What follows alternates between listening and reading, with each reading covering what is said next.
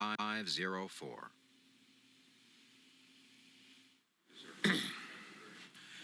We turn now to the subject of American prisoners of war and those listed as missing in action. Earlier this week, the Senate Select Committee on POW-MIA Affairs began 2 days of hearings assessing efforts to account for missing American servicemen.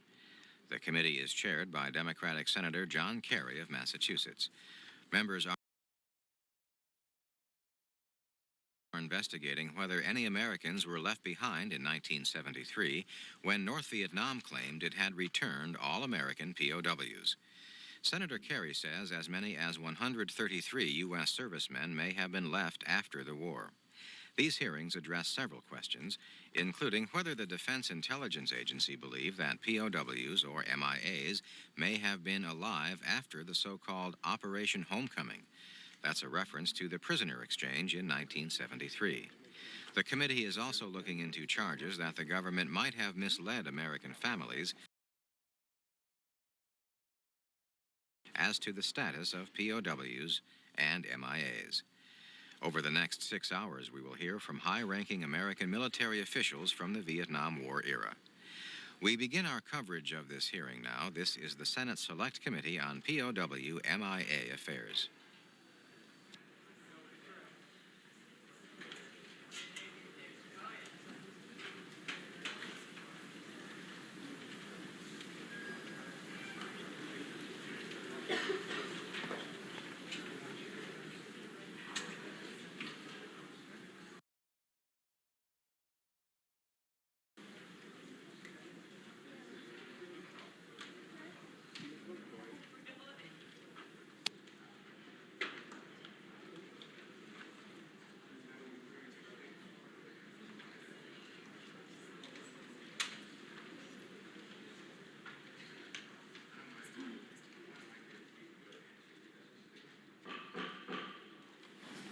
This hearing of the POW-MIA Senate Select Committee will come to order. I'd like to do a couple of housekeeping items, if I can, before I make any opening comments, and then turn to colleagues for their openings. And I want to apologize up front for the fact that my opening may be a little bit longer than normal, but I think it's very important to set the framework and to understand exactly how the committee is coming at this hearing today, and indeed coming at the hearings of the next months. The first sort of housekeeping matter I want to deal with is that yesterday I talked with Ambassador Toon in Moscow, and we are still following up on aspects of the reports from President Yeltsin. At this time, there is no archival information that supports the statements that were made. There is still a question with respect to some of the individuals from whom information has come. And he has assured me that our staff, the commission staff in Moscow, is following up on that, even as we are here now. And he was having an important meeting with the head of the military intelligence yesterday afternoon. I do not know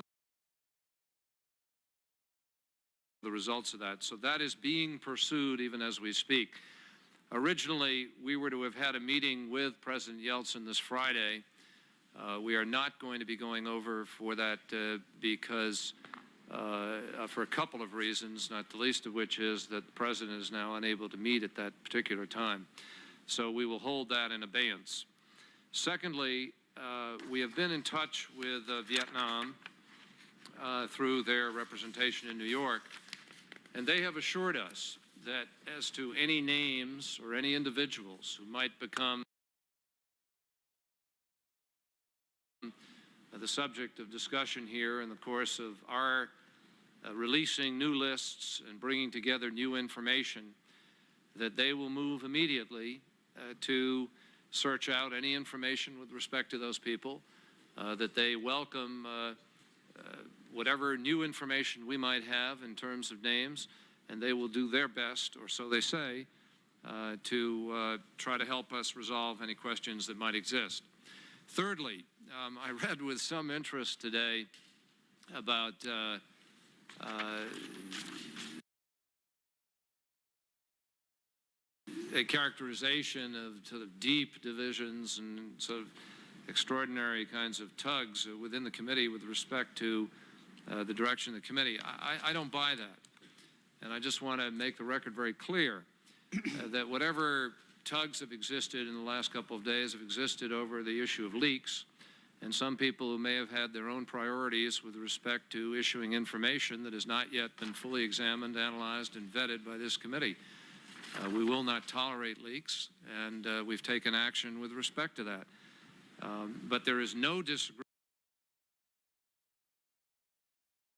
between Senator Smith and myself whatsoever as to the direction of this committee or what we will do with respect to information. Senator Smith and I have announced since the inception of this committee that we will seek full declassification of all material relevant to this issue, and that it will take a major showing of national security concern in order to prevent us from seeking that declassification of material now 20 years or more old. We have been in touch with various parties, and we have gotten much of that, and we appreciate the cooperation. I might add that the Defense Department, the State Department, the National Security Council have provided to this committee documents that have never before been viewed with respect to this issue. Both Senator Smith and I believe that we could still do better. Both of us believe that there are procedures in place that could be simplified, and both of us believe that the agencies of our government could frankly be more forthcoming by dumping it on our doorstep rather than waiting for us to have to request it and go through a tug of war with respect to these materials. So I concur heartily with Senator Smith's expression of frustration with respect to that issue, and we are going to take a vote next week on a suggestion of our subcommittee of Senator Grassley and Senator Robb, who have been tasked to put together a declassification approach. And we will be seeking the full declassification of materials. But I want to make it absolutely clear to all that we are going to vet this. I also want to make it clear that as chairman, I object to those within the committee or elsewhere who might undertake on their own volition to set the agenda or the schedule and decide that they will release information to the press when it has not necessarily been fully analyzed or vetted. Why? Why do I do that? Not because I want this committee to withhold anything. I cannot make it more clear that we want all information out. But we have a responsibility to families. Families who have been jerked around and tugged and pulled in an emotional roller coaster for 20 years. And I am not going to allow the committee to raise hopes falsely or to unwittingly play into that unfair emotional roller coaster. We will do our work responsibly, and we will do it cautiously, and we will do it intelligently. Now, let me also say that we received a letter from the White House this past week from Boyd and Gray, which does not satisfy the committee with respect to our ability to get a waiver of executive privilege with respect to POW/MI materials. Dr. Kissinger has given us a letter granting us access to his archival material. But he has done that subject to the White House's control of executive privilege over that material. We have asked for access to that material, and it is my hope that the White House will quickly decide that they do not want to apply executive privilege as to material that is 20 years old or more. We fully understand as to current national security material, we are not seeking copies of current national security material, although it may be that we need senatorial access to some of it in order to be able to determine about current information regarding this issue. Now, having said that, let me talk about what today is beginning and what this is really all about. Because we begin today the real work of this committee publicly. One set of hearings last November, and they were to set the stage. What is this issue all about? Who's concerned about this issue? What are the concerns that people have expressed? We heard from veterans groups. We heard from families. We heard from activists. We heard from people on all sides of the issue, all of whom have carried for years a responsibility of one kind or another in order to get answers on this issue. We promised we would do careful analysis. We've tried to do that. For 6 months, we have quietly been poring over lists, getting information, trying to understand ourselves what the story is here so that we could lay out to our fellow Americans the truth. I want to emphasize, and I've said it before, we are not interested in any ideological slant on the truth. We are not interested in some particular party's view of the truth. We are not interested in a shade of the truth. We are interested in the truth. Painful as it may be, upsetting as it might be, disturbing, we want the truth, no matter what it does to somebody's 20 years of endeavors on this issue. And I am convinced that nothing will do more to satisfy Americans that government can produce something than for this committee to come through with that. Now, in that effort, we're going to start to sort some of it out in public. We don't have all the answers today. I want to emphasize that. A one-day hearing on this issue will leave questions outstanding. We know that. What we're beginning is the open inquiry that Americans have asked for so that people can say to a certainty there is not a conspiracy to cover up or to continue to cover up. Now, on April 13th, 1973, less than 2 weeks after the return of the last American prisoners as part of Operation Homecoming, Dr. Roger Shields, who was then the head of the Defense Department Task Force and POW MIAs, said, quote, "We have no indication at this moment that there are any Americans alive in Indochina."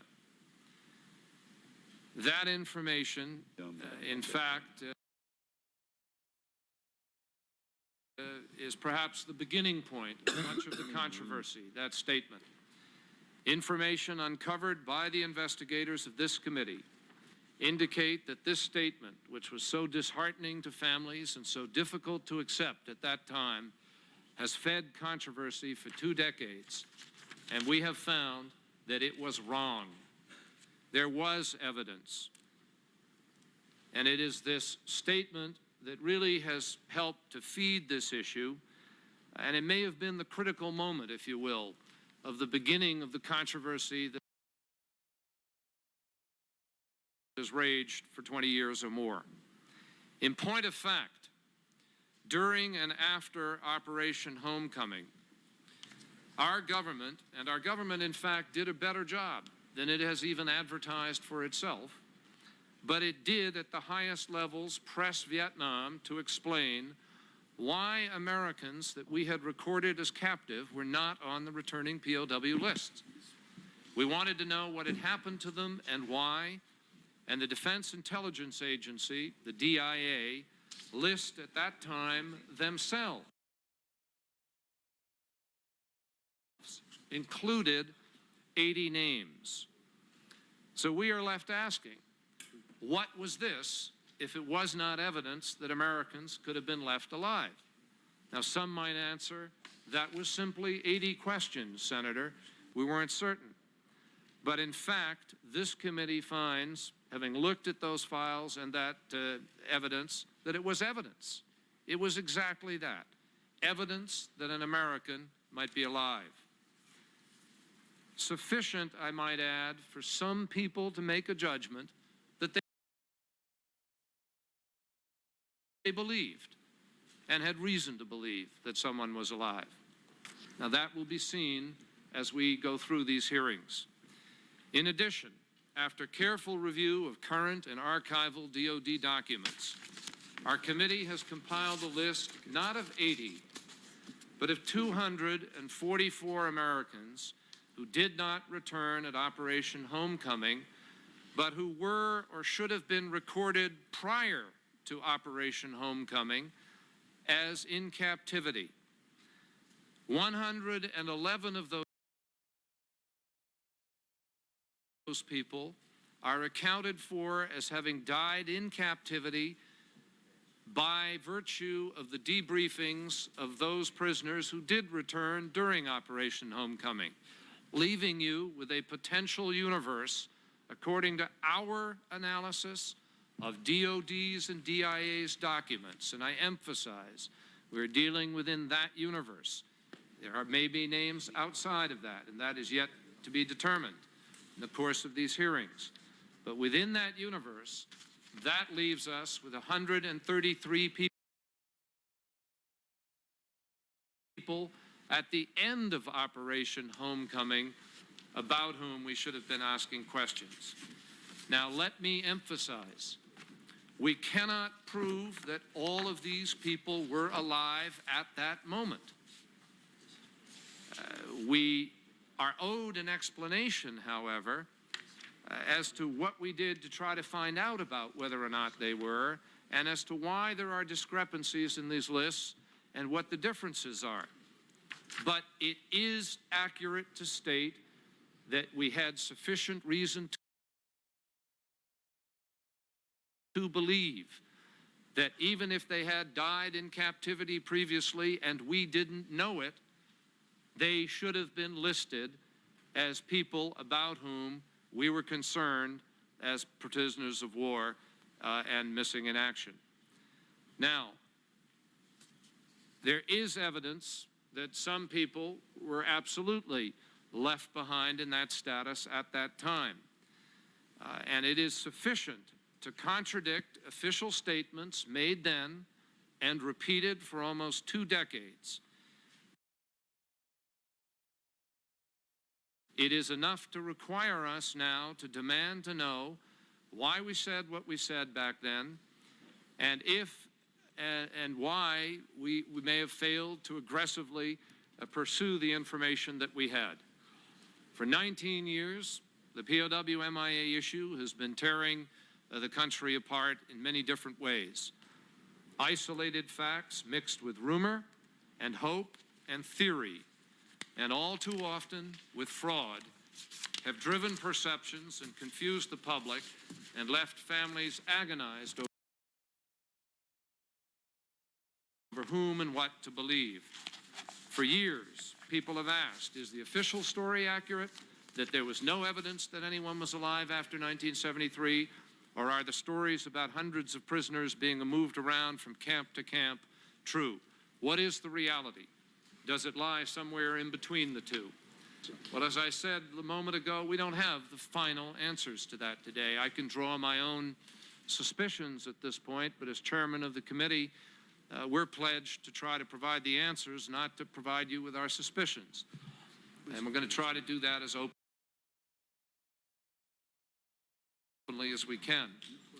But we intend today, for the first time in all of the inquiries that have taken place over the course of the years, to try to narrow the universe of possibility based not on theory, not on speculation, not on ideology, but on fact. Here in this document is the entire list of names, all of the people who are within that potential universe who might have been POW-MIA. Most of them are accounted for by virtue of remains that have come back, by virtue of first-hand reports of their having been killed in action, by virtue of their having come back in Operation Homecoming, or having come back to their families alive as a consequence of their service. But we anticipate challenging and testing and exposing what we can in order to get to the real universe. Let me say a word about that. Sometimes you read a story about hundreds of people in tiger cages. Sometimes you hear people talk about thousands of people who might still be there. The question has to come down to reality now. What is the potential for thousands? If you literally have no names of service people who are missing in any category and who are not unaccounted for, that cannot possibly amount to thousands, then we owe it to America to say so and to bring these theories down to a level of reality. And that is the purpose of these hearings. This morning and for the next 2 days, we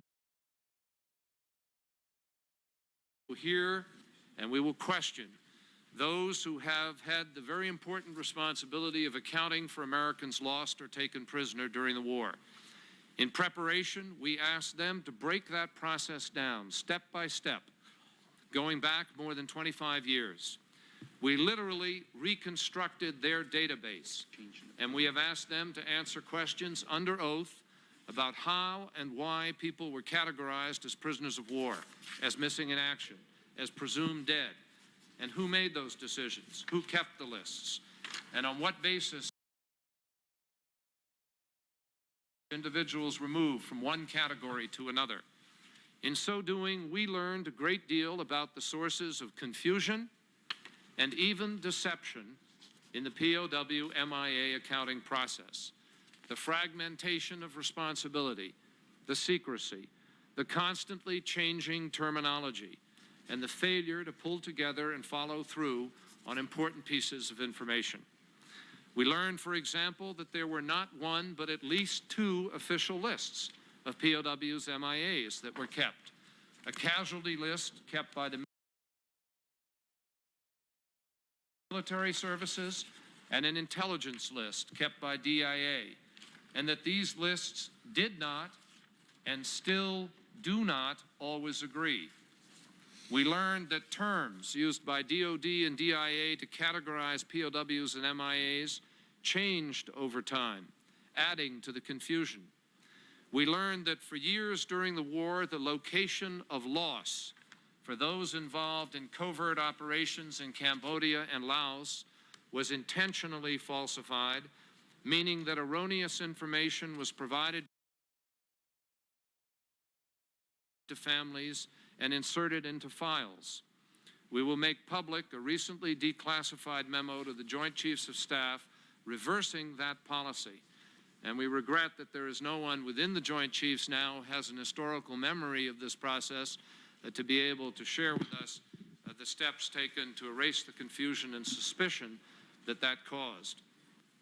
We have also, as I said, identified the universe of originally 244 brought down to 133 by virtue of the POW interviews of Americans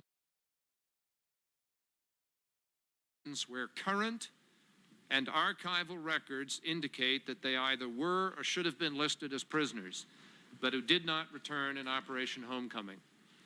Now, our purpose in doing all of this has been to construct a foundation of facts, and I emphasize facts. It may be that 1 or 2 of our interpretations are incorrect. That is the purpose of this hearing, to sort out these lists, because I'll tell you, if after 6 months we've had trouble absolutely sorting it out, and there are different lists and terminology, you can well understand why the American people and a lot of other folks simply don't understand what's going on here. And that is what we're going to get at. So we hope to build the foundation upon which further hearings and subsequent hearings on the Paris Peace Accords, on Laos, on live sighting reports, and on exactly what our intelligence information has shown. To set the stage for the testimony we will receive, I'm going to run quickly through 2 things. Again, I apologize to my colleagues for the length, but I think it's the only way to make sense of where we're going today. First, I want to mention how DOD and DIA reached their current number of more than 2,200 still unaccounted for. And second, I want to give you a breakdown of the list of 244. We have a chart, a couple of charts up here that are hard to read from the distance, but one chart indicates that DIA began a systematic accounting of POW MIAs in 1965. In October of that year, the list of prisoners, possible prisoners, and MIAs was 430. There was no running list during the war of those now referred to as KIA-BNR, killed in action, body not recovered. The totals rose during the war until on January 27, 1973, the day the peace agreement was signed, DOD listed 591 POWs, 1,220 MIAs, and 118 as missing but in non-hostile circumstances, for a total of 1,929. DIA, which included civilians in its count, had a higher total of 1,986. From that point, the numbers declined. The prisoners came home and told officials what they knew about other actual or suspected prisoners. Several hundred changes in status were approved from missing to presumed dead as a result of the prisoner accounts or at the request of next of kin. The total number of POW MIAs dropped below 1,000 on both the DOD and DIA lists. But in 1975, DOD began recording a new number, the so-called KIA-BNRs, killed in action, body not recovered. This category included almost 1,600 Americans. Near the end of the decade, the category was folded into yet another new term, total unaccounted for. Thus, the universe of possibility, at least in the public mind, expanded to about 2,500, not because of new facts, but because of new policy. Now, obviously, this larger number includes those formerly listed as POWs or MIAs, but it also includes those listed as killed in action, body not recovered. The overall total as of today is 2,236 on the DOD list and 2,266 on the DIA list. Now, one of the principal questions that we're going to need to discuss today is what this number, 2,266 or 2,236, what does it really mean? Does it really mean that many servicemen are truly unaccounted for in the sense that we don't know if they're alive or dead? Or does it mean something else? It is clear, given the history, that the probability of survival for some on the lists is far greater than it is for others. Some are individuals who survived their incidents and were taken captive. Many others were reported dead immediately after their incident. I want to emphasize that our committee does not accept at face value all of the decisions about casualty status that DOD has made. One American, for example, who had been listed as having been killed in action, showed up alive at Operation Homecoming. In addition, our investigators have found a small number of cases, and they may find more, where there is reason to challenge determinations of dead, body not recovered. One of the issues that we are going to have to discuss during these hearings is whether there is sufficient cause to revisit that entire category. I understand General Christmas is revisiting it now, and that there will be a review of those who are in the category of KIA-BNR, or whether that process simply revives false hopes, which we don't want to do. Now, what we have identified and what I want to now discuss is the 244 cases where we have determined that DOD or DIA had specific reason to believe that the individual had been taken prisoner at some point I might add, might have been taken prisoner as far back as at the beginning of the war or in the earliest stages when we recorded prisoners being taken, and it may well be that that person died in captivity, but we didn't know it. But the point is that based on the information we had available to us according to our own files, that person should have been recorded at that time as a potential prisoner of war.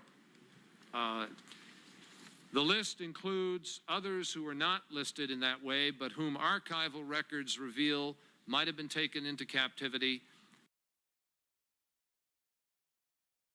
And clearly, this is the area of greatest question and concern to the committee.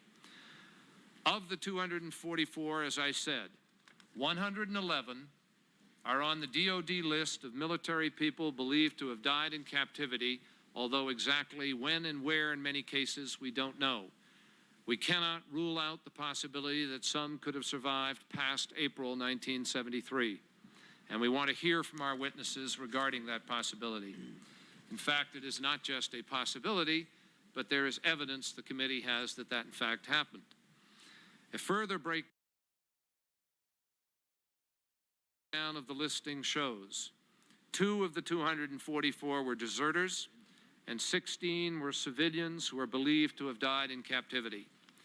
15 were listed by DIA as prisoners at the time of the Paris Accords, but for reasons unexplained in their files, their status was changed to missing in action soon after Operation Homecoming. 20 were listed by DIA as MIAs, but their status was changed to died in captivity shortly after the Paris Accords. 21 are MIAs contained on a list of known or probable POWs that the U.S. gave to the North Vietnamese in April of 1973, immediately after Operation Homecoming. So again, by our own handing over to the North Vietnamese of a list of people after Homecoming, of people we said were prisoners, we operated on evidence that they had people, which is contrary to the publicly stated policy. 51 are military personnel reported as in captivity or possibly in captivity, and they were reported so by returning American prisoners during Operation Homecoming. We are releasing today the Air Force document summarizing their accounts. 6 of the 244 are military personnel reportedly captured alive through reliable intelligence. 1 is Robert Garwood, who returned alive in 1979, and 1, Colonel Charles Shelton, is still listed officially as a POW. During the next 2 days, we will hear from the people who put these lists together and who set the criteria and made the judgments and issued the policy directives that lie behind them. We will begin with wartime decisions and policies and go right through to the present. Some of this is tedious. I recognize that. Every member of the committee recognizes it. But we're not here to provide television entertainment. We're here to build a factual basis which can put this issue to rest. And the only way to do it is to go through step by step what happened to these names so that we maintain a realistic universe. We understand that the shortcomings of bureaucracy, our own too. We're not obviously exempting ourselves here. The chaos of the war, the passage of time, and the past obsession with secrecy may make it very difficult to erase entirely the confusion that still surrounds this whole process. But we believe that we can narrow the range of possibility in a way that is more real and more accurate than has ever been done before. And already the information that we have put out is information that, notwithstanding 20 years and 13 investigations, has never been made public. In closing, I want to add a couple of points which deal generally with the work of this committee and why we're here today. These hearings are only going to begin to tell the story over the next 6 months. They're a starting point. No member of this committee yet knows what the full story will be or how complete it will turn out to be.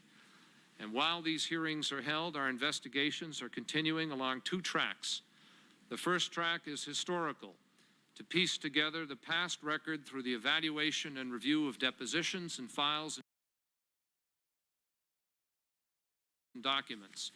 The second track is anchored firmly in the present, and that is to follow up on the freshest, most recent, most credible evidence that an American might still be alive in Southeast Asia or elsewhere. Second, and related to the first, we are continuing to press other governments and our own to cooperate fully in our investigation. Whatever we eventually learn about Americans in Russia, President Yeltsin's declaration of full cooperation is the standard by which we should judge ourselves and everyone else. We are not interested in assigning blame for past mistakes. We're not interested in nurturing anger. We want healing and we want the truth. And we want, as President Yeltsin put it, full access to every document and every archive about every American, and we want immediate follow-up on credible live sighting reports. We will be satisfied with nothing less.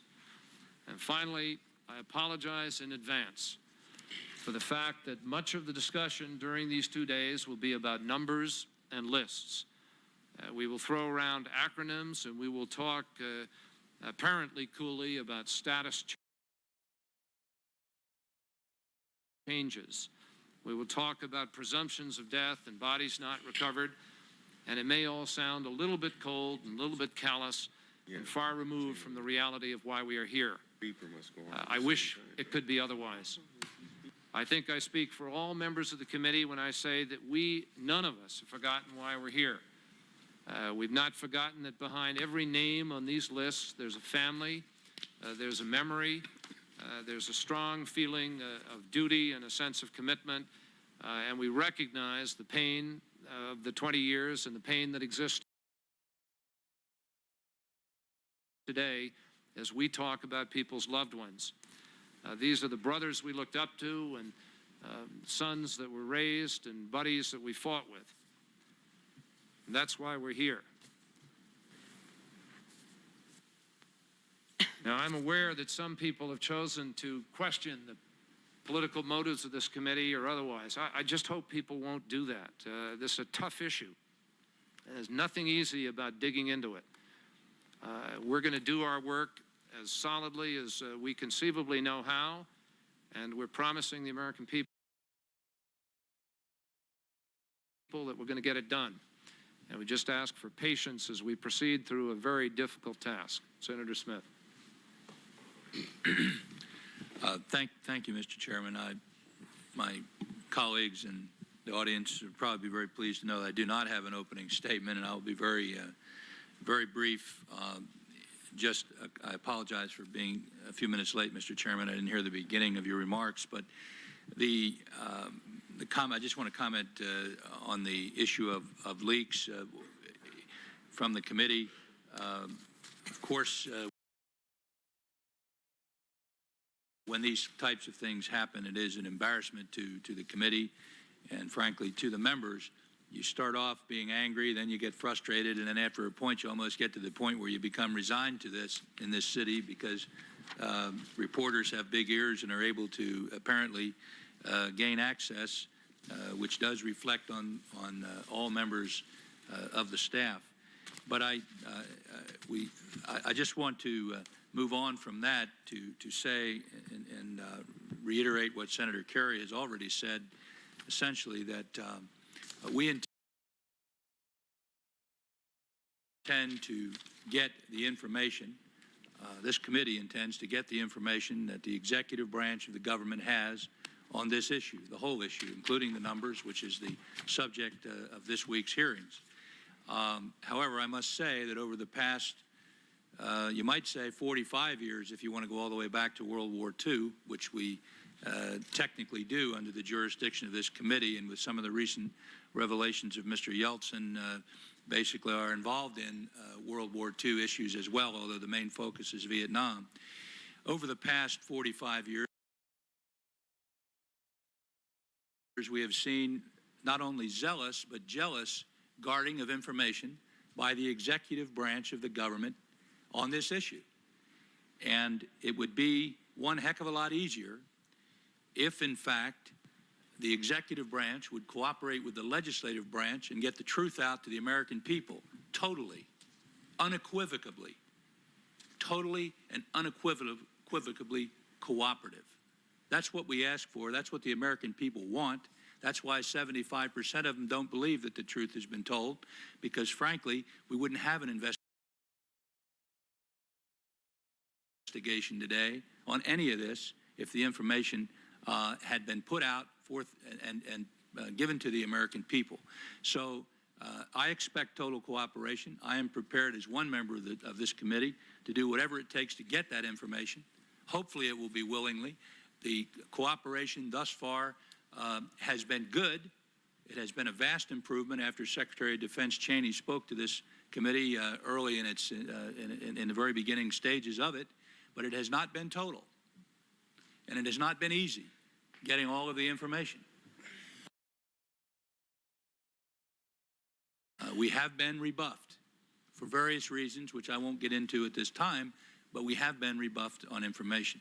So in addition, it seems as if whenever anybody comes forth with information, in this past few days, Boris Yeltsin, the process seems to be to throw a grenade at the messenger, never mind the message. Well, sometimes when you throw a grenade, it can get picked up and thrown back. And some of the comments that have been made, whether you agree or with Mr. Yeltsin or not, one comment was made, attributed to a prominent official in the DOD, that Mr. Yeltsin was drunk when he said what he said, which is an outrageous comment. Secondly, every effort has been made in some of the people speaking out on this issue, both in the press as well as within the government, have tried to indicate that he misspoke. Why don't we just check his message, and then we'll make that determination as far as what the messenger said. Let's check out his message before we shoot down the messenger. So the way to deal with this, Mr. Chairman and members of the committee, is to declassify this information, which the chairman and I agree needs to be done. We intend to have a vote of the committee next week to do that, to declassify all this information. It is the official position, apparently, it seems to be, that none of the information is valid.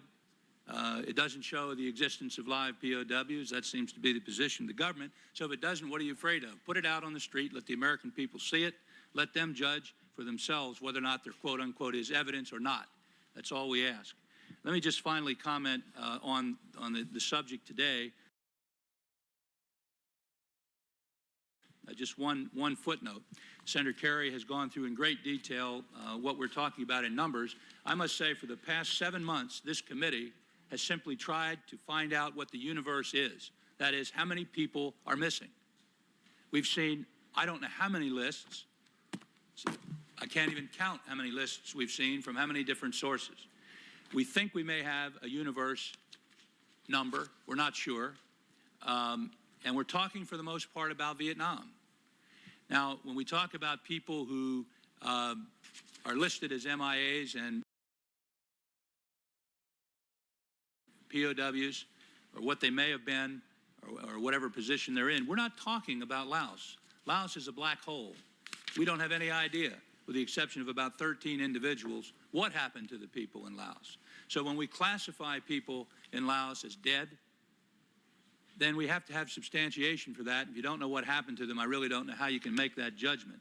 So one of the things we need to look into is the 591 who were shot that far, the 591 men who were lost in Laos, about 30 or 40, maybe 50 of which have been returned as remains, and 8, I believe, were returned by the Vietnamese at the end of the war. So I want to keep in mind that as one member that I want to look into that area of Laos and get some explanations there. Thank you, Mr. Chairman. Thank you very much, Senator Smith. Senator McCain. I have no statement, Mr. Chairman. I wish that one to be included for the record. I request it. Without objection, so ordered. Senator Brown, Senator Kerry. I have no opening statement. Senator Reed. I have no statement. Senator Robb. Senator Grassley. Mr. Chairman, it has become apparent that it's open season on leaks from this committee. It's gotten to the point where instead of getting briefed by my staff, all I simply have to do is pick up the morning paper and read a lot of what this committee does. So a lot of people out there in this town as well as the country at large must really have big question marks about what it all means. The public and even our colleagues in the Senate, indeed, all those not intimately involved with this issue, find it difficult to understand the dynamics of the issue and hence the dynamics of this committee. This is certainly not a proper way to air a debate. Nonetheless, I'd like to take a stab, if I could, at defining it and then offering a suggestion. As the chairman himself recently said, there are a lot of people involved who have investments in particular viewpoints, statements, or conclusions on this POW MIA issue. Perhaps a lot of reputations and perhaps even a lot of careers might be at stake. And that's not even to mention the most important point, that this issue involves the fate of thousands of loved ones throughout the country. When you sum all this up, what you've got is a deeply rooted, emotional, polarized situation. The very notion that a committee could come together in this environment would necessarily lead to a microcosm of the broader polarized environment. And that is indeed what this committee is. Someone described it as a tent, as I read in this morning's paper. Whatever it is, it certainly is no melting pot. And expecting calm and order on this issue is like expecting cats and dogs to live in a perfect harmony. Having said all that, Mr. Chairman and members of the committee, I would also like to point out that in my view, the chairman and vice chairman of this committee have done next to the impossible in terms of keeping this committee together, to keep it focused and conducting its oversight. This round of hearings that begin today are merely scratching the surface. It's an attempt to create a baseline. Meanwhile, we have uncovered numerous documents which are beginning to tell a rather uncomfortable story in my view. Those documents must and will be declassified. The task force staff has identified hundreds of thousands of documents to be declassified. The sooner they are declassified, the better. In my view, part of the frustration being felt by Senator Smith is that the documents that we're collecting do not tell the same rosy story that we keep hearing from the administration. When a report comes out in public, the administration is quick to debunk it and then claims there's no evidence that we left men behind. Well, that simply is not true. We do have evidence that we left men behind, but it hasn't been subjected to rigorous scrutiny because we're still early in this process. Until these documents become declassified and tell the story themselves without the debunkers, without the conspiratorialists and the spin doctors, it's incumbent upon us, those of us on this committee, and of course the media as well, to counter the misrepresentations that there is no evidence. Unfortunately, we were given a glimpse of that evidence in yesterday's Wall Street Journal. Evidence exists. And the next time that someone in the administration says that there is no evidence that we left people behind, it's clear that he or she is not reading the same documents that the members of this committee and our respective staffs are reading. So my suggestion, Mr. Chairman, is that we make it very clear, and as often as is necessary, that statements to the effect that there is no evidence, that these statements simply are not credible. And I'm reminded, Mr. Chairman, as you spoke about the openness of Mr. Yeltsin and his statement last week, that our government ought to do exactly the same thing and act the same way, to be totally open. The years and years that have gone into individual efforts to see a lot of these documents that have not been given to this committee, and some having now been given to this committee, the amount of stonewalling that went on, what a contrast to have a former communist open up documents of their government to members of our government, and we have problems with our own government stonewalling. It may not be treasonous in the sense of violating the Constitution definition of treason or our statutory definitions of treason, but it's surely treasonous to the spirit of open government and the checks and balances of our government, that people in our administrative branch of government over several administrations have not wanted to make our system of government work the way it was intended by our Constitution writers. And I hope that the evidence of this committee and the work of this committee will surely be judged not just by what we do on resolving the POW issue, but what we do setting a standard for future administrations on future issues to keep legitimate information from the American people. If we don't crack that nut, Mr. Chairman, regardless of how good our work is on the POW issue, I think we have fallen short of our responsibilities beyond our resolution of creation to the American people as a whole, and the end of openness in our government. Mr. Chairman, I'm done with my statement, but I do have a question in regard to your numbers, and also following upon what Senator Smith asked about Laos. Did the numbers that you give us include Laos? The numbers in Laos? That's accurate, they do. The numbers, according to DOD, again, we're working off of the DOD lists, et cetera, but they listed 13, I believe it was, as POW, 9 of whom were returned in the course of Operation Homecoming, and then there's an accounting process for the rest.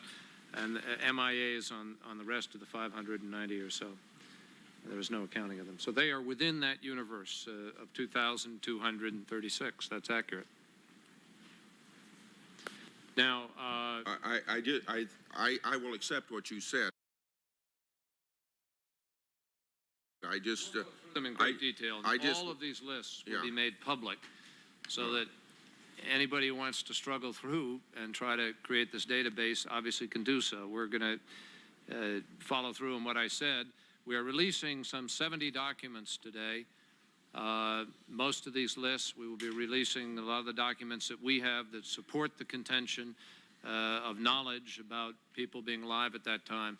I might add that the committee has other documents supporting what we have stated today. These are not blind statements.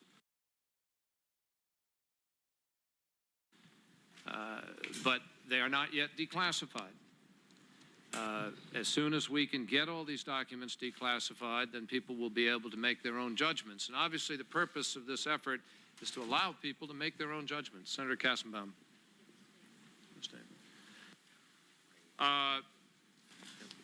I appreciate the patience of all of my colleagues and everybody. And again, I apologize for the longer opening statement, but I do think it was important to give you a sense of the base of today's hearing. or I'm not sure people would know where we are going. One final announcement I read today. With respect to Mr. Perot's testimony, Mr. Perot has agreed to do a formal deposition with the committee on the 1st of July, and that will take place. He has agreed to do that. I just want to correct any misinterpretation that appeared, again, in stories. The committee did not threaten nor did it vote any subpoena. Mr. Perot has cooperated with the committee, has been available to us on a number of occasions. He did not, obviously, want to come in the public way for the reasons that he stated.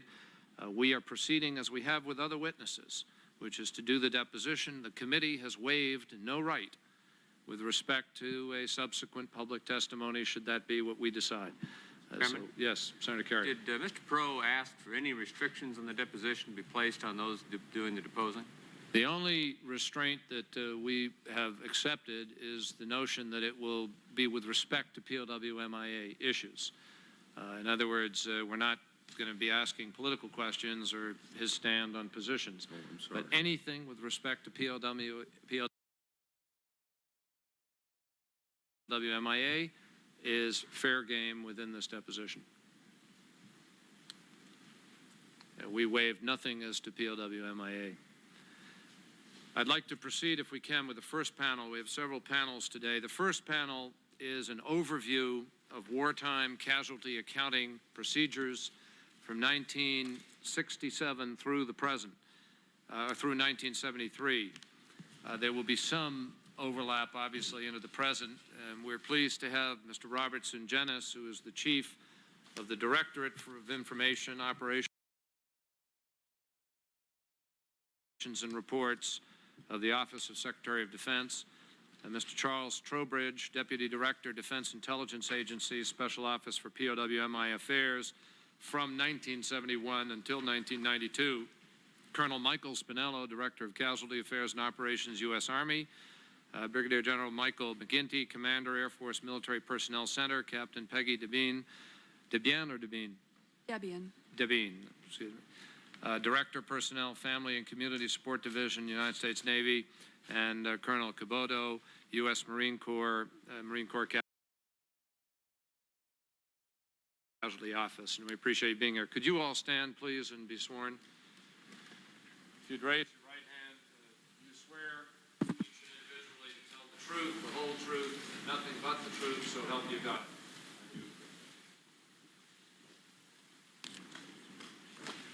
Mr. Trowbridge and Mr. Sungenis, I gather you both will have opening statements, and then we'll proceed to questions. Would you pull a microphone over to you, Mr. Trowbridge, if you're going to begin? Mr. Chairman, members of the committee, I'm pleased to appear before you today to discuss the role of the Defense Intelligence Agency in the POW-MIA issue, and in particular provide to you with historical background on DIA's wartime activity. I came to DIA in December of 1971 and became involved in the POW-MIA issue almost immediately. At that time, I was aware that prior to my arrival in DIA, with the buildup of U.S. forces in Southeast Asia, the intelligence community already had increased emphasis on collecting information relating to our PW and MIAs. Hanoi's June 1966 announcement that our captured airmen would be tried for war crimes drastically focused intelligence community attention on this issue. In Vietnam and Laos, both military and civilian organizations were sensitized to exploit all sources for any information they might have on missing Americans. Worldwide intelligence gathering efforts were expanded to include collection of all media coverage, photographs of PWs. Communist radio broadcasts were also carefully monitored for information. During these years, DIA's role in the issue expanded, and the agency assumed the chairmanship of the interagency POW-MIA Intelligence Ad Hoc Committee. Through this committee and the POW-MIA Intelligence Task Force, which was formed in December of 1971, DIA worked closely with each of the military services and with the other members of the intelligence community. These committees, which were comprised of representatives from the intelligence sections of each of the military services, as well as appropriate representatives from state and CIA. They monitored and focused the worldwide PWMIA intelligence efforts and expedited communication with the policymakers. I want to emphasize that the entire intelligence community was involved in the collection and analysis of information which could be related to our men. During these interagency working meetings, which were usually held weekly, information was exchanged on specific cases to ensure that each of the services had access to all collected and correlated information, and that any information that the services had would be commonly shared. During the war, DIA's efforts were focused almost exclusively on trying to determine who was being held prisoner and where they were likely being held. While DIA was obviously interested in any information on a missing man, crash and grave-related information was more the responsibility of the Joint Personnel Recovery Center, whose mission was to pursue the long-term task of recovering U.S. personnel after search and rescue operations had been suspended. The Joint Personnel Recovery Center was the forerunner of the Joint Casualty Resolution Center, which has more recently become the Joint Task Force Full Accounting. All types of information were used to determine the likelihood of captivity. Some information from sensitive intelligence sources were often quite reliable. Open source materials and information from visitors were also of value. Unfortunately, for many years, the North Vietnamese steadfastly refused to name any of the prisoners they held. Some POWs were identified through various broadcast media, while others were photographed, often by communist bloc media outlets, which permitted DIA to verify their status. In some cases, it was not until after they were permitted to write to their loved ones and their families that they were certain that they were alive. I might also note that during the course of the war, a few men escaped or were released from camps in the South. Through them, we were able to learn about others still in captivity. In the case of North Vietnam, several early releasees provided us with hundreds of names of PWs.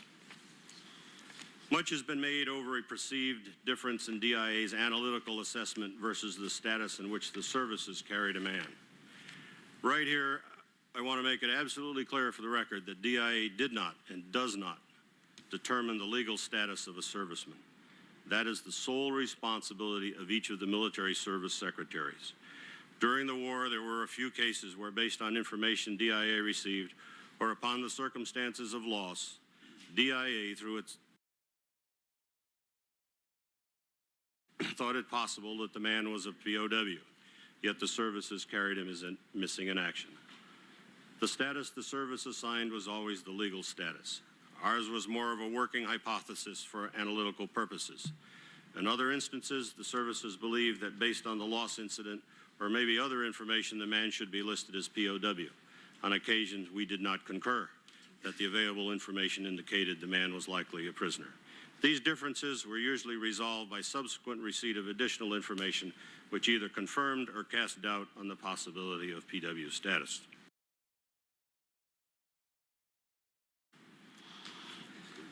Over the past 9 months, this committee has reached hundreds and hundreds of PWMIA case files maintained by DIA.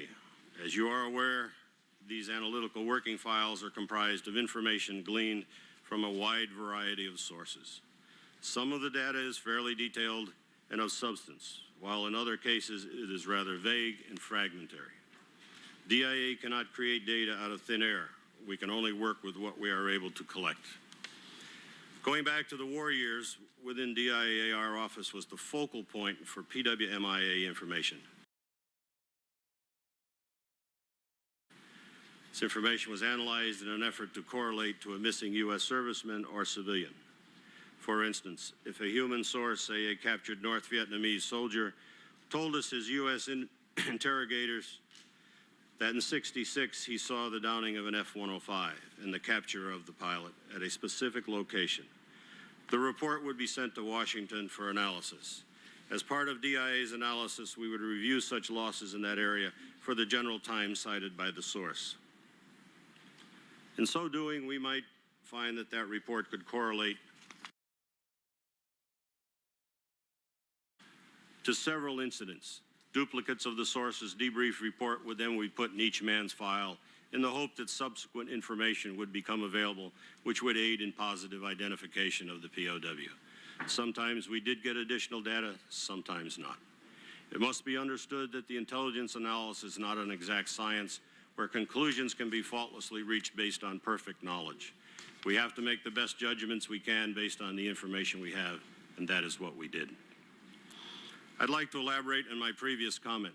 When you take into account the PWs who returned and were left with slightly less than 100 men who were officially listed by the services as POW, while many of these official POW status determinations were based on imperfect knowledge of the circumstances of loss, including in some cases varying indication that the man had survived and fallen into enemy hands. In no instance did we have current intelligence to indicate that these men were currently held in captivity. In some cases, we had very good information that the individuals had been held in captivity but had died there. In many other cases, there was no information beyond the original lost data. There were also a few cases where the services listed men as prisoner of war based on data which they later learned was erroneous and that had correlated to a different man. Much of this we learned through debriefing all of the returnees, who also told us of men who had died before entering the prison system. Further, there are also instances, such as those well-publicized cases in Laos, for example, where in the mid-60s, 2 men were known to have been held in captivity by the Pathet Lao in caves near the command headquarters in Samnua province, but who did not come home in 1973. In these cases, however, we also possessed convincing evidence that both of these men had died several years earlier. There was obviously many questions stemming from the lack of full knowledge. Many of these questions remain unanswered to this day. That is why DIA has joined hands with the Joint Task Force for Full Accounting, and DIA provides detailed intelligence support packages to the JTF prior to each round of research activities in Vietnam, Laos, and Cambodia. In these packages, we try to highlight positive steps that can be taken to gather missing information through interview, archival records, and other field investigative means. DIA realizes that the answers to these vexing and troublesome questions lie within the borders of the nations of Vietnam, Laos, and Cambodia. As an agency, DIA intends to keep doing its part until these answers are obtained. I hope these opening remarks will be of value to the committee, and I'll be happy to take your questions. Thank you very much, Mr. Trowbridge. Mr. Zangenis.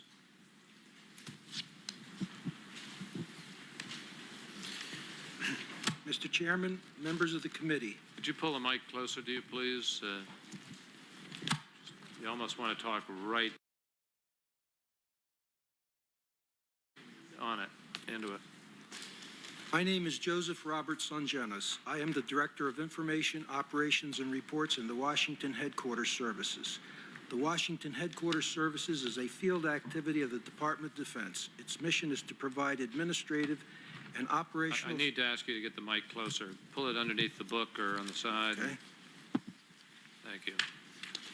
Its mission is to provide administrative and operational support to specified activities in the National Capital Region.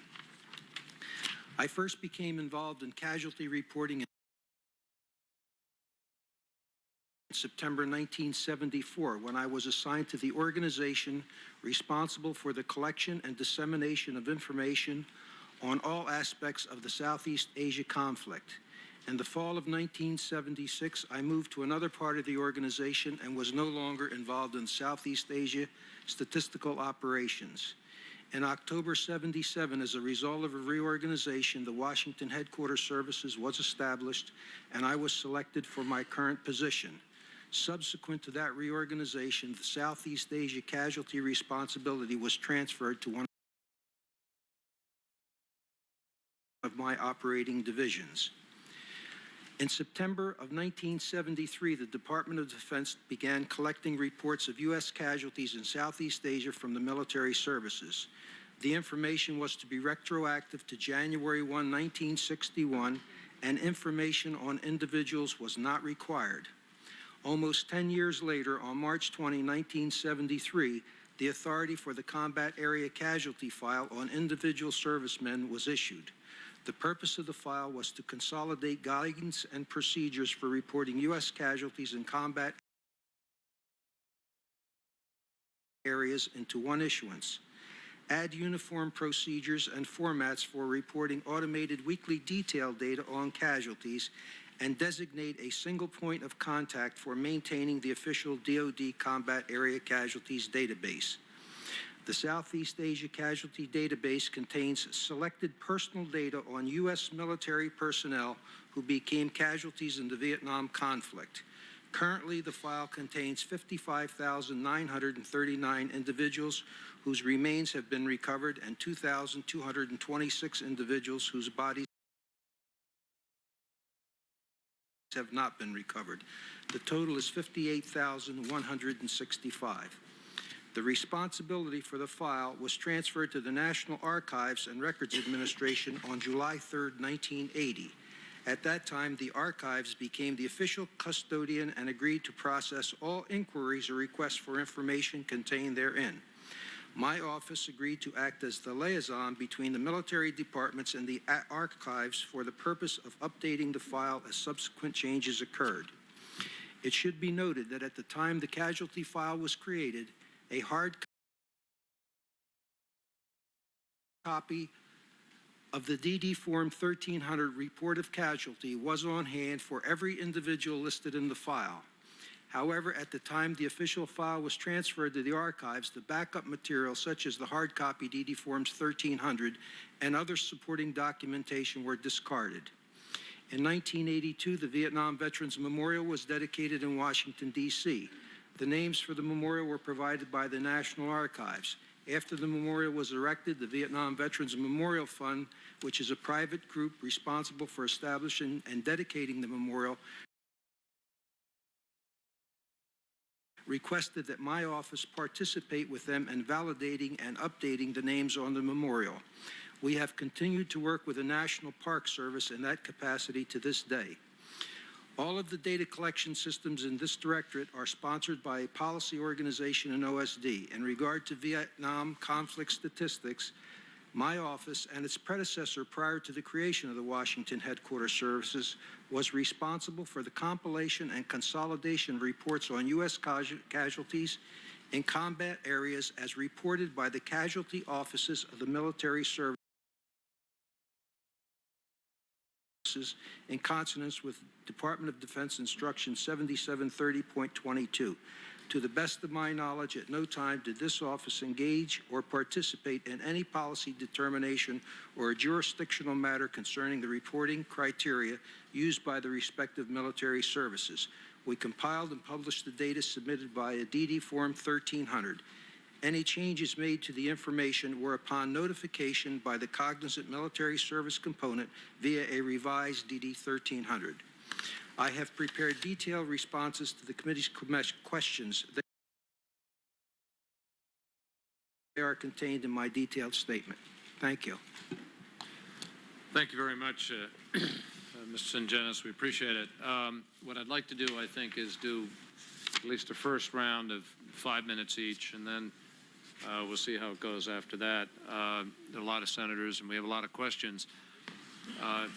There's a lot of detailed questions we need to ask you to get them on the record about the accounting procedures and how things happen. But I'd like to ask you a couple of big picture questions, if I can, to start with. Both of you, Mr. Singenis, Mr. Trowbridge, you've been there for 20 years, long time. You were there when the first reporting really began in a substantive way, and you were there during the transition in Operation Homecoming.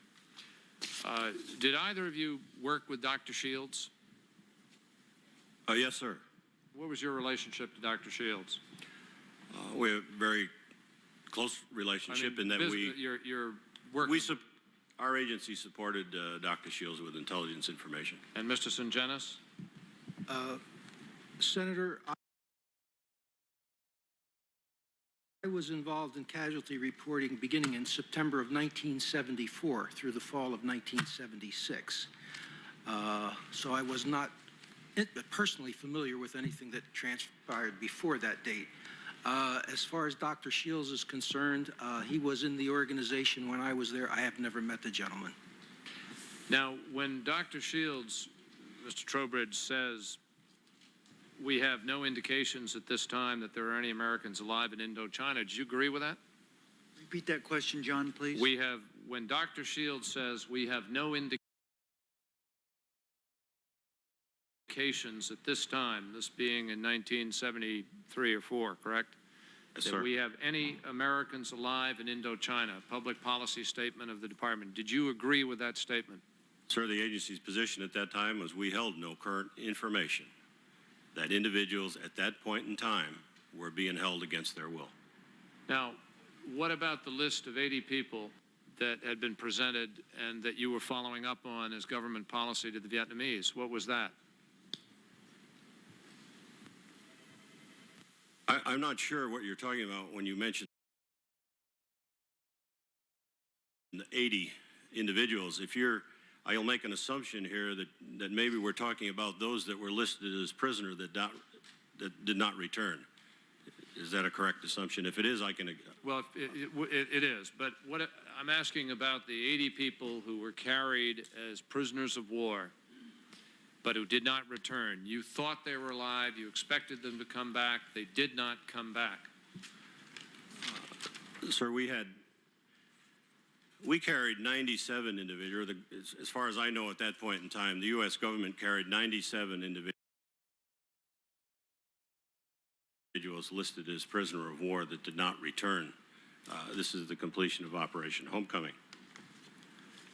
That's a different number from any that I think you've given us yet. I have your DIA casualty data summary for 5 February 1973 right here, which we will enter into the record. The number for total for North Vietnam, South Vietnam, Laos, and Cambodia is 80. 36 in North Vietnam, 33 in South Vietnam, 6 in Laos, 5 in Cambodia, for a total of 80. Well, that was I think what you're holding there is a weekly statistic document that certainly was subject to change on a weekly basis at the completion of Operation Homecoming. Well, the statistics that I hold. On that particular week, during Operation Homecoming, you expected 80 people who didn't come back in Operation Homecoming because you have total to be returned 586 at the top. Sir, of those individuals that were listed as prisoner, there was information held by or judgments that were made by our agency at the time. When I said 97, or to use your term, 80, actually at the completion of Operation Homecoming, our agency held 115 individuals in a prisoner status that did not return home. What did we do? Well, they did not come home. Some of those individuals... Let me just interrupt you there for a minute. You interviewed prisoners, did you not? Yes. Prisoners said so-and-so was alive. He didn't come back, correct? Yes or no? Did prisoners say... I know of no prisoners that came home that said, I saw an individual that was alive that we left behind without other information that may have supported the fact that he died. But that's not accurate according to your own records. You have a list of people who, according to the returnees, suggested they were left alive, that they were alive. It didn't say that, I mean, there are some. There are 111. Sir, are you saying there's a list that the PWs gave us that said we're left behind alive?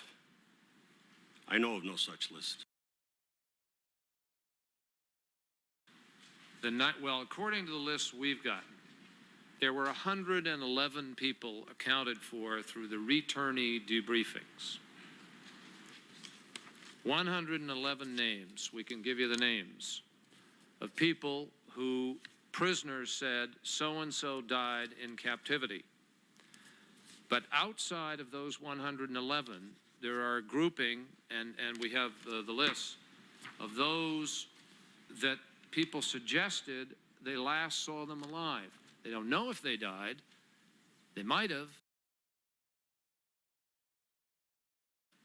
but they were last seen alive and reported to you as such.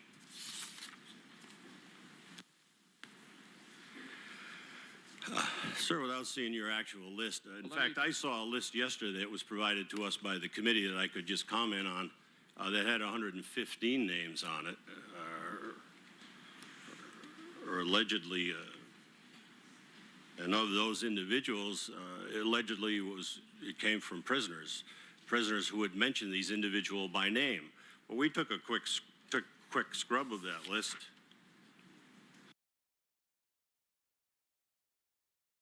Excuse me, actually it was 51 names, not 115. We took a quick look at that last night. As I say, that was provided to us yesterday. When we debriefed the prisoners, we asked them information that they may have held relative to anybody that was unaccounted for. Did they have knowledge of it? And we have various lists that indicate a returnee and said, yes, I have information about individuals, and they list them by name.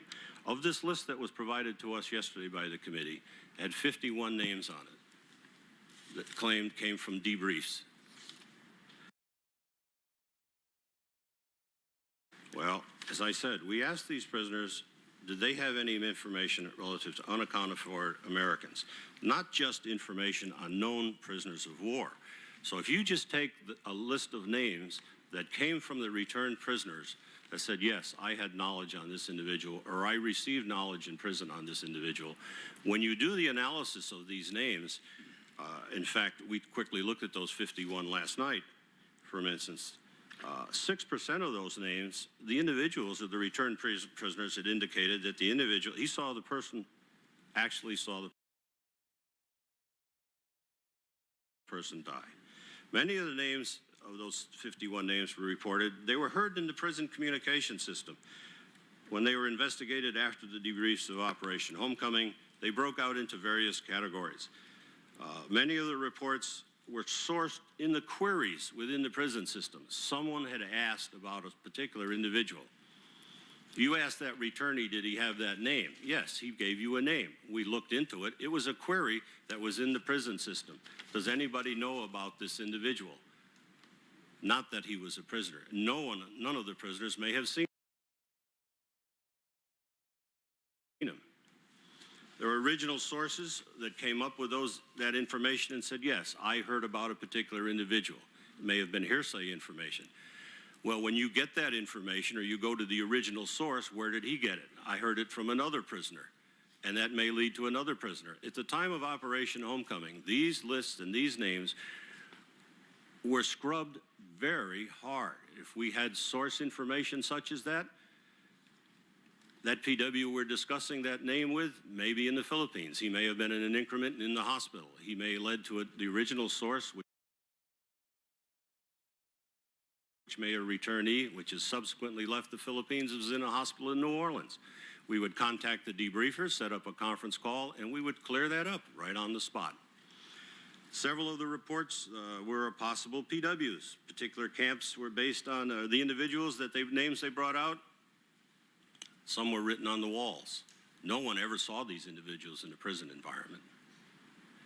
Well, when you say the 97 that you're talking about, you only had knowledge of after the debriefs. No, sir. Excuse me, I believe you added people as a consequence of the debriefs. Once you had debriefed, the numbers went up to 97, but originally you started with 80. What you said there, that document that you have dated February, 5th of February, had 80 on it. I really, without going back into the database at that particular time, I really can't address it.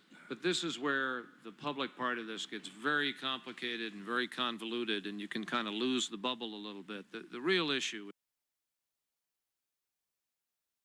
is, if we didn't have evidence in 1973 that someone was alive potentially, then you have to ask, what is the Vesey discrepancy list? based on the knowledge that we've seen of what that list, the substantive material that goes into that list, the history, if you will, of each of the individuals.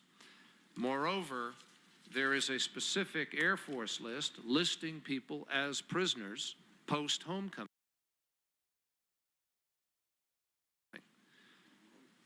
Now, I find it hard to see how you could say that there was not evidence when you're carrying people as POW, they've been carried as POW, and suddenly post-homecoming, you decide that that's not evidence that they might be still alive. Until homecoming, you expected them home alive. When That's they correct. didn't come home alive, you ceased to think they should be home alive. No, sir. We did not cease to Then think there was that. evidence that people were still POW.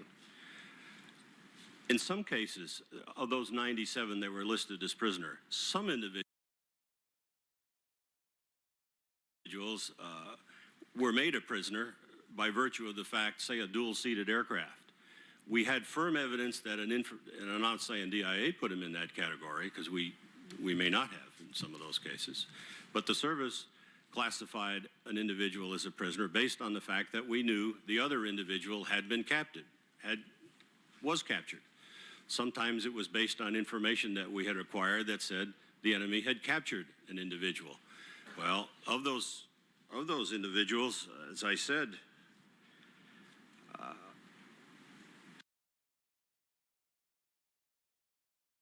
that information may have been made, or the information that we had that put the man in a prisoner status may have been in 1967. There was never any other information developed on that individual from that initial loss incident. The man was never seen in the prison system after the debrief of the PWs.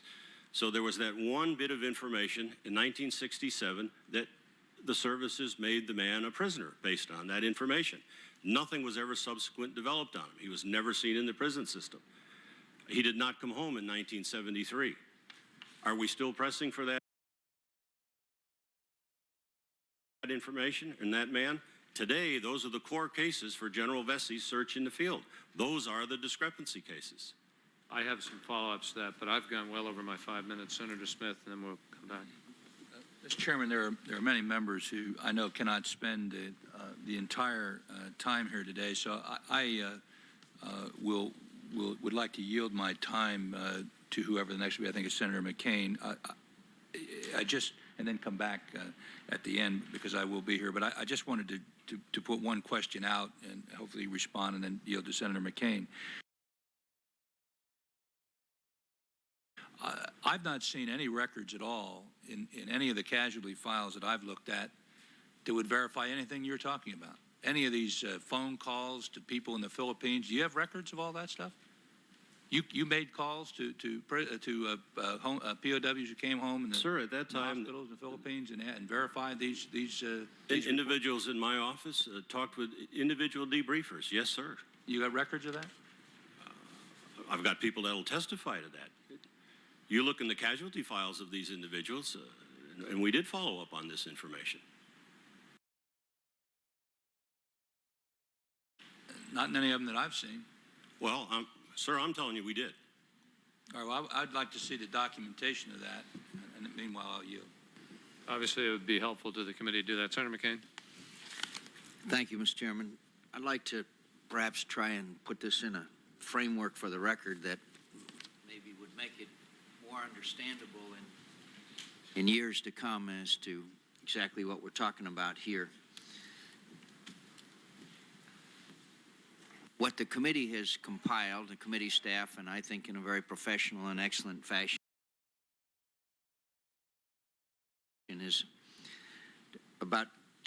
244, in their view, unique names of individuals, all of whom should have been listed in captivity by DIA at the end of Operation Homecoming after all returnees had been debriefed. It's basically what's on that chart over there. I just want to make sure we're talking about the same framework here, Mr. Trowbridge. Of those 244, as this chart says, 111 died in captivity, and I don't believe there's any question about that. There's 50 of those, 57 remains recovered. 2 military deserters died in captivity, 16 civilians died in captivity. 15 military confirmed by DIA as POWs as of February 1973. DIA changed the status of 14 within 6 months. The last one was changed in 76. So we get down to about 90 people, as we get down this chart, that I think that this committee and others have significant question about. You with me so far, Mr. Yes, sir. Why did the DIA change the status of 20 of these individuals between February and May 1973 to died in captivity? And if you want, you can supply some of these answers for the record. Yes, sir. On those particular cases, that's probably what I'd have to do because I don't have that information. But it was based with me, on evidence? Was it based on hearsay, or was it based on a whole body of different sources? I'd say it probably had to do with a cross-section of information. Our best source of information happened to be the PWs that came home. Okay, what's the difference between that category of 20 and the 21 following that who, quote, may have died in captivity, precise fate unclear? Sir, I can't address that. I don't, without knowing those 21 names. Okay, we obviously have two categories here that maybe you could supply. We gave you the names, Mr. Trowbridge. Oh. Prior to this, that we provided you with these categories so that you could explain them. Well, I'd like you to do that for the record, Mr. Trowbridge. We'll go ahead and answer right now. All right, sir. Could you just give me your definition of the 21 again? Maybe I can explain it. According to this chart, and I admit you're at some disadvantage because this is provided by the committee, not by you. There's a category of 20 military missing, DIA changed status in February 1973 to died in captivity, and then there's 21 military personnel who may have died in captivity, precise fate unclear. In other words, I'm very curious what the difference in those two categories would be. Well, let's start with the 20. If we change their status, I'd have to say that was probably based on information where we had, perhaps we had, or the service had declared a man PW. After the debriefs at homecoming, we may have acquired additional information directly from, say, the crew member involved, or the fact that the services had made him a prisoner based on information where we had a good shoot, but we later had additional information. And at that time, we felt, yes, the man was killed in action. The other category, the 21 military personnel may have died.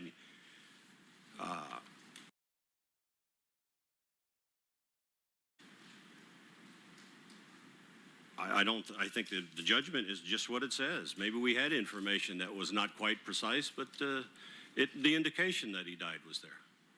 Okay. Then we get to the category of the military, 51 military personnel reported in captivity by returnees during Operation Homecoming. Now, you're in response to Senator Kerry's question, you're saying that PW say, look, I heard about this person, or I may have, and your follow-up information indicated what about these 51?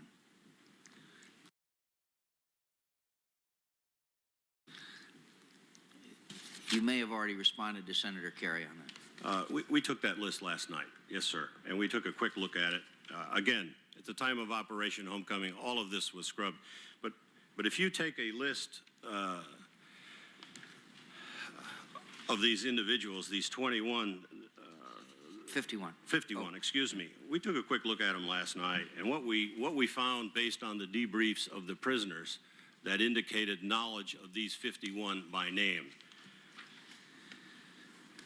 Many reported the individual.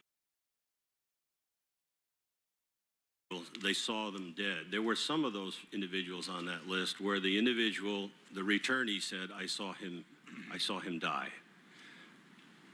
Now that's either in prison or en route to the prison or shortly after the loss incident.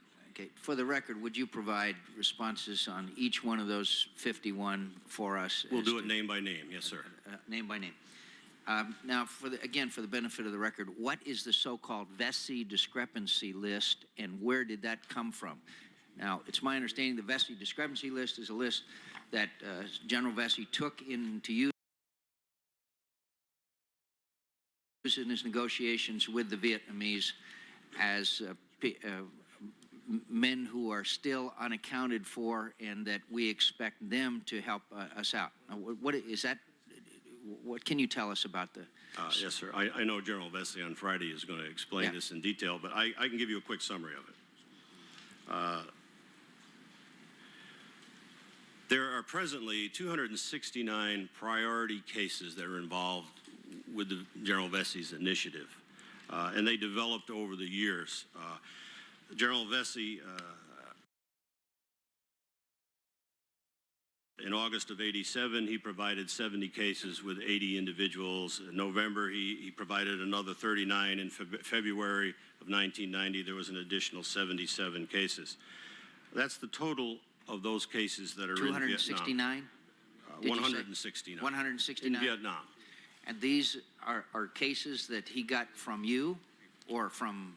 They were developed over a period of time. The first group was a combination of DIA, the Joint Casualty Resolution Center, and some other individuals in making a selection of these cases. And they ran the broad spectrum. There were cases within General Vesey's cases that the individual was, we knew he had been captured, but he was actually dead. We had information that he was dead, but yet he was on that list that was provided to the Vietnamese. The categories or the definitions of these individuals changed over time. There are individuals where we had, for instance, last known alive. They're part of these discrepancy cases. We may have been talking with the man on the radio after a good shoot, and he said, I'm receiving small arms fire. I'll see you around the club. And that's the last we ever heard of that information. He might be a General Vesey case. Those that were on the prisoner, say the 97 that were listed as prisoner, that have not subsequently been accounted for, they have made their way into the General Vesey list as priority cases. And those are the cases that are the core of the search efforts that are ongoing right now. My time's expired, Mr. Chairman. I'll wait for the next round. Senator Kerry. Rich, could you try to describe to me the environment in 1973? Do you see the political environment in 1973, the attitude of the American people in 1973 being substantially different than in 1992 in regards to MIA POW? Well, sir, I don't know if I can make a good political statement relative to that. At that time, I was really involved, maybe 14, 16 hours a day, trying to do analytical work on the information. As far as it's concerned, I think perhaps at that time, I think everybody was thankful the war was over, and we were going to move ahead. I think your statement about today, a lot of times today, the PWMIA issue is looked at through the lenses of 1992, which are a lot different from what they were in 1973. We've learned an awful lot since then. We've acquired information out of Vietnam, Laos, and Cambodia. Just for instance, those cases Senator McCain just asked about, we add those up, and those were the cases that were presented to the Vietnamese, but as we've done our work, 61 of those cases have been confirmed. When you say we know what happened to them. When you say happy the war was over or glad the war was over, I don't remember exactly which word you used. Well, I was. Did that have an impact? I mean, were you ever told by somebody the war is over, let's not drag this out any further with energy expended in areas that are not apt to be terribly useful? No, sir, never. And in fact, our mission during the war, as was mentioned in my statement, our focus was the prisoner and the missing. And after the war, we started looking for those individuals that were listed as killed. We wanted a determination of what happened to these people and where were they, and it became an accountability process. So actually, we worked harder for the overall effort as far as trying to make an accounting of everybody. Do you have any recollection of ever having anybody say to you during that period of time in 1973 after Operation Homecoming that that we should just let this matter rest? No, sir. Not talking about politicians now or people in the Department of Defense or in the Joint Chiefs. I'm just talking about friends, neighbors, people that might know what you were doing. Oh, I've heard public comment to that effect, yes. In the 73. I mean, do you think it's fair to say that there was an attitude in 1973 that we were indeed glad the war was over and that we wanted it to be over? We wanted very little further discussion of anything in regards to war, including the status of our own prisoners. Oh, I think there may have been some very few individuals that thought that way, but I think the moral fiber that runs through the American citizen is we don't leave our unaccounted for. We go get them. I did have people make comments to me. You know, I must say I didn't. I mean, I agree that there is a moral fiber running through the American people in that regard, but my recollection is certainly not an overwhelming desire to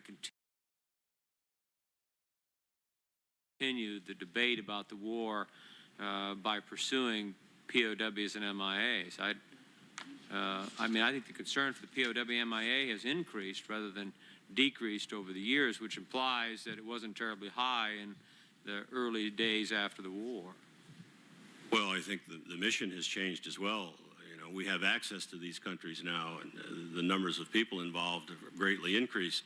We have teams in country in all 3 countries now. So we have the joint task force in the Pacific that has really boosted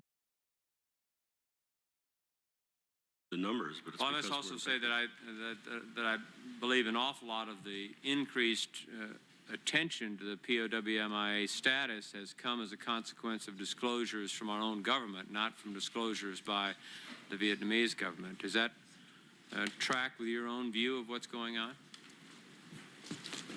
Well, at varying periods of time since '73, emphasis has gone up and down through various administrations. Did you have a written procedure for determining the status of individuals in Southeast Asia? Was there written criteria for judgments about? No, sir. There is no matrix or checklist that says you have to have each one of these documents to make somebody a prisoner of war. It's an analytical judgment. You judge each case on its own. So the availability of information and the reliability of information differs from case to case. You, on the one hand, say that there's no matrix, and then you say that it's an analytical judgment. How can it be an analytical judgment if there's no matrix? Do you mean it's a subjective judgment? Well, if we had an American prisoner that came home and said, I saw a certain individual and he was alive and in prison, we'd certainly say that was valid. So there was no written criteria? No, sir. No attempt to establish a written criteria for? No, sir. Do you believe that that contributes to some of the discrepancies today that we're having? I mean, do you have any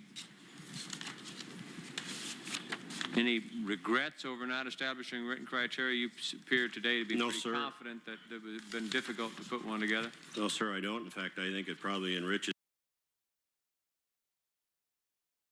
the analytical the process and the hypothesis. It doesn't put bounds on the analysts. They can consider all the information. Mr. Sungenis, again, I just like to go back when we talk about status or placing individuals in these status.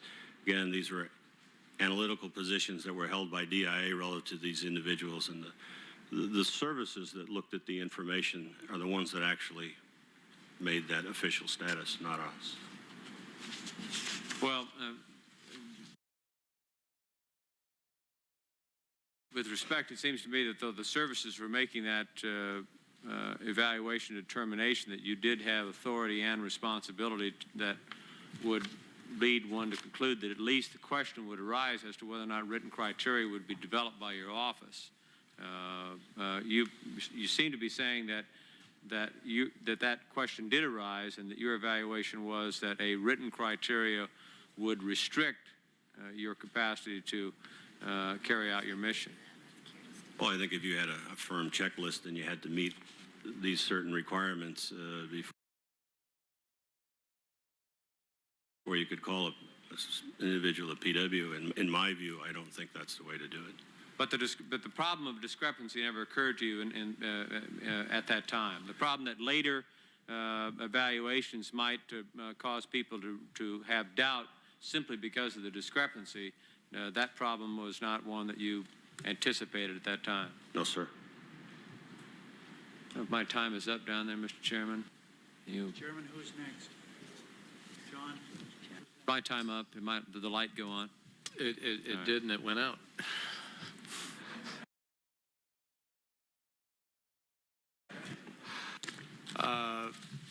Senator Reid. Thank you, Mr. Chairman.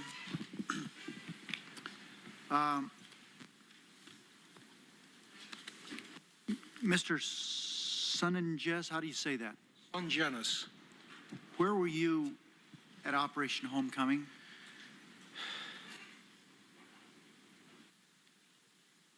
I was in the Department of Defense in another part of the organization that was responsible for casualties. There was an umbrella organization.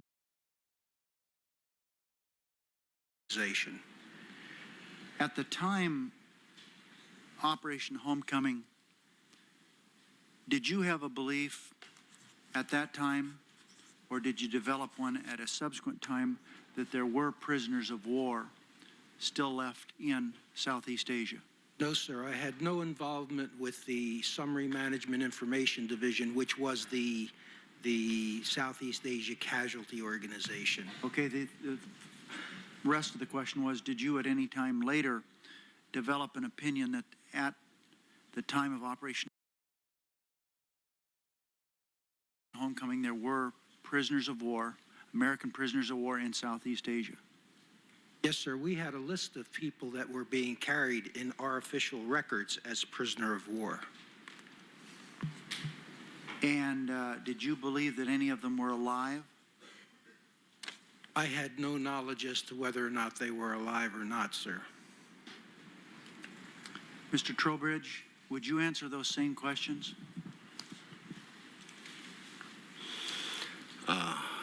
Well, at Operation Homecoming, I was in the Defense Intelligence Agency, in the same office that I'm in now. Did you have an opinion then, or did you develop one later? I think my response over the years has been as to whether there was anyone there alive at that time or not. It was based on the information that I was looking at in the office, and as I mentioned in my statement, or to one of the questions earlier, the analysis of our office was that, and the information that I looked at, that we didn't have anything that indicated that a man was left there against his will at that particular time. Did you have any information that people were still there? We have the one man that came home later, but did you believe there were other Americans there that were there on their own free will? Well, at that point in time, that was, that was a possibility, and of course we have tracked that over the years as well. Right now we have, I believe it's 40 unresolved reports that talk about Americans living freely in Vietnam. We don't know who they are, so we have tracked it over the years. At that point in time, we had information that Two individuals, Bobby Garwood was one that we felt was in country someplace, but we knew he wasn't a prisoner, or at least, and that was based on information we had gotten from returnees. And there was one other individual, we didn't know where he was at the particular time, but he had gone to the other side, and he was married to a Vietnamese woman and had children, and, but we did not know where he was at the time. But again, he wasn't a prisoner. What was his name? McKinley Nolan. And what subsequently happened to him? We still don't know, sir. How were military casualties well, no, I think you've answered that. How were deserters in Southeast Asia categorized and accounted for by the Department of Defense? Deserters were not our, they weren't our responsibility, sir. Perhaps the service reps could answer that. Deserters are excluded from the official DoD Southeast Asia casualty file, sir, by direction. By direction of the Yes, sir. Secretary? Yes, sir, there's a directive. Does the Department of Defense have an accurate number of deserters from each of the services? I have no knowledge as to what the services have, sir. How could we obtain that information? You might query Mr. them. Trowbridge, They're here. you know what the deserter status is, don't you?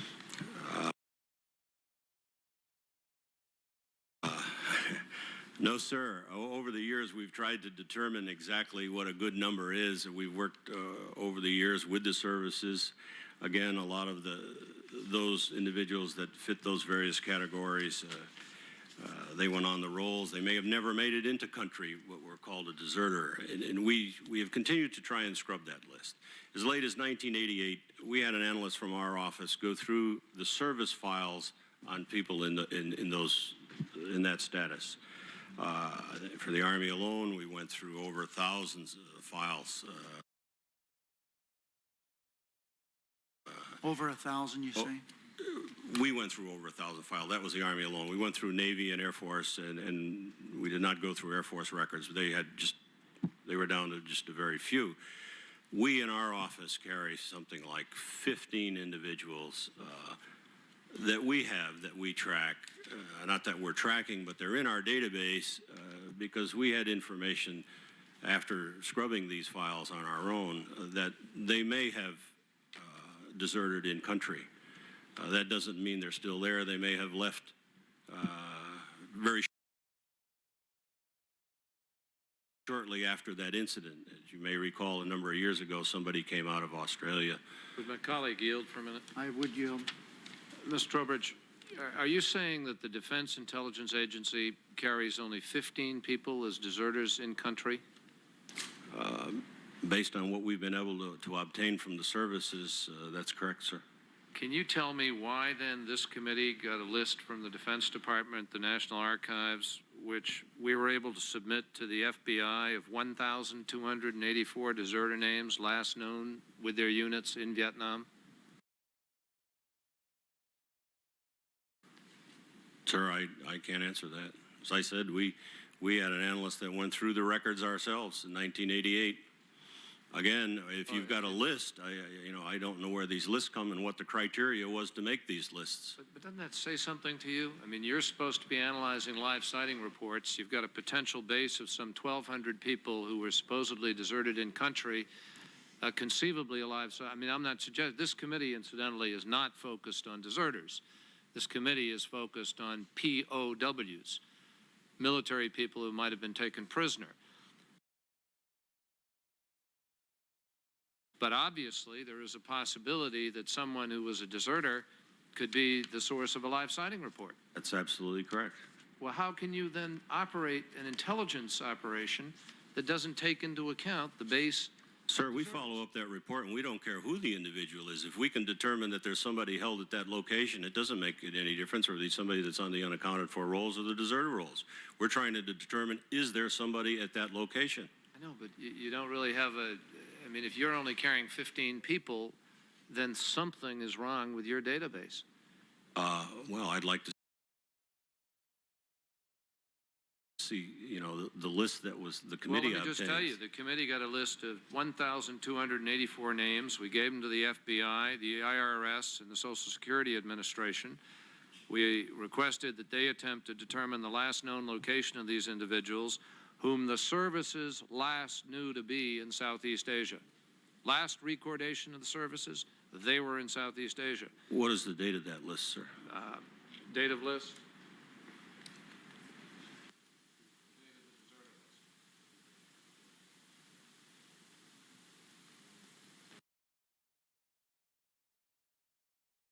This group here.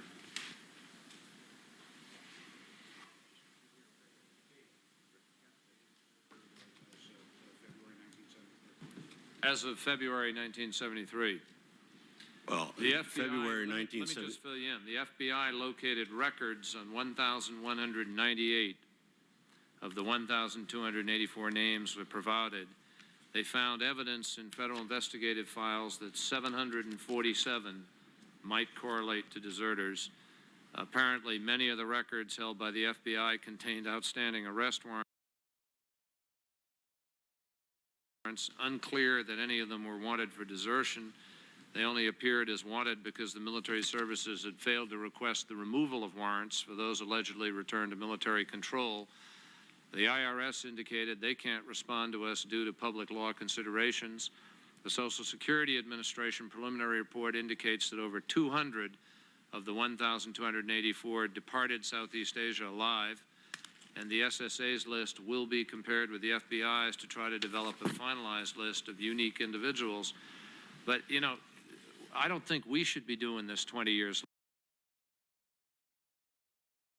later. It seems to me that this is sort of fundamental to trying to decide who might be in Southeast Asia and who might not be. As I said, sir, and it sounds like if we take that list that was dated in 73, and after all that information is correlated, we'll find out that that list has come down considerably. I mean, very small, because we had gone through the service files individually. And that's what we did find, that these people had left Southeast Asia or never went to Southeast Asia. Mr. Chairman, let me just close by saying the reason I'm concerned about this, and I think it's part of what could be a significant problem, is that I'm reading here from a report given to us by our own committee, staff. The Select Committee is also thoroughly investigating the possibility that some servicemen who deserted their military units in Southeast Asia during the war remain behind and might be the subject of live sighting reports. Part of the impetus for this investigation is the inability of the Department of Defense to determine the number of deserters in Southeast Asia who have not been accounted for as having left the region. For example, when asked for a list of possible deserters last known in Southeast Asia, DIA provided the committee with a list of 21 names.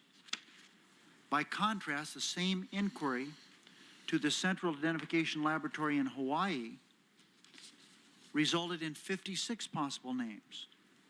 Those individuals who deserted or were absent without leave, AWOL, from the units in Southeast Asia were not carried on casualty lists, as they were exempted, as we've been told here a few minutes ago, from normal casual reporting unless they returned alive from captivity. My point, and I stress it, is that we cannot just disregard the deserters, because it's possible every one of the live sightings could have been a deserter wandering around there on their own free will. I mean, it's unlikely, but it's possible. So we can't exclude the deserters. Can we? And as I said, sir, we get a report. We try to determine, is there someone there? The fact that there may be X number on a deserter list or X number on a prisoner list or X number missing in action, we track the report down itself, not who the individual may be. But of course, we need both. We need to track down the report and do our best to determine who the individual is. If we tracked it down and we determine that that there is somebody there, and then we find out he's a deserter, well, certainly. Thank you, Mr. Chairman.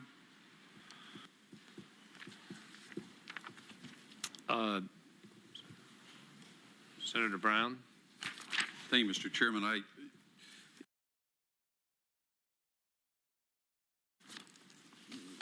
wondered if, Mr. Trowbridge, if you view developing a comprehensive list of those who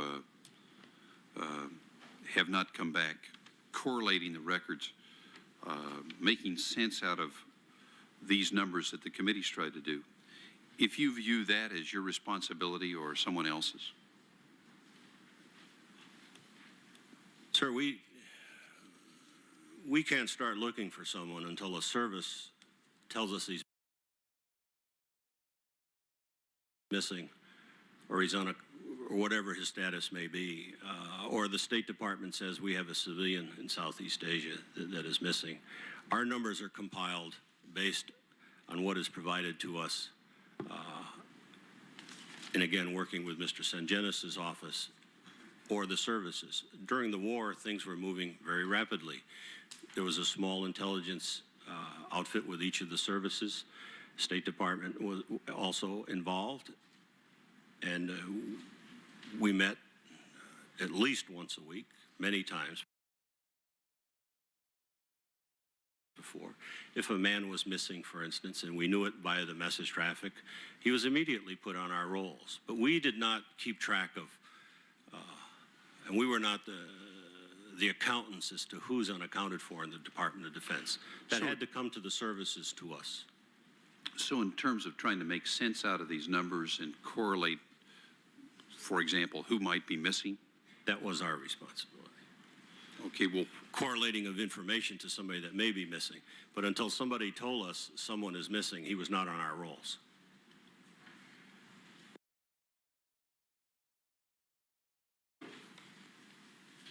well, what portion of the reconciliation job the committee's tried to do does not fall under your responsibility? I guess if the committee found a discrepancy in where they actually found more or less people unaccounted for in Southeast Asia than were on the Department of Defense rolls, that's not our responsibility.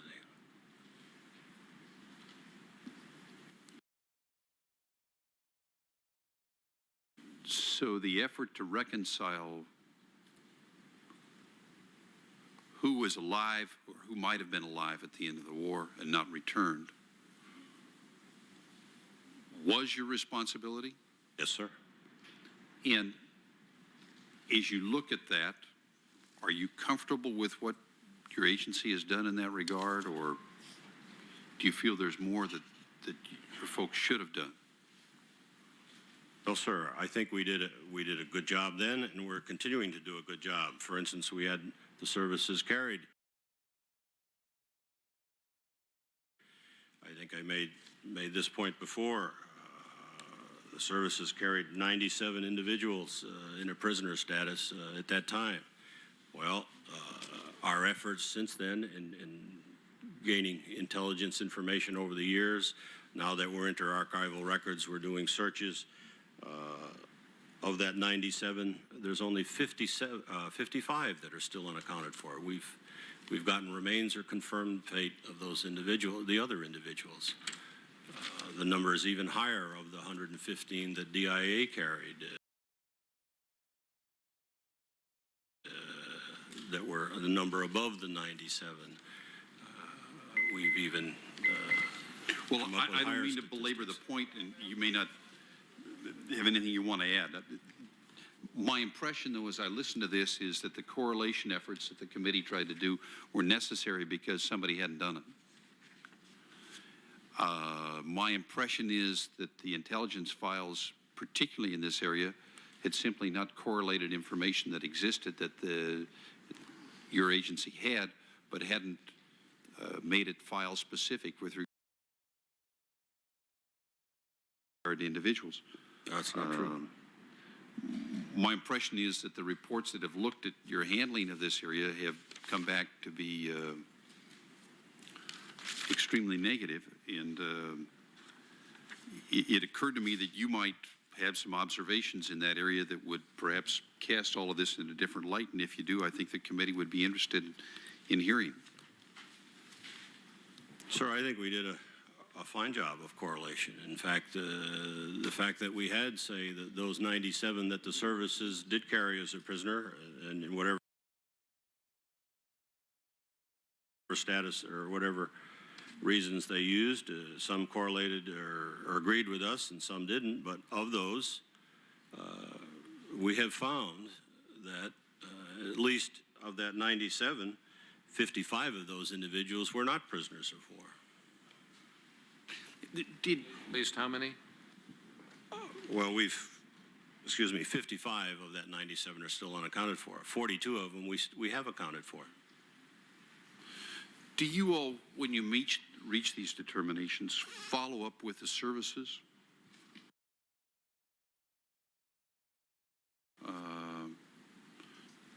When I say we've reached these determinations, you know, any of the information that's gathered and the analysis that's done and the correlation to the individual, that information is provided to the services. DIA does not make a declaration of death or change anyone's status. As I mentioned earlier, we do that in-house because we have to. It's part of the, you know, the analytical hypothesis. But so theoretically, there shouldn't be a difference between the records the services maintain and the records that you maintain. As far as the numbers are concerned, no. Mm-hmm. Thank you. But there are. Well, that's what I'm hearing. It's the first time you've heard that? Well, sir, of the number that I only know of 2 individuals that are different from what DOD holds, that we hold. You have 2,236 on one list, and there are 2,266 on another. Well, the That's Department 30 individuals. Department of Defense's list doesn't carry civilians. We do. And that's the only difference? Well, I know of 2 individuals that the Department of Defense has on their comptroller rolls that we do not have on our rolls. We're aware of these individuals. Don't you think that adds to confusion? Absolutely. Why do we do that? Well, we have direction not to add these 2 to our list. Direction from whom? From the Deputy Assistant Secretary's office.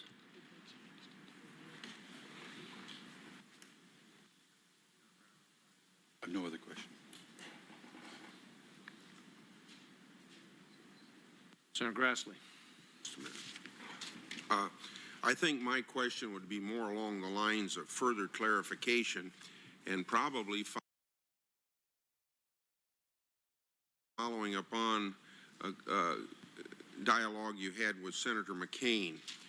And it's just for clarification, as I indicated. In regard to the numbers 51, that's the military personnel reported in captivity by returnees during Operation Homecoming, and then the 111 military died in captivity, 57 remains recovered. Senator Grassley, could you just, I apologize for interrupting you. We have a roll call vote on, and we want to try not to interrupt the process, so I think some of us will go vote now. And we'll try to ask them to hold the vote for you. Okay. And we'll try to get back. Yeah, I won't be very long, I don't think. So my clarification, Mr. Trowbridge, would be along the line of the amount of information, or what is the universe of information that you possess that will clarify your disagreement with the figure 51. Well, sir, I hear the statement that said to Senator McCain, we would provide that name by name for the record as to what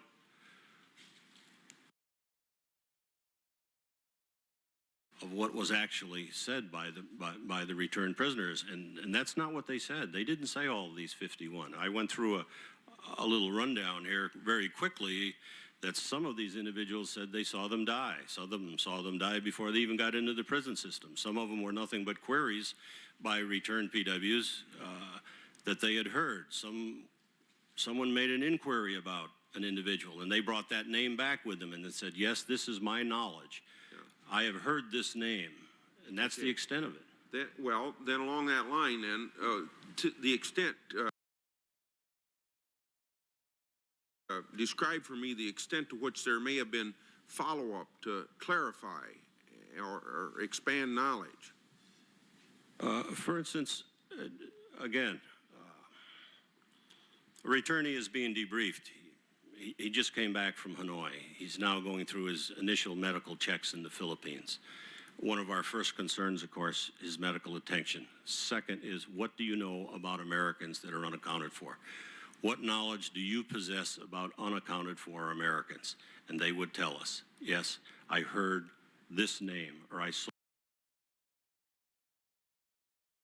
this individual in captivity. You know, someone asked me about this individual. Well, every name that they gave us, we would follow up on. For instance, if they use an example, the PW said, well, I heard the name Trowbridge. Well, who did you hear it from? Well, it was from another returnee. We would go to that returnee if he had been out of Hanoi at that time. Maybe he had been processed through and was in a military hospital elsewhere. We would contact his debriefer and say, follow up with him. He would then ask that returnee, where did he get the name? And he'd say, I was in a cell with another PW who roomed with, on the carrier with this individual. He got shot down a month before the other prisoner arrived, and all I did was ask about him. Does anybody know about him? No one ever saw him in the prison system. That's how his name got into the system. Okay, I feel good about your explanation. Now, as a follow-up, will this, what you just kind of described to me, will that kind of be reflected in the information that you give to the committee, and will that information be available so that we can know how you have arrived at each conclusion?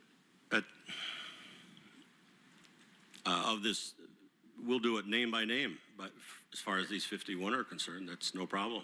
Okay, so we'll have access to that. Yes, sir. You were given this list of names yesterday. Did you bring these files with you today to clear up any discrepancies? And if not, why not? No, sir, I didn't bring any cases here today. Okay, can you tell me why you didn't? Well, I wasn't asked, or I didn't think it was appropriate to go case by case here, but we can certainly, as I mentioned, provide that committee with that analysis. That's no problem. Okay. Thank you, Mr. Mr. Chairman, I'm done with my questions. Do you want to start, Tom, or do you want? Why don't we start? Why don't you go ahead, and I'll just...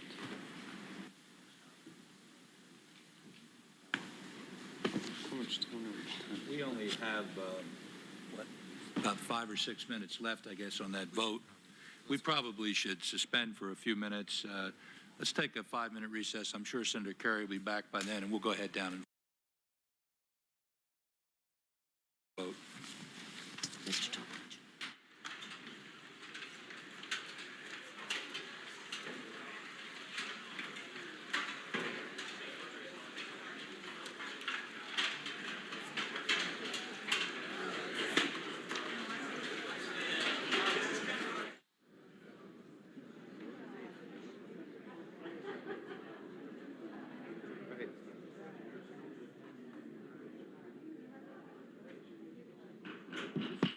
Hearing will come to order.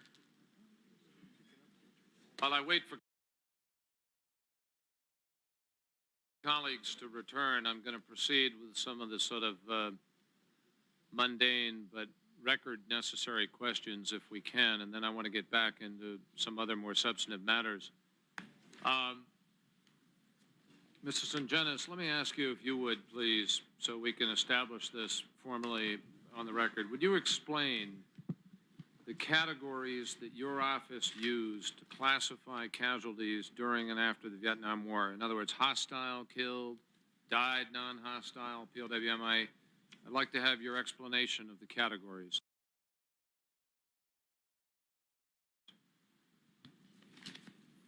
Yes, sir.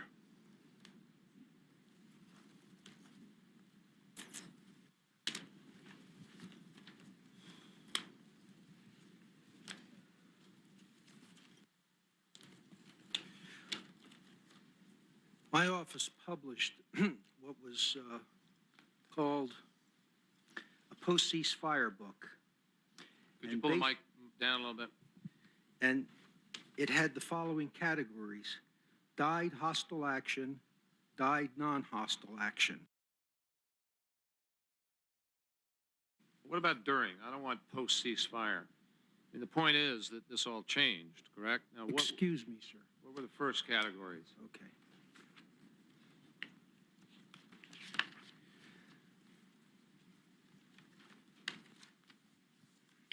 If you'll just bear with me one moment, sir.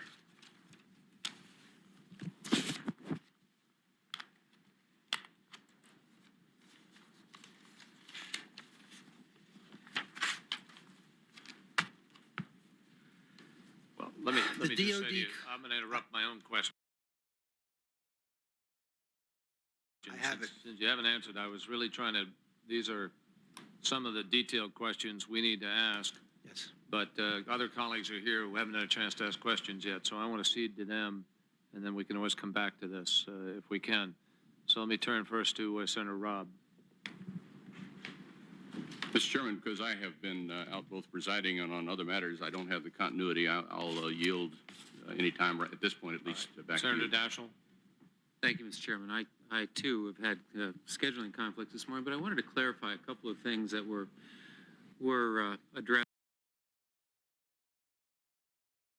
in earlier questioning. You had indicated, Mr. Trowbridge, that it was under the authority of the Assistant Secretary of Defense that you were required to report certain numbers that appeared to be in conflict with numbers given to us by the services.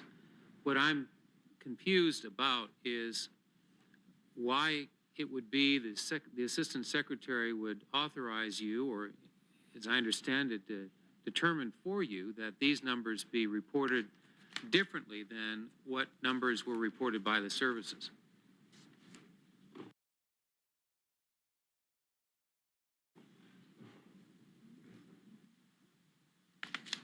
Actually, as I mentioned earlier, we start tracking individuals when the services provide them the names to us, or in the case of civilian State Department. As far as I know, there is some differences in numbers. The DoD numbers plus the civilians, equal a number. As far as I know, we are totally in sync with the Department of Defense number keepers, or Mr. Sangenis' office, with the exception of two individuals, and I mentioned the Deputy Assistant Secretary of Defense's office for prisoner of war. We know who those individuals are. They happen to be two Navy losses that were lost overboard. Navy can address those. We know who they are. They're not in the numbers, but we know who they are, and in effect, we have them in our database. Mr. Trowbridge, that is not the answer you gave to the chairman when he asked you to clarify the disparity that existed just in the number of deserters that we were presented versus the number that you indicated to exist. I mean, how does one clarify just that one indication of the disparities that exist in numbers that go beyond the explanation you just provided? Sir, we have no responsibility for deserters as to who is a deserter, who is not a deserter. I understand the questioning was you certainly should have them in your database to track.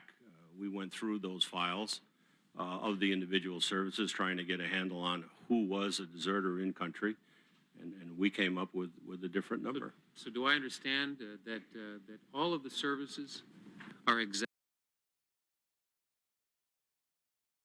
in sync with DIA, except for the two that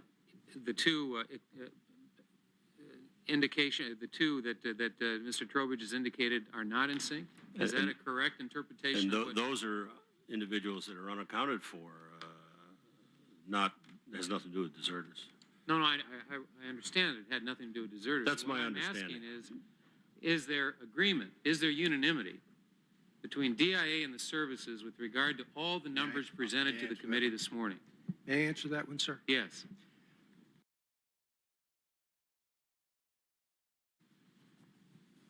Once again, I have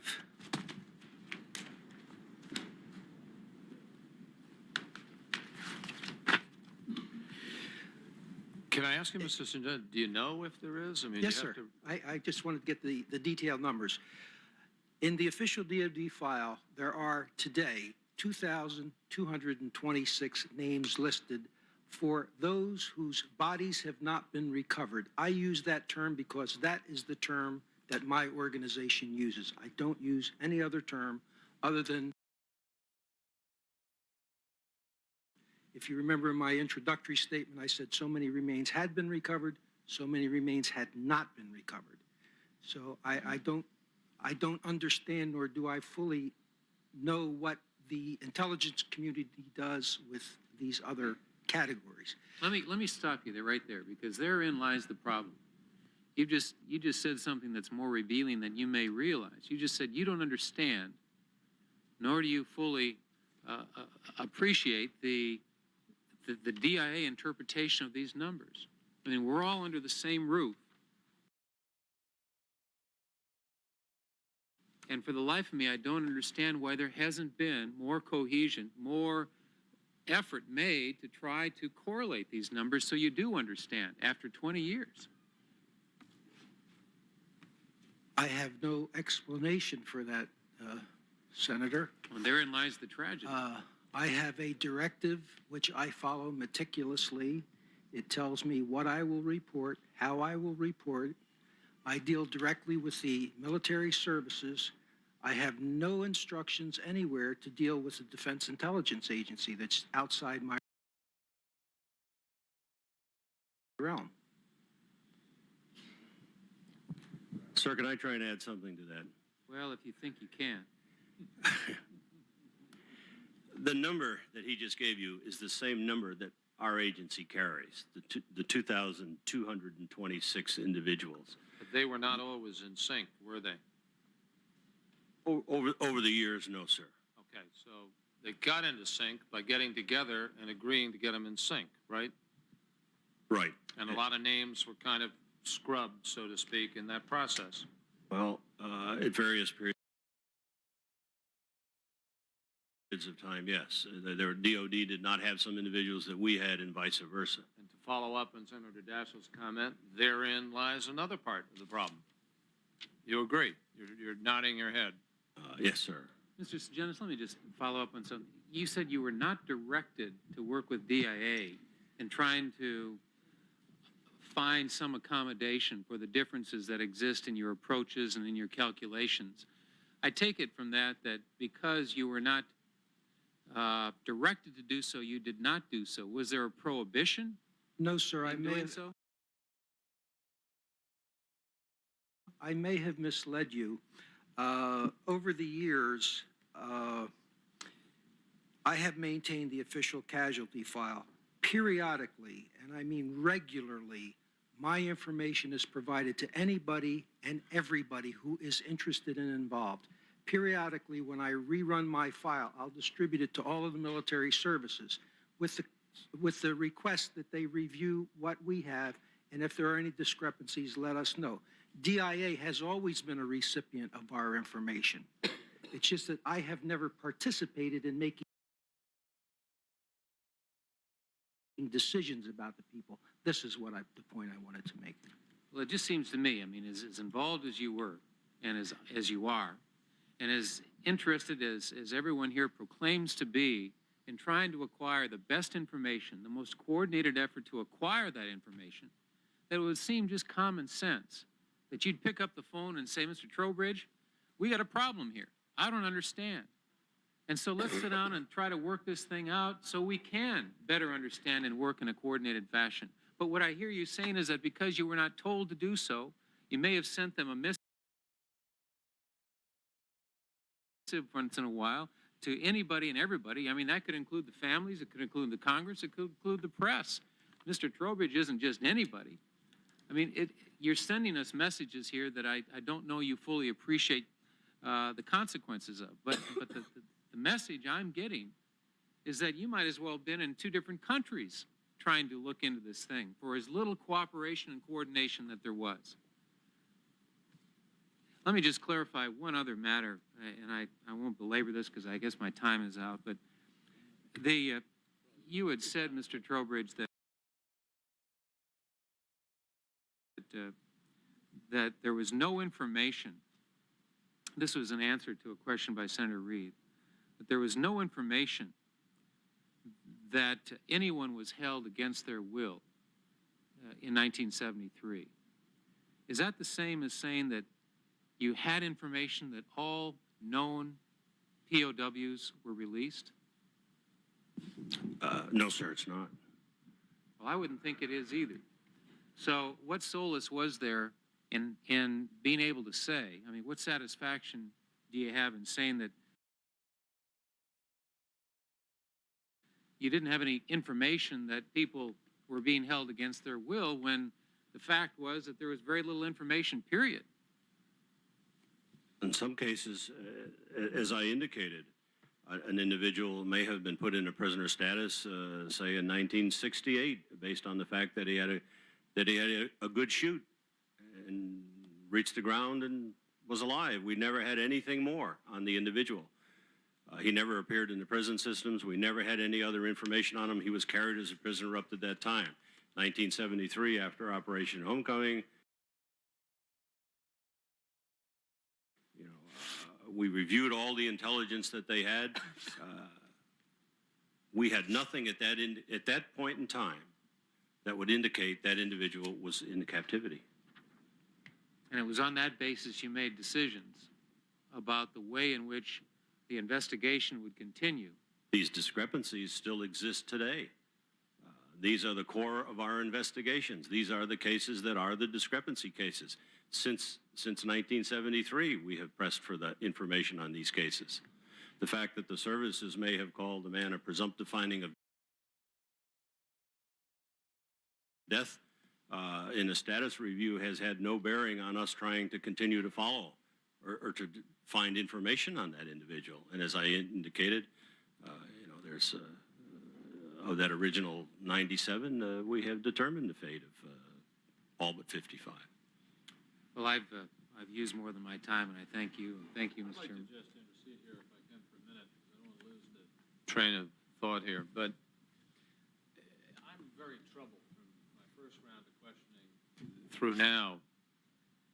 And I think there's a semantical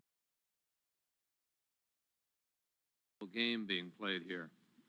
And it's a kind of semantical game that has driven families around the bend over the course of 20 years. And frankly, not really done yourself a lot of credit. This committee has found various kinds of evidence. What we deem, as a lawyer, I'm not going to tell you what I'd say the weight of it is, or what standard of proof there might be yet, but it's evidence. Mr. Trowbridge, you know as well as I do, there is signal intelligence that tracked people. Isn't that correct? That's correct. You know as well as I do, there is human intelligence that reported on people. Isn't that correct? That's correct. That is evidence, is it not? It's evidence. And people were carried in the title prisoner of war based on that evidence, were they not? That's correct. And they were expected to come home in 1973 in Operation Homecoming, correct? That's correct. And they did not come home, some of them, did they? That's correct. So when you sit there and say that on the March date you didn't have evidence they were held against their will, that is not in fact true. Because the last evidence you had was that they were held against their will. Maybe a year earlier, maybe 9 months earlier, but the last the United States of America knew about its service person was he was held against his will, correct? In some cases, they were made, I want to say yes to you, but I want to give you a little qualifier. There were some cases he was last known alive, and he was in the proximity where he should have been captured, and based on that information, he was made a prisoner. We have information, for instance, 2 individuals in Laos. We knew they were in captivity. They did not come home. We had information that they probably died. It gets back, but I'm not talking about the ones we then gained information on that they had died. I am talking about the people that you carried as POW. They didn't come home. And to go back to what Senator Bob Kerry raised earlier, there was an attitude then. We wanted out. And the fact is that when Roger Shields turned around and said there is no evidence anybody is alive, that was not true. The last evidence we held was that people were in captivity. Correct? Some people. Yes or no? Some people, yes. Right. There you have it. Mr. Chairman, if you'd like to engage in a dialogue on this, I'd be glad to. And is it not true that many cases that there was a presumption that they were alive unless we had proof they were dead, which in my view is the proper way to address any person who is missing in action? Is that correct, Mr. Trowbridge? Sir, and that's basically, yes, and that's the government's position today. We work on the assumption that someone is still there. We don't have that evidence. There were people who were shot down in flames. There was no evidence of them being alive, but there clearly was no evidence of them being dead. Is that correct, Mr. Trowbridge? That's correct. Okay, thank you. Now, it is fair to say that we are making a greater effort today to find out about these people than we did in 1973, 4, 5, 6, are we not? Well, yes, sir. We have access to those countries. We have people that are running all over those countries. You know?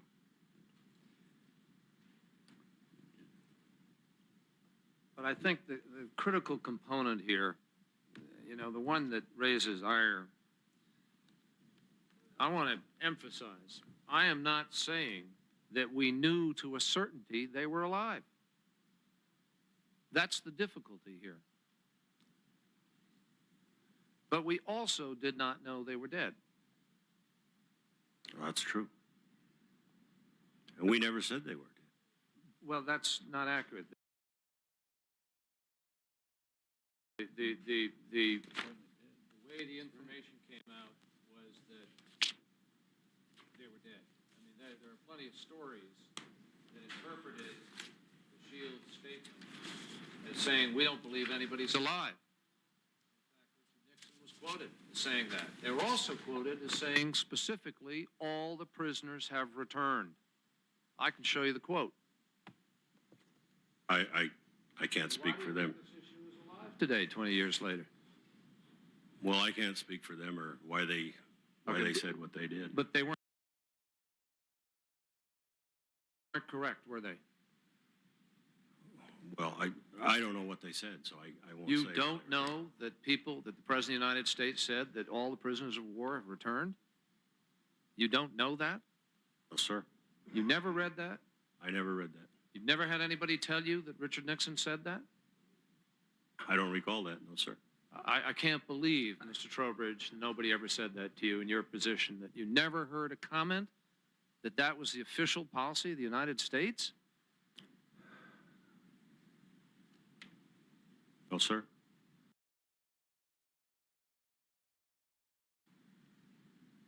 If I had heard it at one time, I certainly don't remember it today. Senator Kassenbaum. As far as our agency was concerned, a man was classified as a prisoner regardless of what the services may have done in the status reviews. We have still tracked that man just like he was a prisoner today. But the question is, do you see, Mr. Trowbridge, as a human being, do you see the reason that there's such a gap in credibility here, just based on what you have now said in answer to my questions and based on what is there for anybody to judge? Do you see the gap? Oh, I can see where there's confusion. Yes, sir. That's Could I have?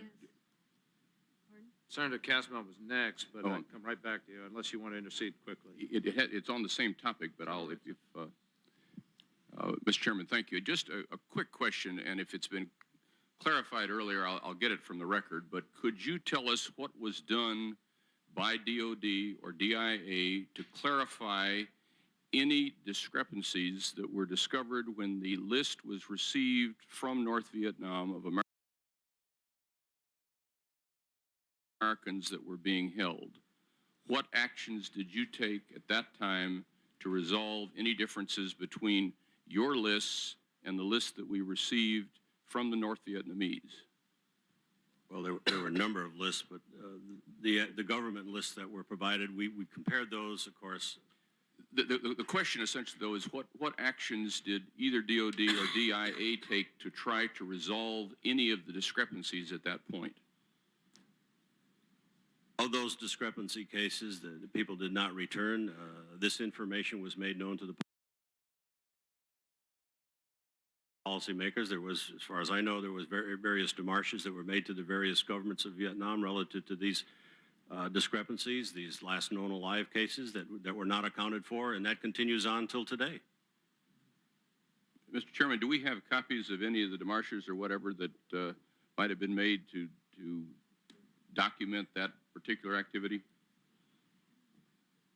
I don't think I have the chairman's attention. Yeah, I apologize, Senator. I was asking if we had copies of any of the demarches or other communications that might reflect the kind of activity that took place when the list was received from the North Vietnamese about the list of people that they held, and we checked our own list, whatever lists at the time, and any activity that we took to verify those discrepancies. We have located a very extensive archive, an index of that kind of information within the archives, within the Kissinger papers. And as I mentioned before you got here, Dr. Kissinger has agreed to let us look at those, but we are still tugging with the White House over the issue of executive privilege. It's our hope we will get access to them forthwith. Thank you, Mr. Chairman. Senator Kassenbaum. Chairman, I would like to ask a bit about procedure. Prior to 1966, did the Department of Defense keep all of the figures and keep track of the casualty list?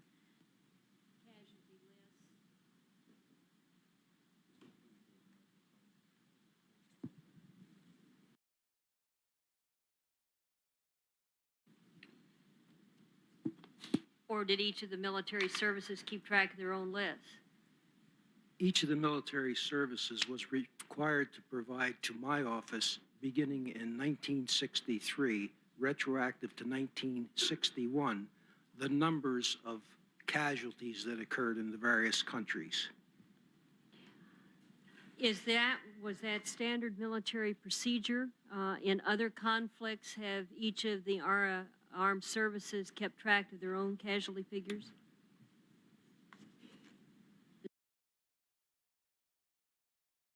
Does anybody know? General McGinney?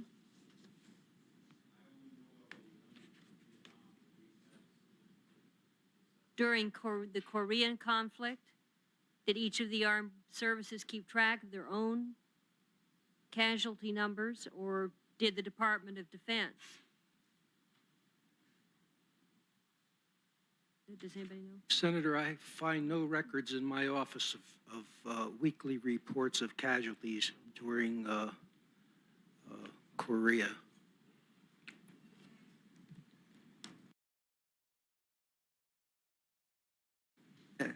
And certainly no name listings, because as a special project about 10 years ago, we were asked to come up with name listings, and we have initiated a special project with the various military services, and we're attempting to get that information now. I guess what I find troubling in the testimony so far is just the lack of coordination. I was interested, Mr. Trowbridge, in your saying that you gave the numbers to the various branches of the armed service, or to DOD, I guess. But the legal status was determined by the service. Senator, it was just the opposite. Until DIA doesn't start to track someone until the service tells us that they're missing or that they were killed or whatever happened to them. Now, when we talk about I wrote this down, I thought the legal status was assigned by the services. That's correct. It is the responsibility of the service to place an individual into whatever their status may be. We kept very close coordination during the war when we talk about here coordination and lack of coordination. Throughout the war, there was a small intelligence outfit with each of the military services, and it was their sole responsibility was to deal with the prisoner of war missing in action issue. We talked with those individuals practically on a daily basis, and we had a formal meeting once a week.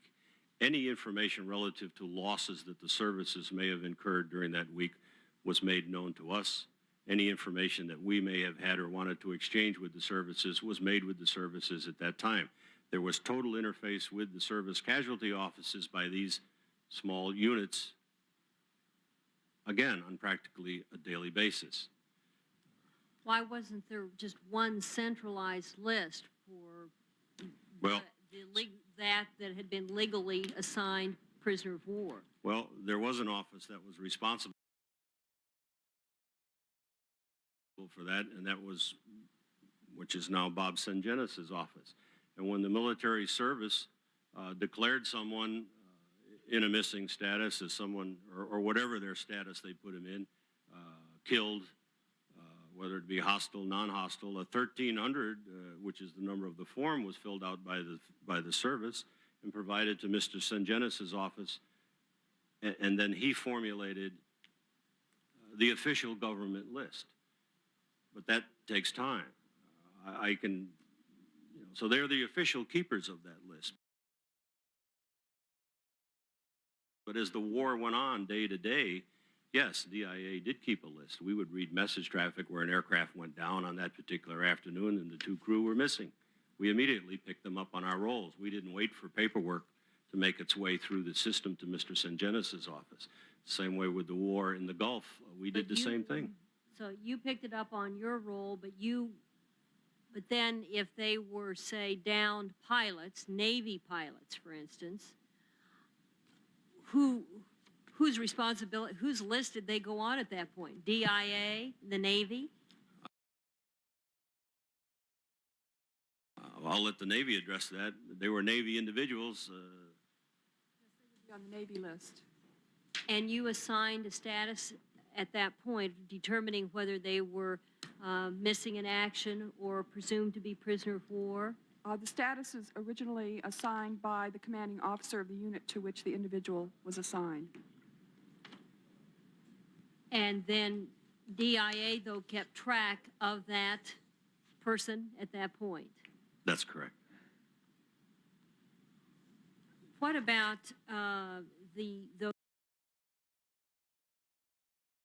those areas that were part of the black operations and there was a falsifying of locations? Has this made it difficult to really be accurate in accounting for accurate determination of status? And is that standard procedure?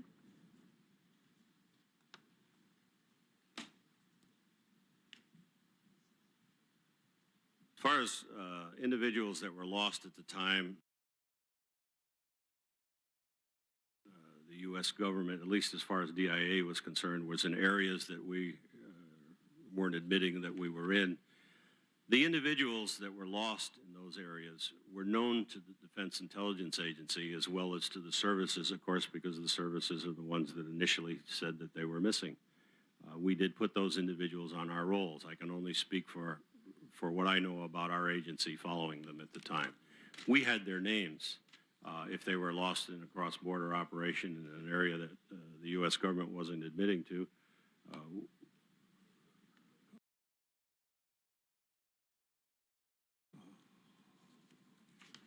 Initially, we had their names. We did not have, there was a sort of a generic loss coordinate that was used. It's my understanding in 1971, as far as the Defense Intelligence Agency is concerned, at that point in time, we were provided the classified lost coordinates of these individuals as to where they were actually lost. And that was entered into the database, and it's my understanding, having talked with individuals that were involved in that at the time, that by 1972, all these actual lost coordinates for these individuals were in our database. And when the government declassified the information that we were operating in these areas, then it became declassified as far as we were concerned as well. But again, it was the service's responsibility to tell where these individuals were lost and who they were. And yes, we did know who they were. But was that the correct location that they gave? It's my understanding that initially it was not.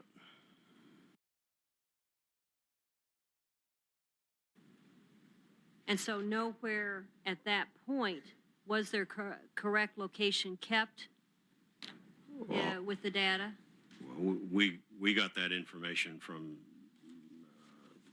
the operations side of the house in the JCS, who had that information. So you feel pretty confident that there was a good working coordination between the Defense Intelligence Agency and the various branches of the armed services involved. And then you coordinated your figures with the department run by Mr. Sungenis. We kept very close contact with the service casualty officers, and we have since the war, during the war and after the war. Following the war, we did make some scrubs of the list with Mr. Sungenis' office, and periodically from that time on, we have run through the lists.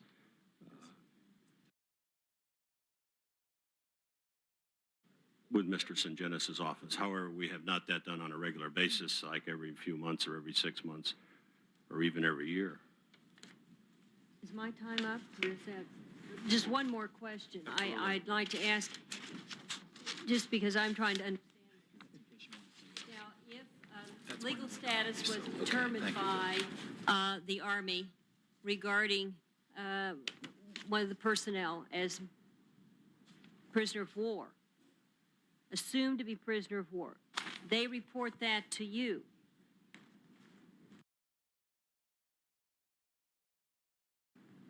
And do you investigate at that point?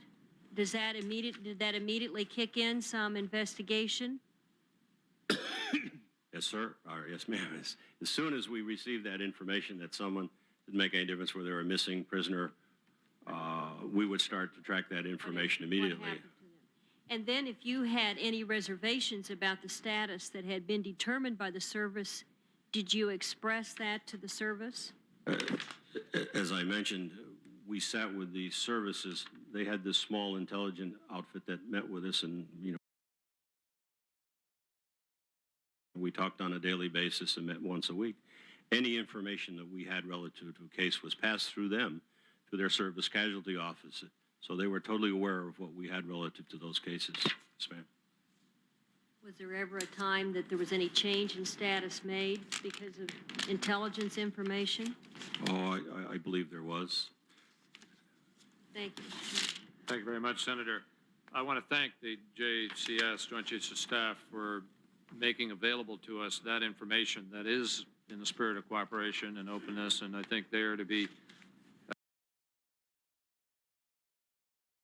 congratulated for making that available. And I'm going to enter into the record now the report by the J3 to the Joint Chiefs of Staff, which sets out the history and change with respect to the cross-border recordation process, and that will be made part of the record now. I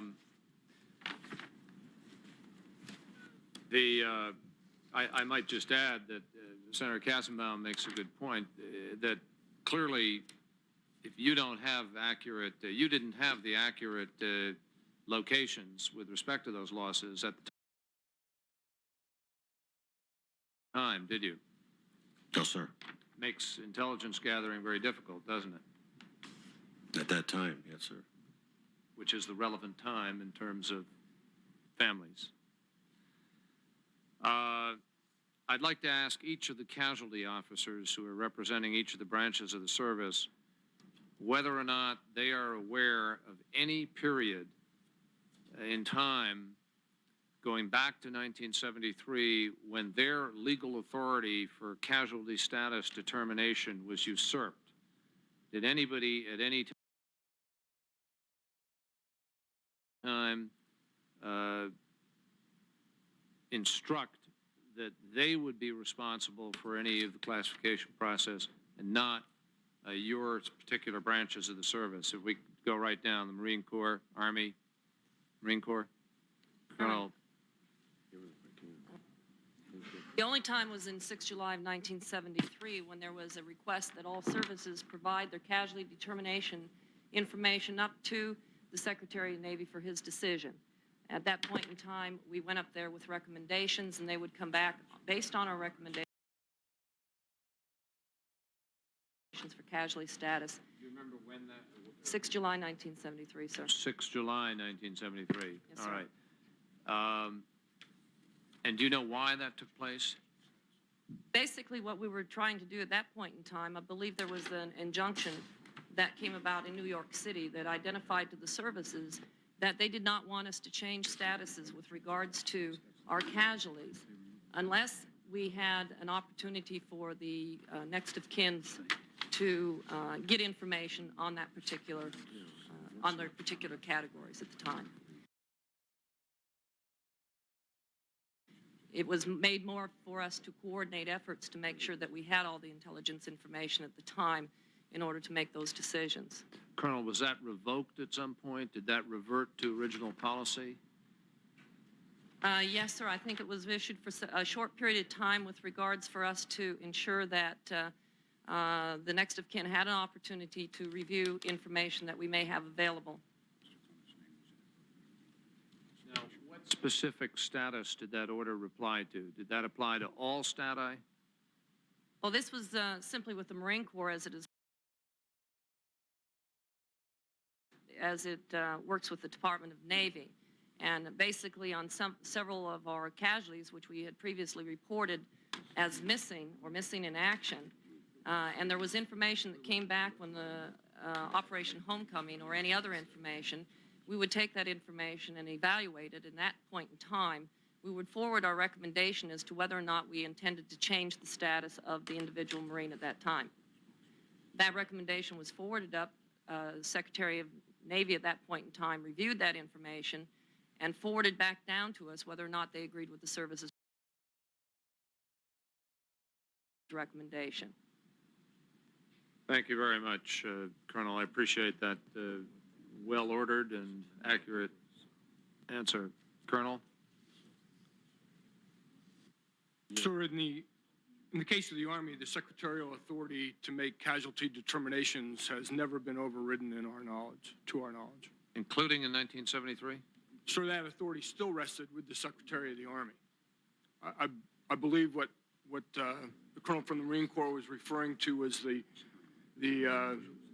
activity that took place between their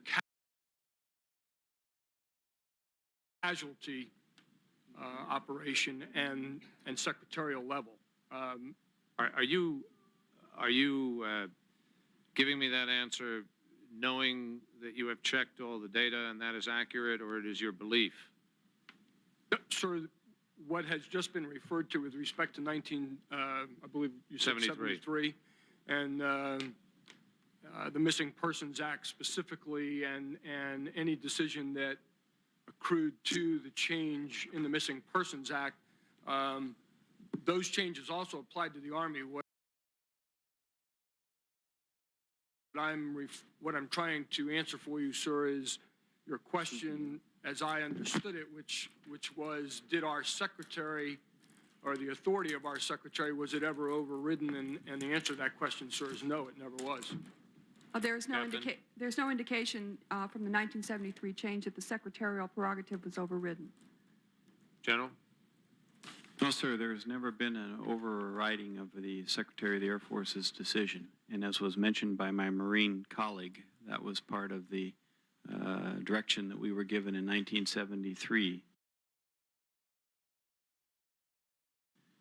for conducting status hearings, that the Secretary of the Air Force would take a personal, or make it a personal matter of review.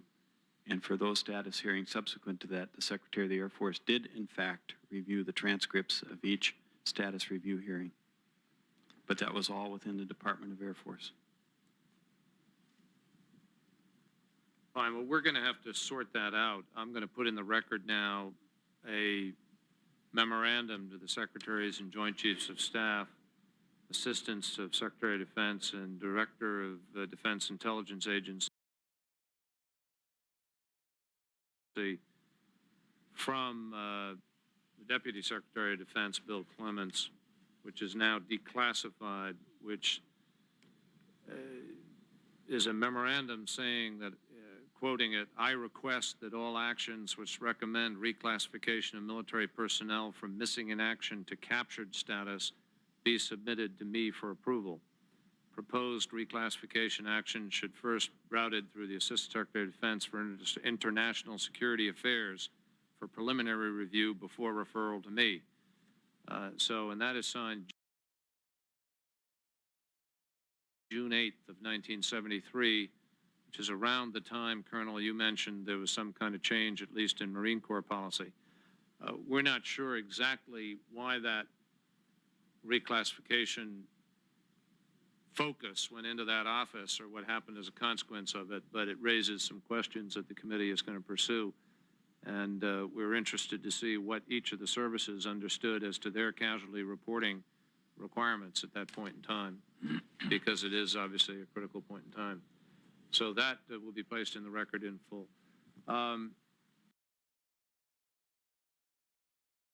Senator, I think we're on a new round here, and I've usurped my time a little bit. Senator Smith.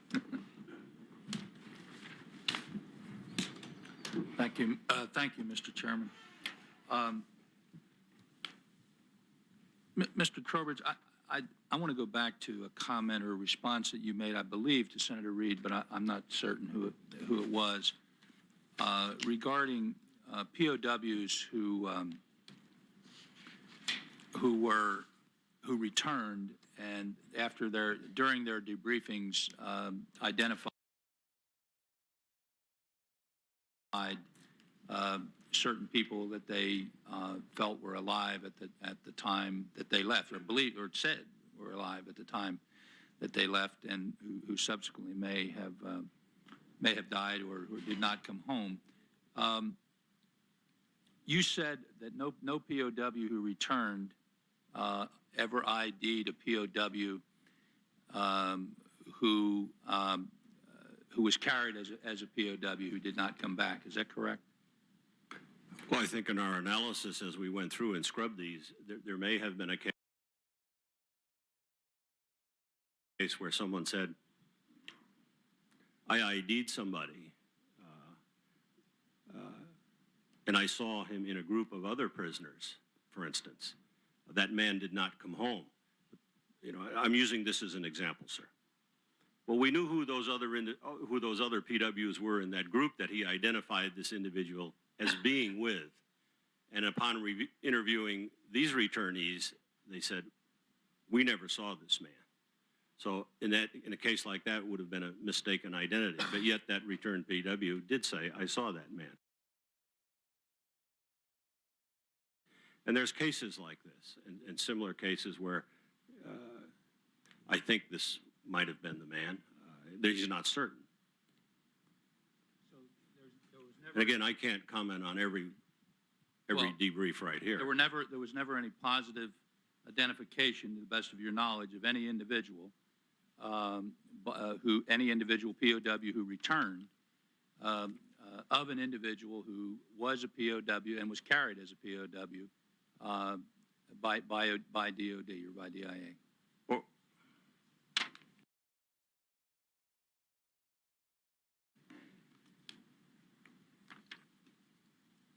Unless there was, excuse me. PW may have made that statement. There may have been subsequent information that was developed from other PWs that clarified that comment. The fact that we had additional information that he may have died, that prisoner wasn't aware of. But I mean, one that was carried, one that you were carrying as a POW yourself, that you were That carrying. did not return. Right. That we did not have some sort of information that would indicate That he died in captivity. that he wasn't left behind. Best of my knowledge, that's correct. You're familiar with the casualty resolution report called Egress Recap, correct? That's correct. This is a copy of one here. Are you familiar with a returned POW by the name of Tangeman? I recognize the name, sir. Are you aware of the fact that Mr. Tangeman identified an individual that he said was a POW that you were carrying as a POW in his debrief? I may have been at the time. Right now, I can't answer that. No. Well, you made the statement that nobody had made any identification, and I just asked you again. Well, I tried to clarify that, sir. There may have been individuals that came back that said, yes, I saw an individual, and in fact, he may have been a PW. But we may have information from other PWs that have returned that have clarified that situation. Maybe they did see it. In fact, I know there's PWs that were seen in captivity by other PWs, and they were reported by those returnees, but we have subsequent information that they died from other returnees. This is one that you do not have subsequent information that he died. This is a home, as I say, an egress recap report, the casualty resolution report, in which you're carrying, and I have the permission of the family to use this name, Dominic Spinelli, as a prisoner of war. He was, according to your report, it says here, verified in a photo identification by Mr. Tangeman. Mr. Tangeman, a returning POW, said, looking at a photograph, and looking at the microphone here, in looking at a photograph of Mr. Spinelli, said that is Spinelli, and he was a POW incarcerated with me. Sir, all I can say is at this point in time, we can go back and look at all the facts surrounding that particular case, and we can probably clarify that. Well, I'm trying to clarify it now. You made the statement that this has not happened. That's what you said. You said it to me, and you said it, I believe, to Senator Reid, that there is no, that there was no such case happening. Now, this is a very specific photo identification. Did he recant that?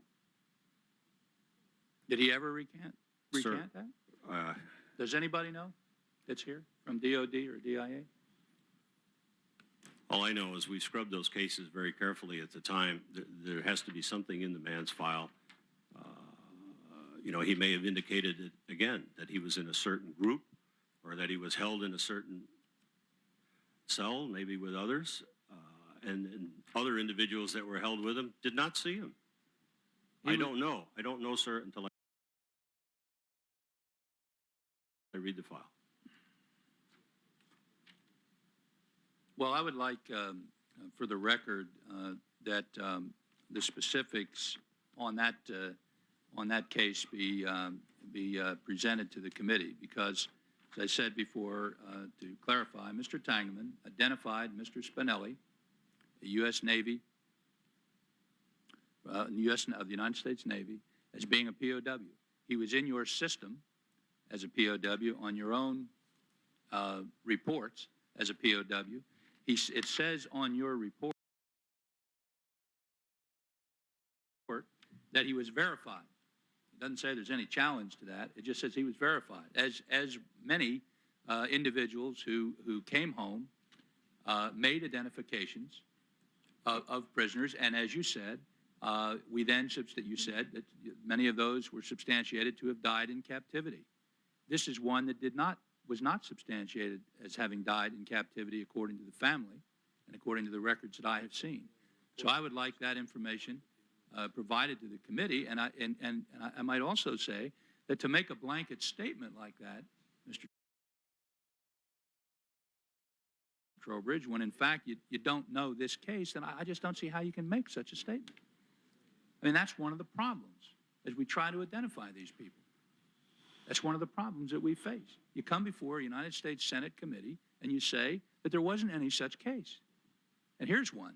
And that, well, again, I don't walk with all these cases in my head. I gave you that blank statement based on the judgments that were made at the time as we continued to scrub that list. There may be other documents after that date of that certainly clarifies that. I don't have that in my mind.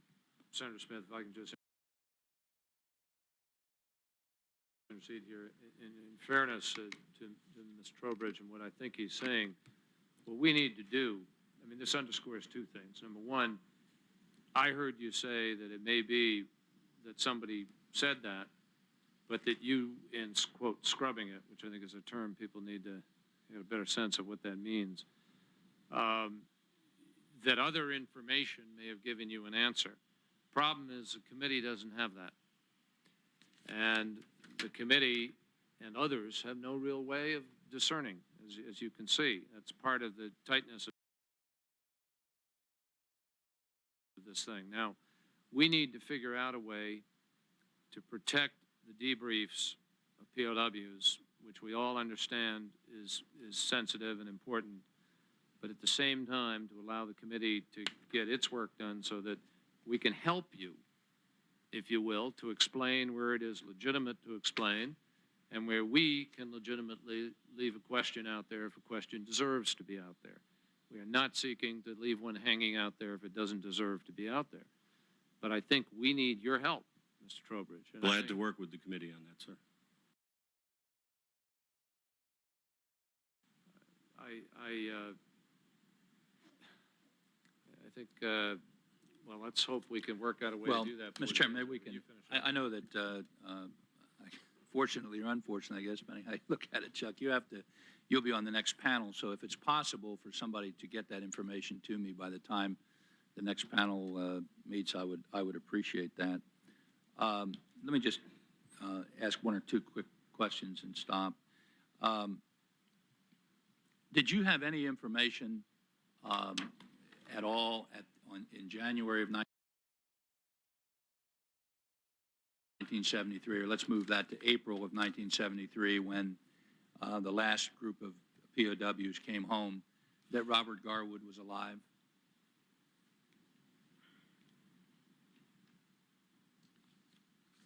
Any information of any kind? No, I think at that time we were operating under assumption that he was alive and that he had probably moved to North Vietnam. But do I have anything that said he was actually alive on any specific date in April of '73? I don't know. Why would not, given just that fact and other reports that Senator Kerry has already gone into, why would those of you actively working the issue of trying to resolve the fate of missing Americans at the end of the war in '73 not challenge the statement made by Roger Shields and the President of the United States that all of the men had returned, and to use Trowbridge's language, everybody else is dead?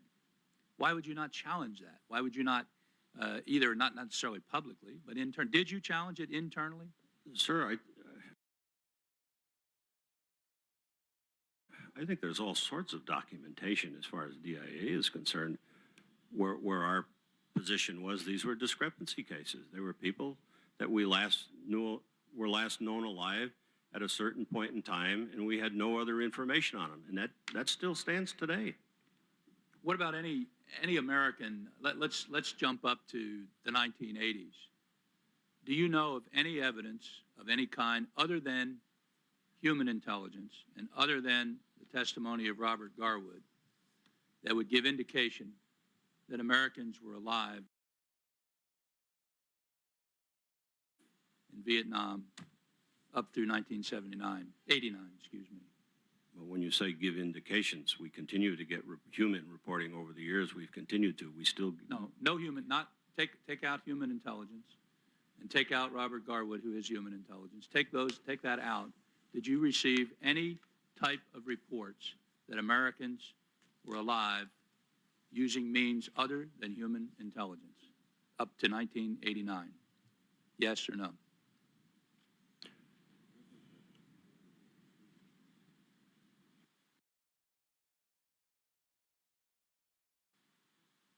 Well, without getting into, I think we did receive some information relative to Americans, but they weren't prisoners of war. So you've received no information. I'm going to be very clear on this. You're under oath. No information, evidence, whatever you want to call it, that Americans were alive after 1973, up to 1989, other than human intelligence. Oh, sir, when you say evidence, you know, again, if we received information or a report by some other means. I'm not talking about that. I'm talking about non-human. I don't want to get into. Fine, non-human. I'll answer it non-human terms. If we received information, whether it be from imagery or some other of intelligence that we received information that may have indicated an American was held, there probably was. Well, yes or no? Did you receive it or didn't you? I can think of a couple indications, yes. So the answer is yes, that you did see information other than human intelligence, that Americans were alive up until what year? What year are you saying? These were reported indications. That doesn't mean that they're true. Well, what do you mean by that? I'm not talking about human intelligence. I'm not talking about people saying they saw somebody. I'm talking about the sophisticated means that the United States government has, which I'm not going to go into. All I'm asking you to say is from those. I know of no sophisticated intelligence that I'm aware of that has signal intelligence that has given indications of proof that American prisoners of war were being held against their will in the 1980s. Proof. I would concur, frankly, but it's sort of not up to me to testify. I'm sorry, repeat what you said about proof. I missed that point. I don't understand. I said I'm not aware of any. That would what? That would be proof? Is that what That would be proof. Are you aware of evidence? Well, just if somebody, you know, if there's a report or there's information that could be considered as evidence, but that doesn't necessarily mean it's true. It could be good evidence. It could be false information. You know, good information or bad, good evidence or bad evidence. In last question, in all of the time that you spent at, or any of you that have spent on the job in what you do in trying to resolve this issue, have any of you ever heard, formally or informally, any information about any offer from the Vietnamese, any indication from the Vietnamese through formal channels that they had American prisoners? Yes or no?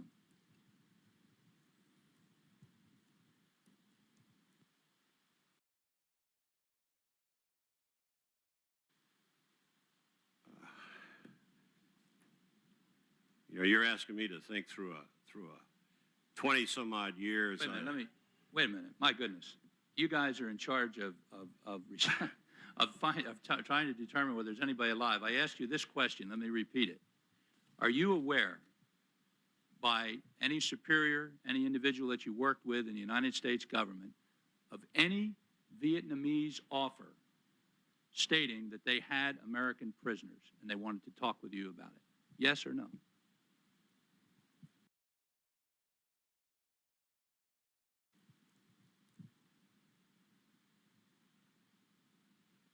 I think there were some of those offers that were made maybe during the war. I mean after the war. After the war.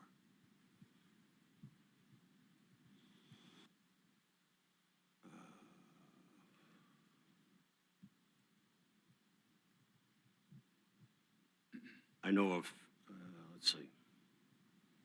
Again, when you say U.S. government, you say Vietnamese official, what level of official are we talking about? Let's not qualify any official? Let's not qualify it.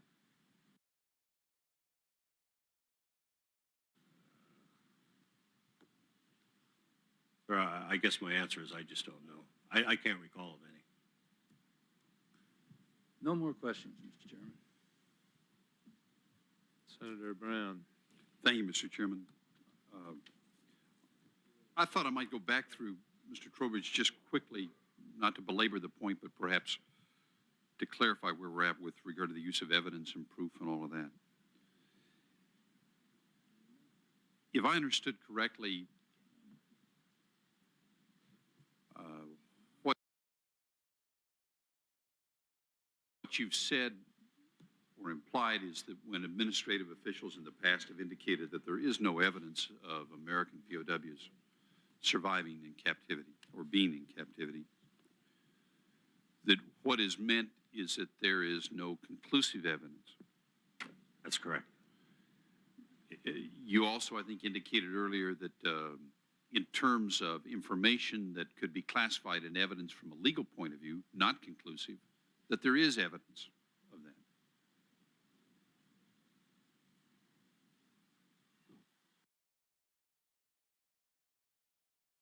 Well, certainly we've had many reports over the years that talk in terms of Americans in captivity. We have tracked many of these down. In fact, most of them. We have very few that are unresolved as far as human is concerned. Senator Smith talked of technical reports a minute ago that indicated Americans may have been held captive. I can cite you an example of one where one of these technical means indicated they had captured somebody, and I can cite many others as well where they claim they have captured somebody, but they had not. You know, they talk in terms of shoot downs when no one was shot down. They talk in terms of having captured somebody when we know it's absolutely false.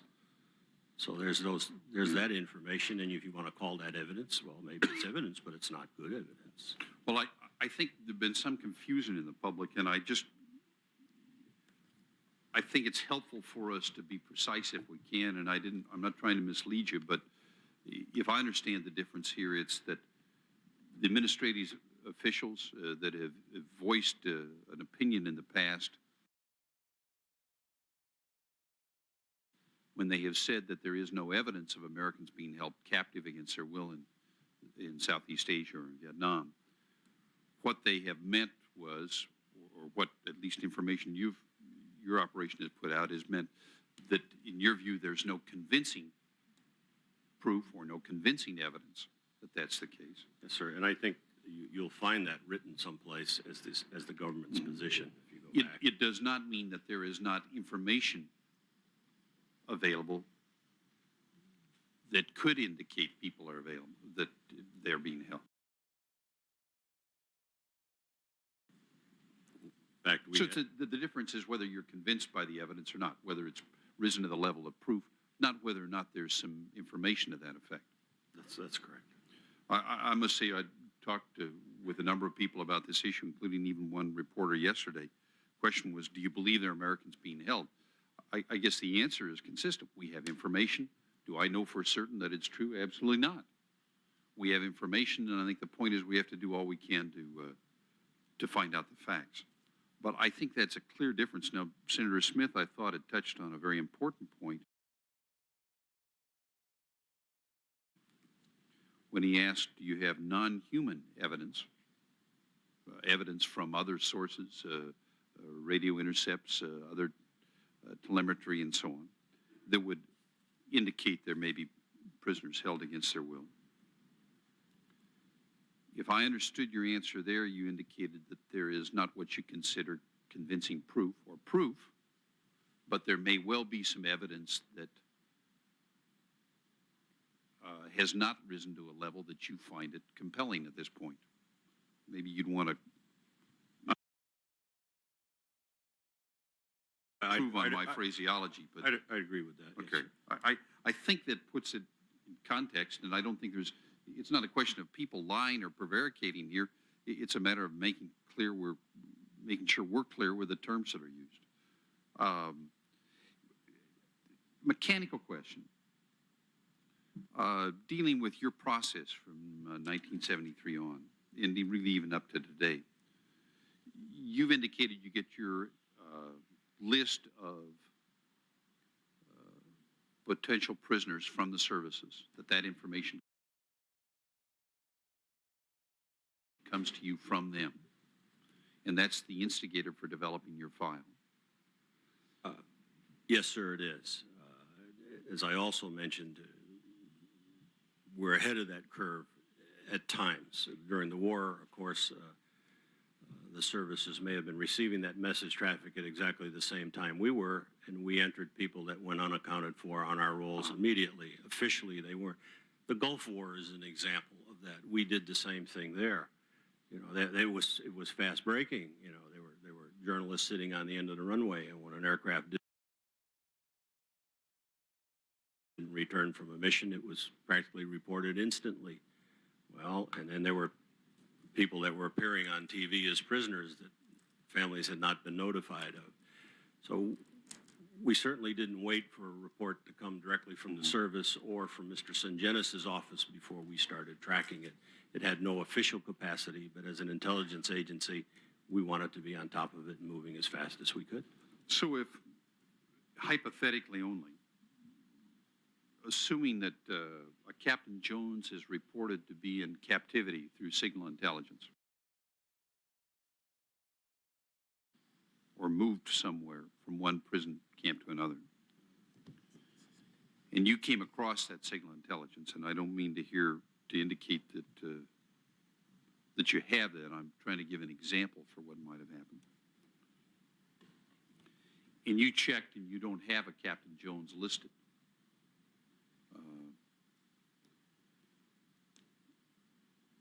That doesn't mean you would dismiss that information. I take it what you would do would be to retain that information and contact the service to see if, in effect, there was a Captain Jones? Oh, absolutely, sir. And in fact, you know, just because it had a name in it, the first thing we do would be go in on, you know, times and locations and see, you know, maybe they had the name wrong, but they had somebody else there. So we can have some level of confidence that vital information of that kind didn't just slip through the cracks because the services may not have reported to you in the first place. Yes, sir, that's correct. And in fact, we may have made a judgment at the particular time, maybe as sketchy as the information may have been, that there was a shoot down in the area. Maybe the name wasn't there. It could have applied to maybe 4 incidents that day within a 20-mile radius. We didn't know who it was. That information went into all 4 files, which of course later could cause a problem because the family got that information, 3 of them did, and maybe later information we were able to determine exactly who that individual was. We did not pull that information from the other files, so you can see where that also caused problems. As you know, are well aware, one of the items the committee will consider is whether or not it's appropriate to declassify some of this information. Is there anything you could give us in the way of guidance as to things you feel should not be declassified with regard to the intelligence relating to Southeast Asia and our POWs? That's my comment on that would be, if it had to do with sources and methods, it should not be declassified. Any of the substantive information that had to do with anybody that's unaccounted for should be out on the, should be made available to the public.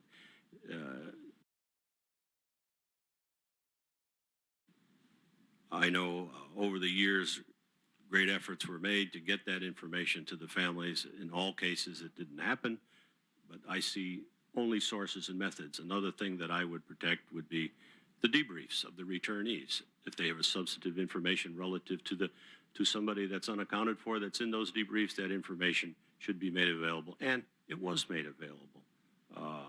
However, the debrief itself, that's privileged information between the returnee and the U.S. government, and that should be protected. So sources, methods, and debriefs.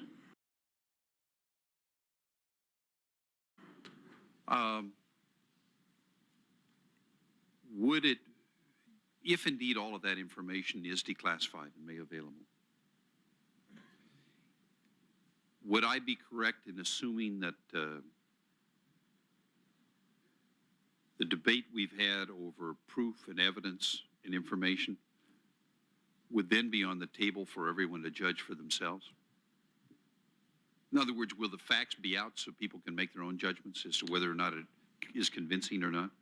Well, yes, sir. I think it would be out on the table.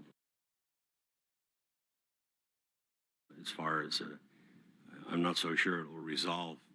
There'll be lots of judgments that will be made by some people on one side of the line and others on the other, and it'll be there, but there'll be judgments made on the same information where people disagree. So the debate we're having now about it will be one where people will have the facts to judge for themselves. Sir. Is there anything this committee ought to do or others ought to do to Be polite now. prepare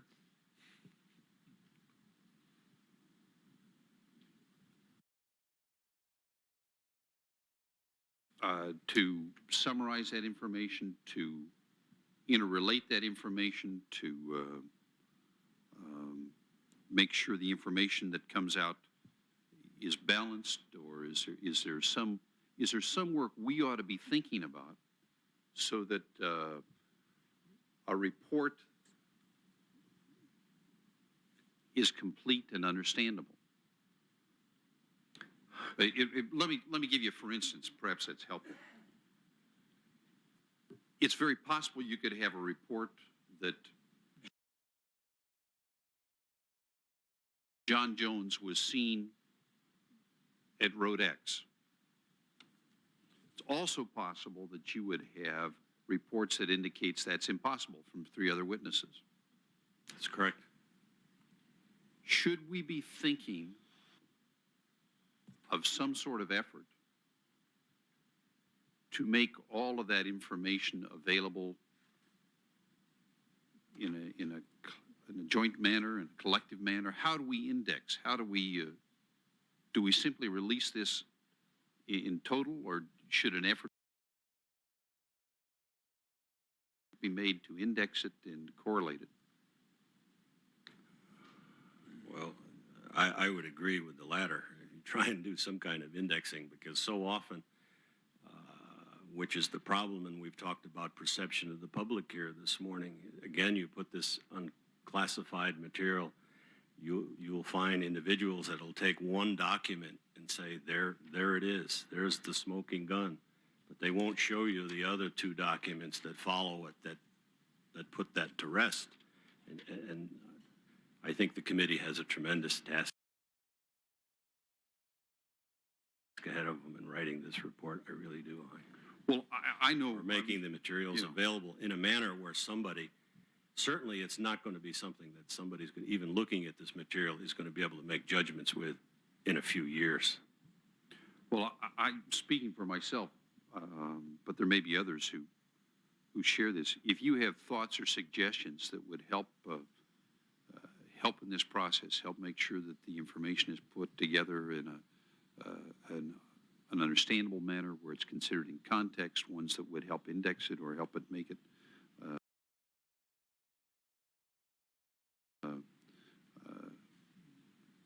more useful, I think that would be something all of us would appreciate hearing.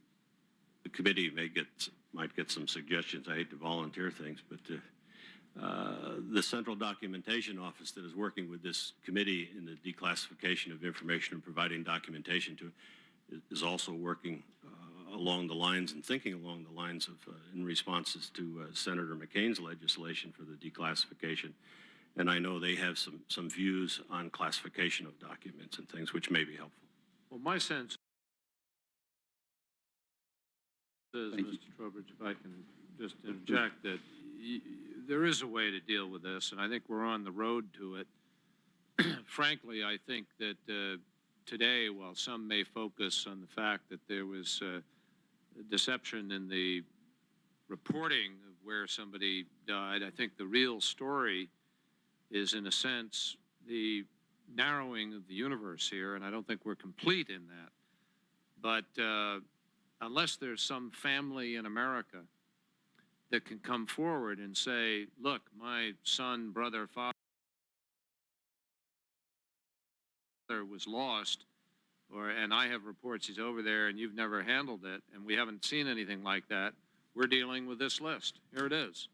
That's correct. And if we're dealing with this list, this committee is beginning to get a pretty good picture of what's real and what isn't as to who might or might not be missing. Now, yesterday, the Wall Street Journal had an article which was a reflection, frankly, of what you've just articulated. When you take one piece of information and say, here it is, this is the whole story. Now, I'm not saying it isn't the story. It may be the story. But we have a responsibility to find out what you and others have done in terms of analysis and make our own judgment that we think your analysis is lousy, phony, not real, or accurate. And then say we think this may be real evidence. We've got to weigh the evidence a little bit. As you said, there is evidence here. There's a lot of it. But some of it may be right out of here, right out of the sky.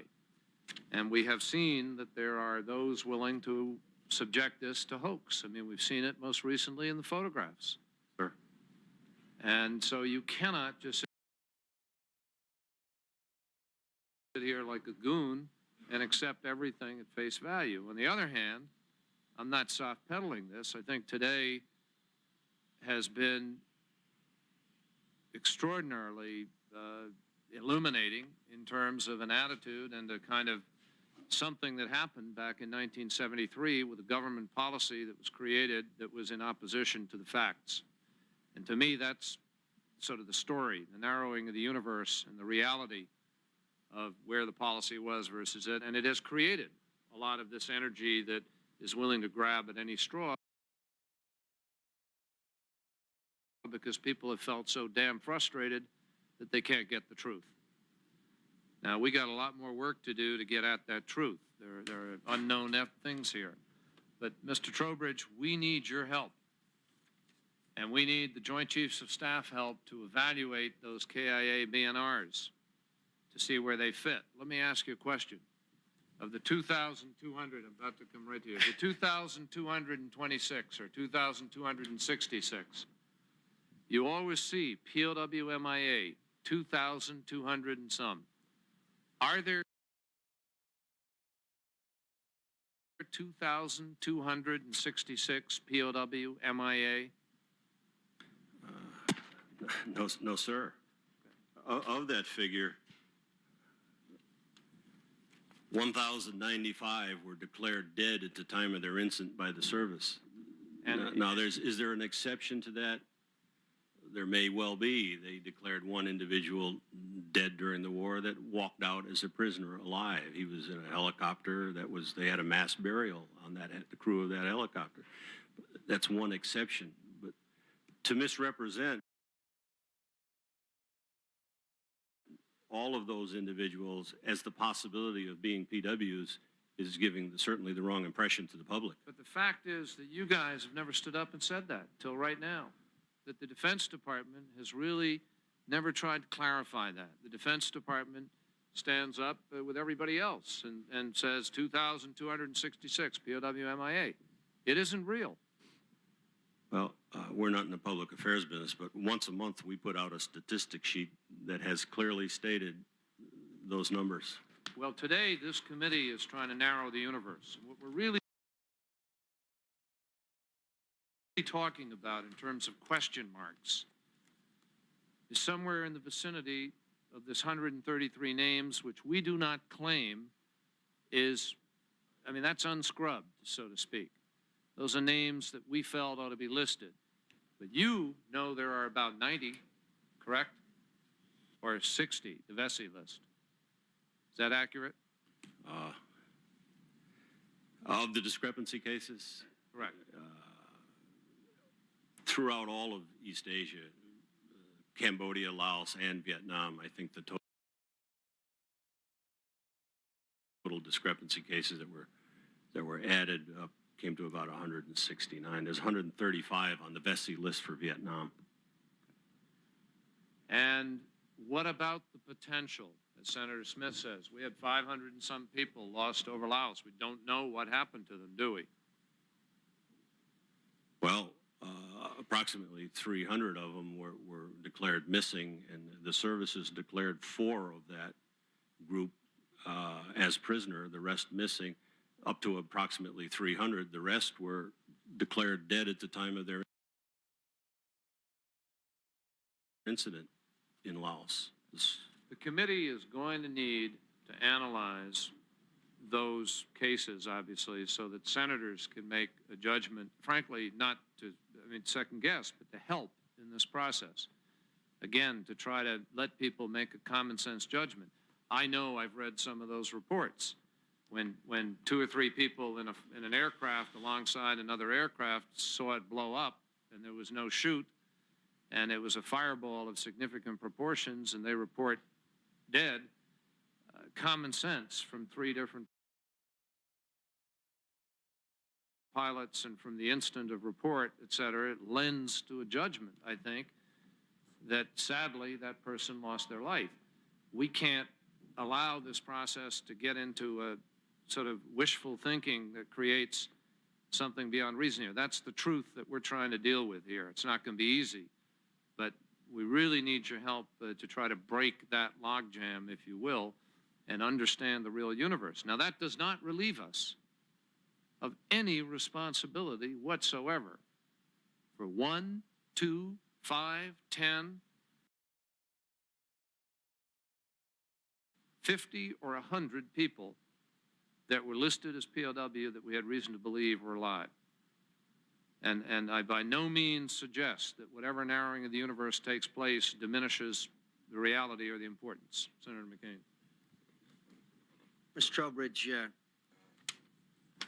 is it true that there was talk in 1974 of shutting down your office?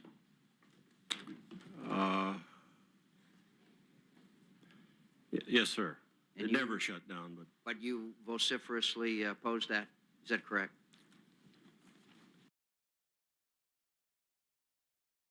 yes, sir.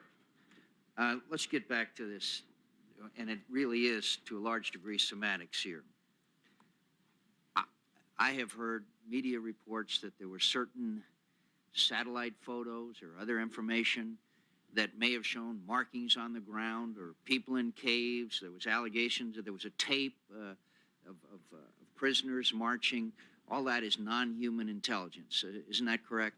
You've heard a lot of that information, sometimes rumor, sometimes not. Is that right? That's correct. The business, the videotape was provided through human source. The other images on the ground were through overhead photography. And those, and that, of course, is information, and in the view of some may even be evidence, right? Yes, sir. Some view it that way. But has any of that information which has come to you, in your view, and that of the, and you're speaking for the Department of Defense and your area's responsibility, provided you with proof that there were Americans alive up until 1989? Absolutely not, sir. Okay, now let's talk about offers by the Vietnamese, if I could. Are you aware of any offer, official offer of the Vietnamese government, that to return American POWs in return for whatever, money, recognition, lifting embargoes, etc.? If it was made in the diplomatic channels, I may not be aware of it. I'm not aware of anything. When we say officials, that's why I paused a while back. First of all, I want to say the Vietnamese government. Are you aware of any offer by the Vietnamese government? Not directly, no, sir. Are you indirectly heard of an offer by the Vietnamese government? No, sir. So you've never heard of any offer or any allegation of the Vietnamese government itself offering that. Is that true? Sir, if I did, I don't recall it today. Okay. I think that, frankly, that don't recall is not really a good answer, because it seems to me you would be startled if the Vietnamese government had made an offer. Okay. That's why I think I'd recall it. Okay. Now, but we have heard rumors over the years, isn't it true, of certain Vietnamese military people, Laotian military people, non-military people, who have made offers to return POWs for money. Is that true? Yes, sir. That's why I paused a while back, and I wanted to explain, you know, when you say U.S. government, I mean, the foreign governments, is this an official? You know, we have somebody that says, my uncle is a guard, and he's guarding 400 PWs, and for $75K each, he'll bring them out. I don't consider that a government approach. No, but we have heard that many times over the years, isn't it? Yes, sir. Okay. So, but I want to reemphasize, you know of no Vietnamese government offer to return POWs in return for anything, much less nothing. Your answer is? I know of none. And you think you would recall if there was a official offer on the part of the Vietnamese government that had come to your attention? I think so. Yes, sir. Okay. I just want to make that clear, because I have heard many times over the years of different people who have, quote, made offers, and we have sent people, sometimes in U.S. airplanes, to Bangkok to go in and track these down. And they must be tracked down. But so far, is it true, Mr. Trowbridge, there has been no proof that any of these offers or any of this evidence shows that there's an American alive? Is that true or false in your view? I know of none that have truth and proof. Thank you. Now, one more final question, Mr. Chairman. It is already, because the incredible leaks out of this committee, it is well known in the media that there are reports that will be declassified by this committee, which have been very critical over the years of the procedures, the methodology, the effort made by your organization and other organizations in attempting to resolve the POW-MIA issue. I hope that when those documents are declassified, that you will be able to respond both with the responses to the reports at the time and with the reports now. Again, Mr. Chairman, it's been in the media. There's a Gaines report, a Brooks report, a Ty report, and all that. And would you care to comment on what actions were taken in response to those reports over the years that were issued, which were critical of the methodology and the procedures that were used by your organization? Well, I think I would have to agree with some of the some portions of those reports that had to do with say we needed more personnel, we needed more equipment, maybe some updates in some areas. I certainly would agree with that, and then those fixes were put in place. As far as anything that was critical of the analytical judgments or some decisions that may have been made, those were looked at by individuals outside of our office at the time. And as I said, well, as you said, these documents are still classified, and until they are, I hate to comment on them. Finally, Mr. Chairman, how much has it complicated the work of your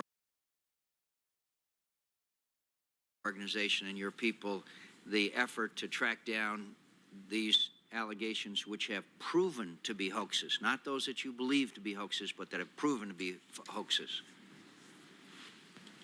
Sir, at times they've totally paralyzed the office because of the immense attention that they bring through the media and to the Congress and to the families, and we practically have to stop everything to investigate these. And some of these things are fairly complicated, and we're running all over the world. And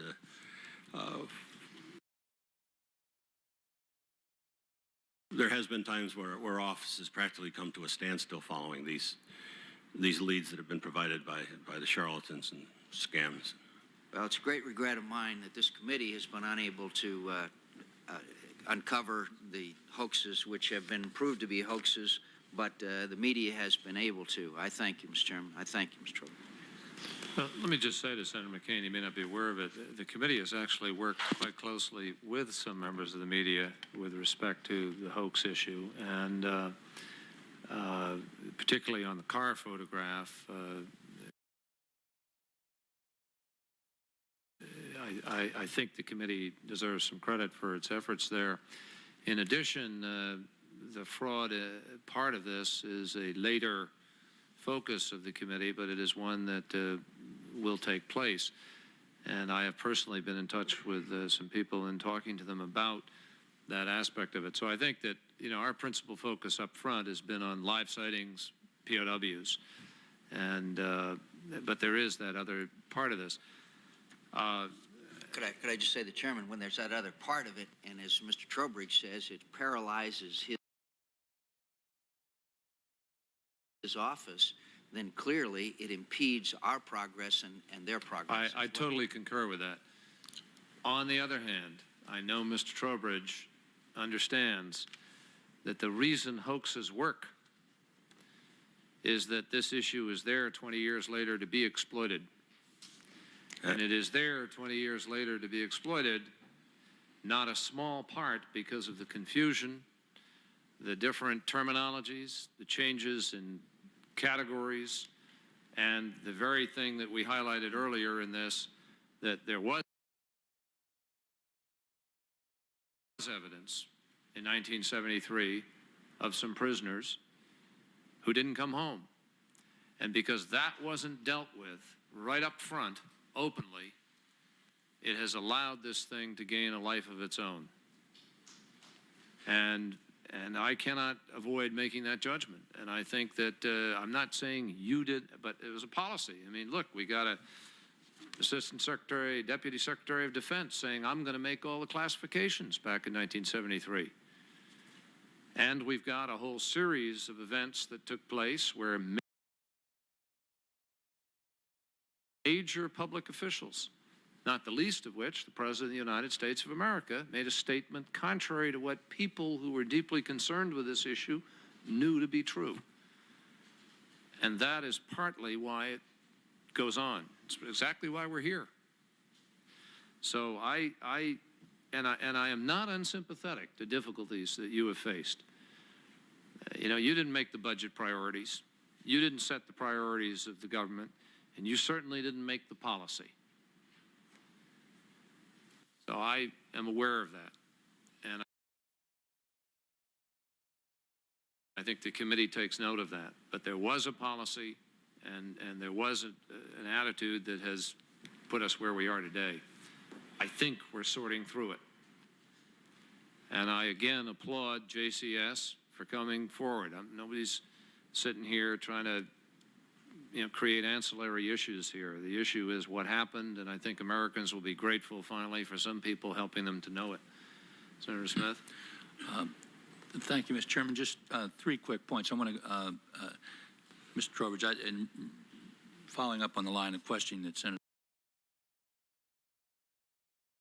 McCain asked, I just want to make very clear the question that I asked and what I meant by the question. The question that I asked, and I don't know if I stated it clearly, but I'll repeat it so that it is clear. What I meant was an offer, official offer through official diplomatic channels by the Vietnamese, indicating that they had American prisoners of war and wanted some sum of money for those prisoners. 2 questions. Nothing to do with any of the some field commander that says I want $75,000 for him. None of that. Official channels. A, do you have any knowledge of that directly? And B, were you ever involved in a discussion or ever hear of any discussion about such an offer?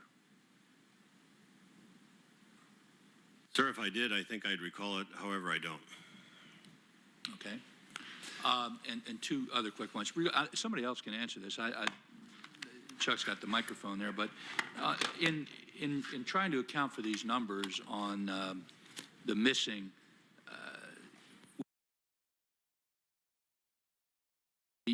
I think somebody used the term 300. I'm talking about Laos now. We we didn't have an accounting process in Laos, really, as you know.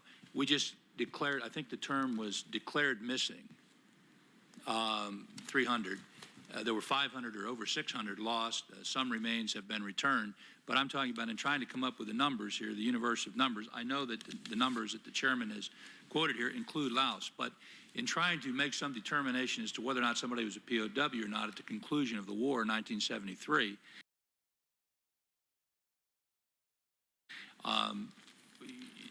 these people were declared missing, but we did not have any direct evidence either way, did we, of either being dead or being captured in a large number of cases? Somebody else can answer it if they like, but I just... Sure, I'll answer part, and then I'll let the services answer that. But if an individual, as far as the Defense Intelligence Agency was concerned, an individual that became missing, killed, or whatever status the service attached to him in Laos, that information made its way to us, and sometimes, you know, we were aware of it right away. I think that the 300 figure may have been one that I threw out, and it's not an exact figure. I was talking about the numbers that the services had put in the status of prisoner or missing relative to Laos. And then if you add in those that the services had declared killed in action in Laos, it gets over 500. So there was a process, and the process, and I'll let the services speak to that, the process was there. Yeah, in the answer from the services, what I'm getting at, I want to make it very brief because the chairman wants to wrap up. What I'm getting at is here, at the Paris, at the table in Paris 1973, there were negotiators there on behalf of the Vietnamese, and there were negotiators there on behalf of the United States. There were no negotiators there on behalf of the Lao. They didn't have anybody at the table. So how do you say that, how do you account for these people when you had no information other than whatever you had on your own circuits when you lost them, and you gave some indications of those, that you know people were killed upon impact. You also said that you knew some were captured, but there's a large number that you don't know what happened to them either way. So I'm just saying, what I'm pointing out is, in these numbers, as we try to as the chairman says, try to bring the universe down, we don't have any direct information on these Laos losses to bring it down, do we? I mean, do we have anything? Anybody? What do we have? Well, there's 500 and some odd lost in Laos, and again, we could come out with the statistic. We know there's at least there's enough to bring it down close to 300, if that's what's being tried to accomplish here, where the service declared dead at the time. Well, they're declared dead without any evidence one way or the other. What happened to them? Well, I won't address that. I'll let the services address that. I don't think the services carry anybody dead unless they have evidence. Well, that's not true, but... that's actually not accurate. It's not accurate. I'll let the service address that. I just have one final point, Mr. Chairman. Since the satellite photo issue came up, let me just ask this question. If you get a satellite photo which indicates some indicator given for whatever reason, whether you believe it's fraudulent or whether you believe it's true, but there's some signal given,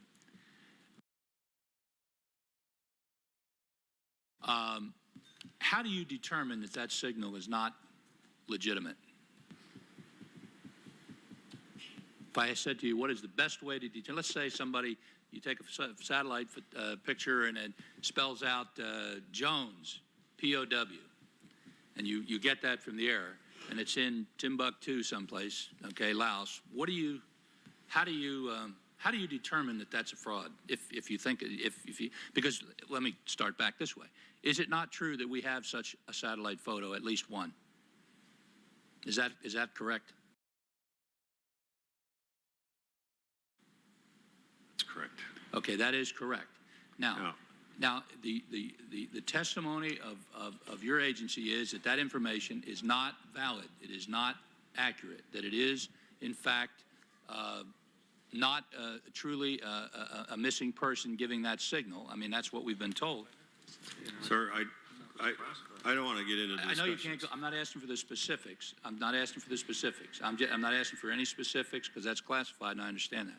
All I'm asking you to say is, in a generic way, how do you make the determination, which you have in the cases which we cannot discuss, how do you make that determination in a generic way?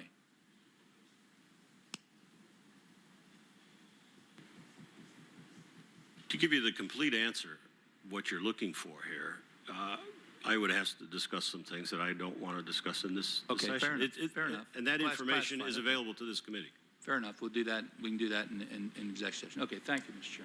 Chairman. Quick question, if I may, for the service branches. Did each of the individual service intelligence staffs keep their own file information on POWs and MIAs during the war? Colonel, did the Marines keep a separate file on POWs and MIAs during the war? Not that I know of, sir. The Army? Not that I know of, sir.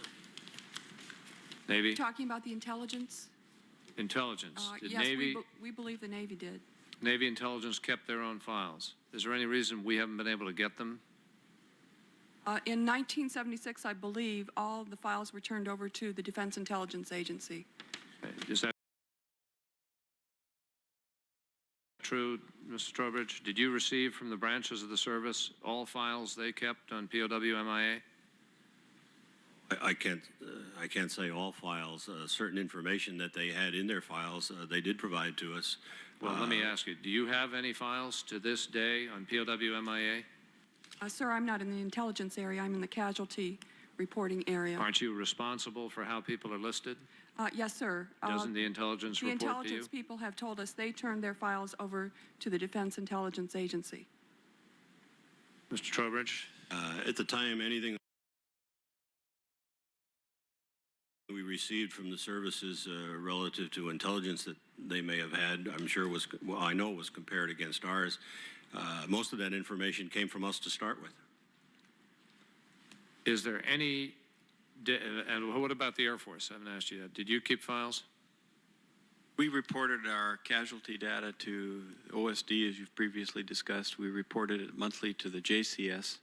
There was some limited data kept by the Air Force Intelligence Service, which I believe was recently turned over to your committee, sir. Yes, it was. That's accurate. I appreciate it. Is there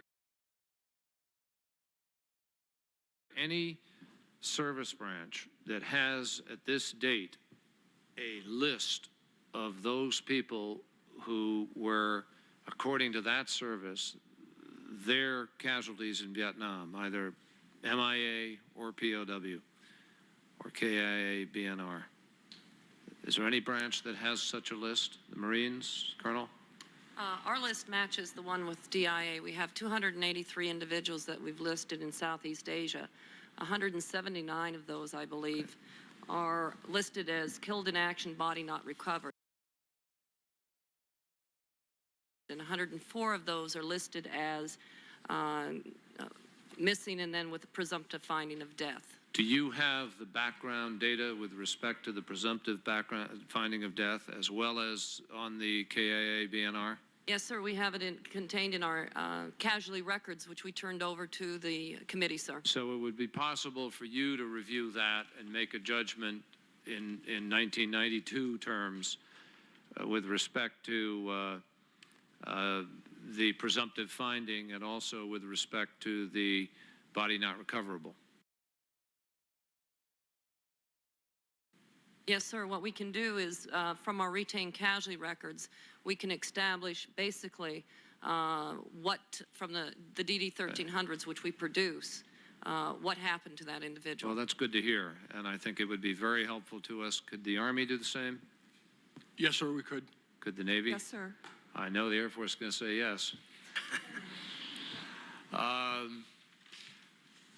Let me tell you why. I think it would be very helpful to us, very helpful to the process, because in the effort here of the committee to eliminate doubts, to try to have a reality base, and to try to deal with strong emotions that suggest that, something's been hidden here and people aren't coming clean. If the committee can kind of make a judgment and provide its stamp of approval on that, I think it's going to help enormously not to include in any base of potential real MIA or POW a group of people who just don't belong there. And also, it means for families that there is, in a sense, a modern-day judgment which the Senate concurs in, which we all concur in, that for those for whom there is still an issue, I know many families have put that to rest and they don't have doubts. But for those for whom it might remain an issue, it helps the committee to be able to deal with that sensitively, and I think that's very important for us.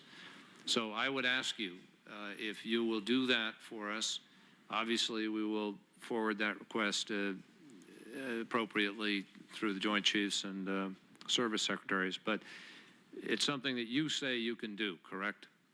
Each of you. And you're willing to do.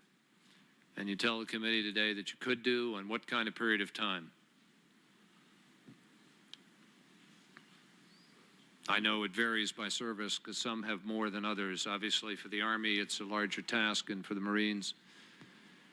Sir, those documents have been turned over to the Central Documentation Office and are available to you as we speak, as far as I understand, but we're going to need some help in that. We're number one, it's not our, we're willing to try to work a process to help review it, but we're not staffed sufficiently to be able to review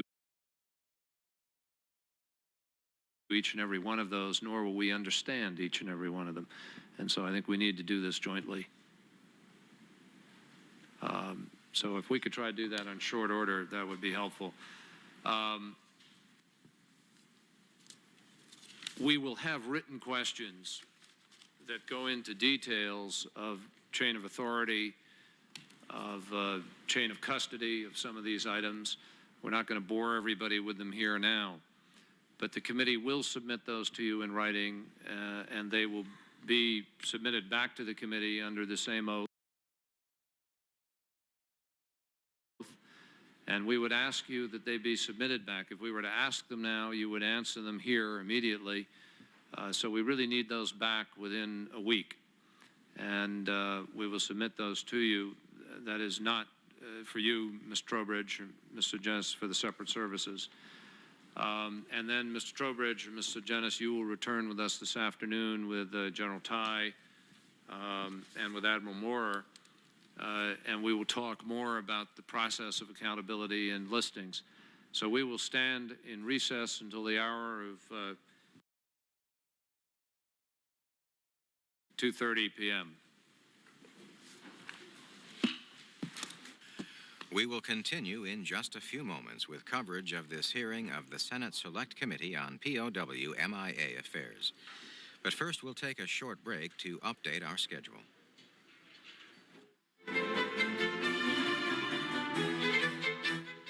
From the nation's capital, this is C-SPAN 2. The cable satellite public affairs networks are nonprofit, nonpartisan cooperatives, privately funded by America's cable television industry. Here's what we will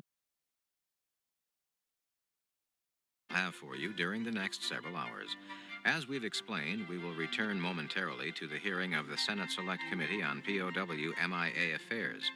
We will bring you the rest of Wednesday's session, about 2.5 hours worth of proceedings. After that, beginning at 2:15 a.m. Eastern Time, we will hear from U.S. Senator Sam Nunn of Georgia. Earlier this week, Mr. Nunn took to the floor of the Senate to outline what he sees as a future role for the U.S. military. At 2:40 a.m. Eastern Time, 11:40 p.m. Pacific Time, you will see the House Judiciary Committee examine a recent Supreme Court ruling concerning the kidnapping of suspects abroad. These are suspects who are wanted in the United States for federal crimes. And at 5:15 a.m. Eastern Time, Democratic presidential candidate Governor Bill Clinton addresses a gathering of the National Association of Manufacturers. The Arkansas governor and presumed Democratic presidential nominee shares his views about the nation's economy. We will return now to the hearing being held by the Senate Select Committee on POW MIA Affairs on C-SPAN 2.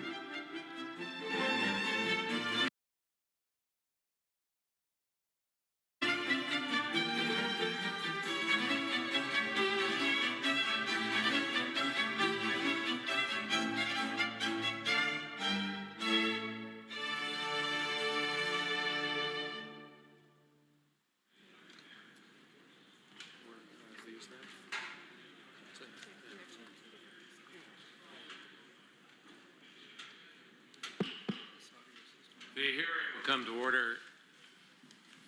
Gentlemen, welcome. Thank you, Mr. Trowbridge and Mr. Sungenis, for staying with us. And we're particularly grateful to Admiral Moore and General Gene Tai for joining us this afternoon as we go into the second panel, which is really to look at the issue of the accountability process from Operation Homecoming on, but also obviously to touch on some of the issues raised this morning and some questions about the war period itself that remain outstanding from this morning. If I may, I would like to ask both Admiral Moore and General Tai to make their opening comments. And Mr. Trowbridge and Mr. Sungenis' opening comments from this morning will stand. Before you make your opening comments, gentlemen, if I may ask you, as a matter of committee procedure, all testimony is sworn, and I would like to ask you if you would stand so I may swear you in. If you'd raise your right hand. Do you swear to tell the truth, the whole truth, and nothing but the truth, so help you God? Thank you. Admiral Moore, I'd like to ask you if you would lead off with your opening statement, and then General Tai. Could you bring the microphone right up next to you, Admiral? We need... Thank you, Mr. Chairman. After 18 years of inactive duty, you might find my memory somewhat mixed, but I'm going to do my best to assist you in the important work you're doing. Because, as evidenced even by news recently, this is a problem that simply will not go away. I, along with all Americans, feel the deepest sympathy for those who have lost loved ones and who cling to any shred of news, rumor or otherwise, with a devoted hope for a termination of their torment. I knew many of the missing, even since they were small children. And as a matter of fact, for a while there, one of them is now on this committee. I refer to Senator McCain. And it makes my blood boil to hear others suggest that senior officers or civilians in our government have specific knowledge about the whereabouts of a POW, and because of some imagined conspiracy, do not reveal such knowledge. And certainly take General John Vesey, who worked his way up to chairmanship of the Joint Chiefs from a battlefield promotion, who is now the representative of, has been for 2 presidents, has been to Hanoi several times, and I just can't imagine anyone questioning his statements or the announcements he makes. Certainly the answers to the many questions this committee is seeking would be relatively easy, except for one sad fact, and that is we lost the war politically. And I emphasize the word politically, and I will explain that somewhat in just a minute. You'll need to explain 19 years after Operation Homecoming, we are not free to roll around and roam around and look and go any place we choose in Indochina. We permitted a small country with a population less than 2 counties in 1 state to defeat us, and we lost 58,000 men in the process. Before I address the questions presented to me by the committee, I would like to go back and describe the general atmosphere and attitude overlaying the country during the late 60s and early 70s that made the Vietnam War a very painful experience. In fact, the country at times was in a state of near anarchy. Demonstrators were pouring blood on the Pentagon steps, lying down on Constitution Avenue, blocking traffic, harassing military personnel, instigating riots, such as the tragedy at Kent University, and many of the young men were escaping to Canada. The Congress itself went through 3 phases. As I read it, they said, get in there and win or get out, and then get out. When I became Chief of Naval Operations in 1967, the orders by the Johnson administration was not to inform wives of the POWs how roughly these men were being treated, and I felt at the time that that was just wrong. Fortunately, this policy was later reversed by Secretary of Defense Laird, and following that, much time was spent planning a means of rescuing some of the POWs, and the Sante prison raid was the result. The morning the raid was to get underway, we received some information that the prisoners may have moved. We all felt that even if we had less than a 50-50 chance of rescuing a few, that would reveal to the public just what kind of people the North Vietnamese were, and I thought that that attitude concerning the war may change.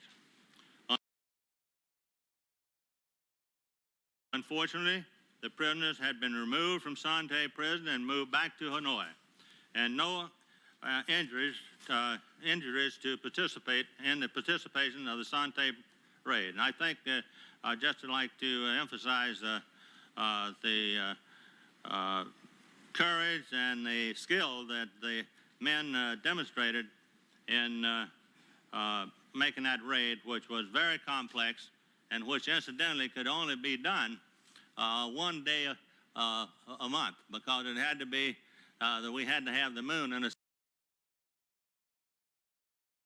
certain place in order to do it. It was done at night. We set up a rubber duplicate of the camp down in Florida, and so we could deflate it in the daytime. It could not be observed from the air. I remember that I just talking about the general outlook. Senator Fulbright, of course, immediately said that this raid was being conducted for political purposes, and the Congress passed a joint resolution commending the men that conducted the raid, and Senator Fulbright refused to vote for it. He was the only one. The South Vietnamese War now has dragged through 1972, and highlights being the buildup of the South Vietnamese forces, the Cambodia and cross-border operations, the South Vietnamese operation aimed at cutting the Ho Chi Minh Trail and on to Chapon, and the mining of Haiphong Harbor. At the same time, the United States began a large-scale withdrawal program. In October, as a result of intensive negotiations, Secretary Kissinger reported that a successful end of the war had been negotiated. But peace was still not at hand. True to form, the North Vietnamese commenced immediately to violate the terms of the agreement to the degree that it was obvious that they intended to continue the war. I was personally concerned about the fact that if we continued the withdrawal of our forces, there would come a time when the only Americans left in Vietnam would be POWs. This was also a great concern with President Nixon, with whom I discussed ways and means of forcing the release of the POWs and bringing the war to a close. It was from these discussions that the Christmas bombing followed and continued from 18 December to 29 December 1972. This decision by the President took great courage, since he knew full well the hue and cry that would follow. And in this regard, neither the media or the Congress failed to live up to expectation. The criticism was universal. when I testified before the Armed Services and Appropriation Committees, only one congressman and no senator approved the bombing. But the North Vietnamese got the message, and on 22 January, they signed the agreement that brought the war to a close. In addition to the release of the POWs, which drew most of the attention, there were many other details to arrange and monitor, such as withdrawal of men and equipment, reconnaissance limitations, supervisory committees, Geneva Accords, and so forth. I mentioned these details of the agreement to call attention to the fact that it took some time to comply with all details of the agreement. During this time, it was hoped to obtain more information about the POWs by careful interrogation of the some 591 that were released. It was also hoped to learn additional information by observing the unfolding of events after the cessation of hostilities. I will now turn to the specific questions raised by committee counsel. Question: in the spring of 1973, did you believe that the North Vietnamese held more American POWs than were included on the list provided on January the 27th, 1973? And how strong was your belief, and what was the basis of your belief? Having been involved in the Vietnam War for 8 years, I had no expectation whatever that the North Vietnamese would be forthcoming on all aspects of the ceasefire. On the other hand, we did know that about the time of the Son Tay prison raid, the North Vietnamese had concentrated the POWs in the Hanoi area. Consequently, I expected the interrogation of the POWs that were released to reveal some information on POWs that were still held in the immediate vicinity of Hanoi. I also hoped that factual information would be developed as to the existence of POWs in outside areas of North Vietnam. However, since the term of the ceasefire did not permit verification by U.S. personnel, it would be difficult to separate rumor from fact. What intelligence information did you have access to as chairman of the JCS? All information that was addressed to the Defense Department. This was voluminous. I assigned a Navy captain as action officers to keep an up-to-date summary and keep me advised of new developments. The other services did the same thing. Mr. Roger Shields was a senior civilian who kept the Secretary of Defense informed, and I believe he's scheduled to come here tomorrow. Next question: did the process of debriefing the POWs who returned during Operation Homecoming change your strong belief that American POWs were left behind in Vietnam? It is incorrect to describe my belief as strong at that time. My hope was certainly strong. In addition, the returnees added very little to the information already on hand. Those that I talked to could not pinpoint circumstances regarding specific individuals. However, I do recall that the debriefs mentioned 2 individuals who were not on the list but had been seen in captivity. I'm not familiar with the details. Question: what was your opinion of the completeness of the Laos list provided by the North Vietnamese on February the 1st, 1973? I do not recall a specific opinion on this point, and neither was I given a list of names or numbers relating to Laos. But certainly due to the nature of the operations conducted in Laos and the nature of the terrain, the nature of the people, it would certainly be small, that is the number of POWs, when compared to the North Vietnam list. Here again, I did hope to find others as events unfolded. I do not remember exactly when I learned the February 1st list was not captured by Laos forces. I do not recall having seen an estimate prepared by an intelligence organization of a specific number and perhaps General Ty can help in this regard. What were the reaction of the other members of the National Security Council to the prisoner of war list provided by the North Vietnamese on January the 27th and February the 1st, 1973? I cannot speak for the others attending the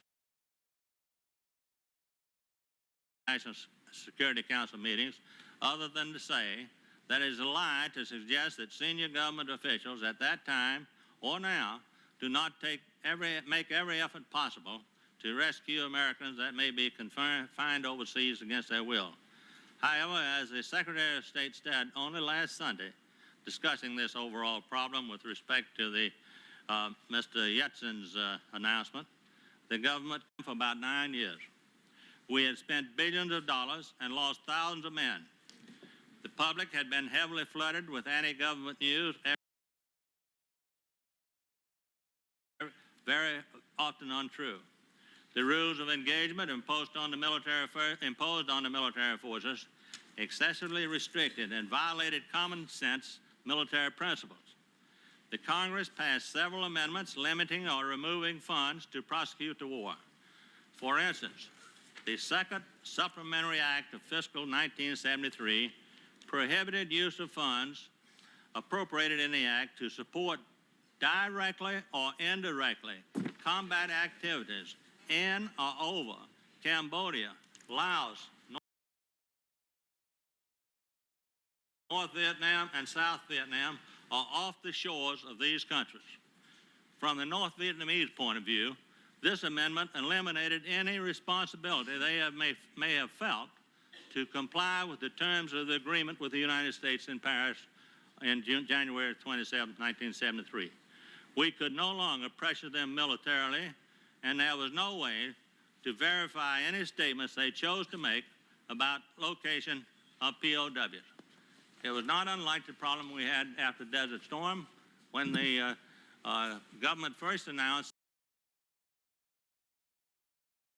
that all of the facilities had been destroyed, and then in order to really check on them, we had to put men on the ground.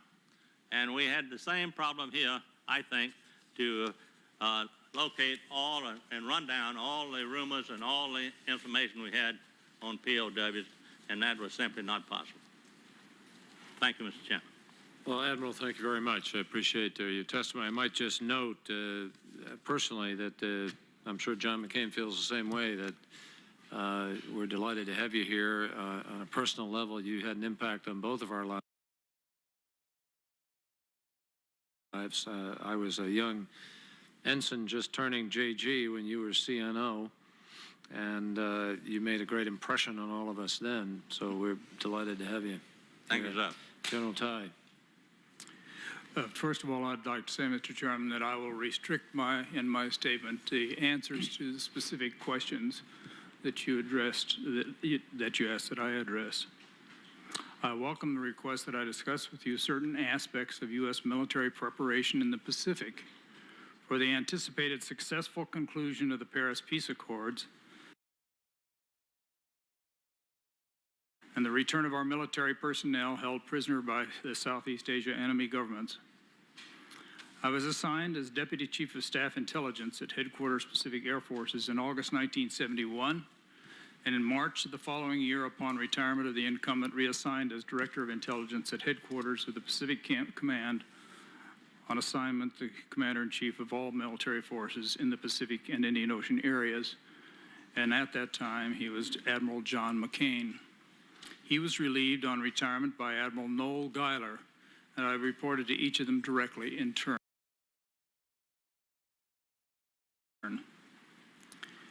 In this brief statement, as I said, I will respond specifically to the questions you asked and the facts I received from you on 8 June 1992.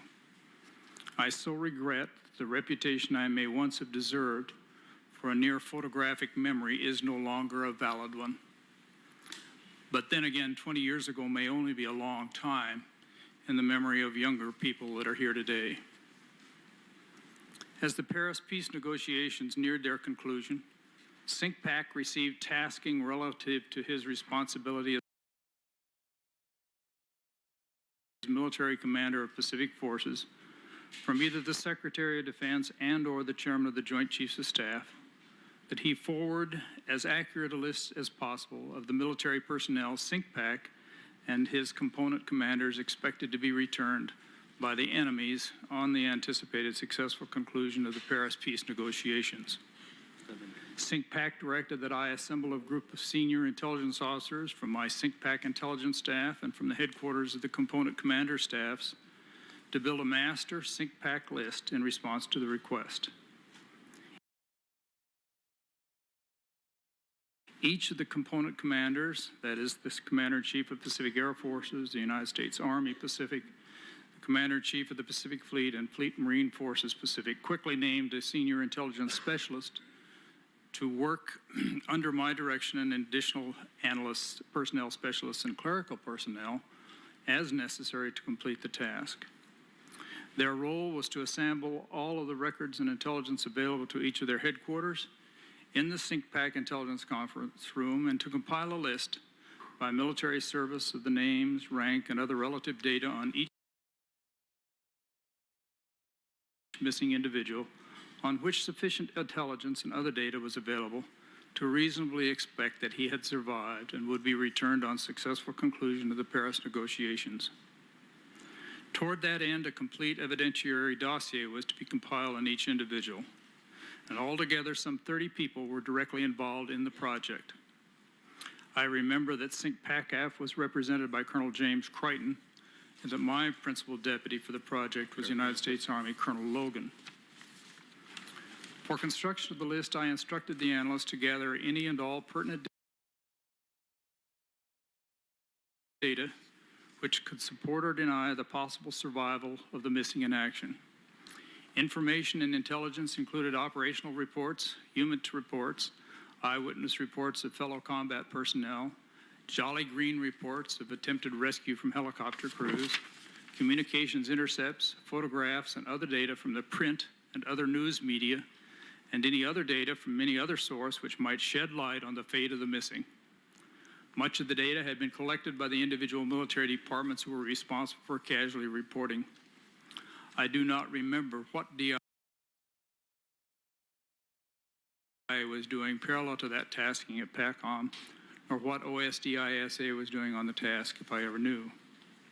The standards we used for determining whether to show a missing individual on the list or not as an anticipated returnee may have been more liberal or less than that used elsewhere. I have no way of knowing. They were intended to be as accurately anticipatory as humanly possible. Logistics planning and a great deal of human endeavor and emotion were tied into the determination of naming an individual to the list. As I recall, the lists were compiled by country coordinates of last sighting, by service, and any other descriptive that would enable those who had to work with the list to do the best job they could with the data. The very highly classified and sensitive lists were sent by the Commander-in-Chief Pacific, Admiral Guyler, to the Secretary of Defense, to whom he reported directly, and to the Chairman of the Joint Chiefs of Staff. I don't remember whether the data was sent to other information addressees, but presume it was also addressed for action to the component commanders on Oahu. When it had been sent, I had no idea whether there were other lists compiled or how it might compare if there were. I don't remember any feedback from the list of inquiry on it. There may have been questioning, comparing, and communications with Admiral Guyler, which I most certainly would have shared, but I don't remember any reaction prior to the actual release of the names of the POWs by the Hanoi government. I certainly remember the shock and sadness of the paucity of the lists of names we received versus what we expected. I know my boss, Admiral Guyler, certainly reacted, and there was lots of discussion on what might be done about it and so forth. I do not recall, however, what from SINCPAC's responses used, whether he responded by telegram, that is Twix or secure phone or other. I do remember that we discussed all kinds of possibilities, including the expectation of separate talks with an extraction of POWs from Laos and Cambodia and so forth. Alas. Thank you for allowing me to come before you. I believe that you are compiling the largest and most comprehensive body of evidence on the subject of missing in military action that has ever been assembled, and it is extraordinarily important that this body of data be carefully preserved and seriously acted on in the most open way possible for future generations of Americans, both as a reference and historical base, but more importantly as an action base of reassurance for the men and women of the armed forces down through the years ahead, and for all those who they may leave behind to mourn their loss. Thank you, Mr. Chairman. Thank you very much, General. There are obviously a lot of questions, and we're going to try to work through them here, hopefully in an orderly fashion. Let me begin, if I can, building on what you just said, General, about the gathering of this information, laying it openly. You've had a number of different roles here. One was the role you've described in helping to gather the lists and understand the situation during the war and right at Operation Homecoming. Subsequently, you became the head of DIA. You were sitting in the catbird seat with respect to trying to analyze and determine where we stood. A great many of your feelings have been articulated publicly in one article or another, and characterizations of a still classified report have been made in the public media, and you've testified before previously. We're trying to sort that out. This morning, we came up with a grouping of 244 names, specific names that we have, which we immediately diminished by 111, which only could have occurred, however, after homecoming. The 111 that were taken away as a consequence of debriefings and information that came subsequent to the peace accords. So as of the peace accords, that 244 would have been something we would have expected. The committee fully expects the 133 can get scrubbed down a little bit more, and we've asked Ms. Trowbridge to help us do that. And I'm sure it will happen, and that's a very important part of this process. But even Mr. Trowbridge is sitting there with, he thought, 169 names, now reduced significantly. General Vesey has a body of names. Our government policy today is a government policy based on the premise that some folks may have been alive. That's the very reason General Vesey is seeking accountability. I have personally read some of the reports on those people. I mean, there's a report, for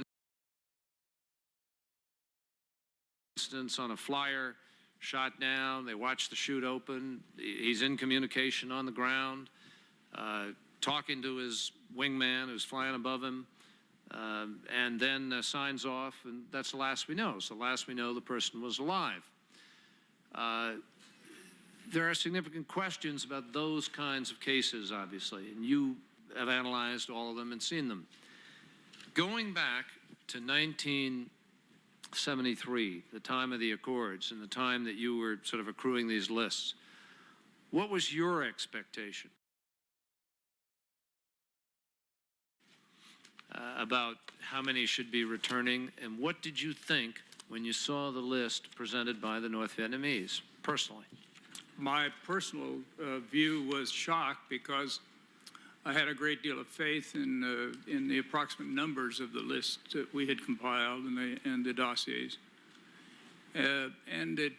My reaction was that there was something radically wrong with the lists versus our information, and that they should have contained many more names.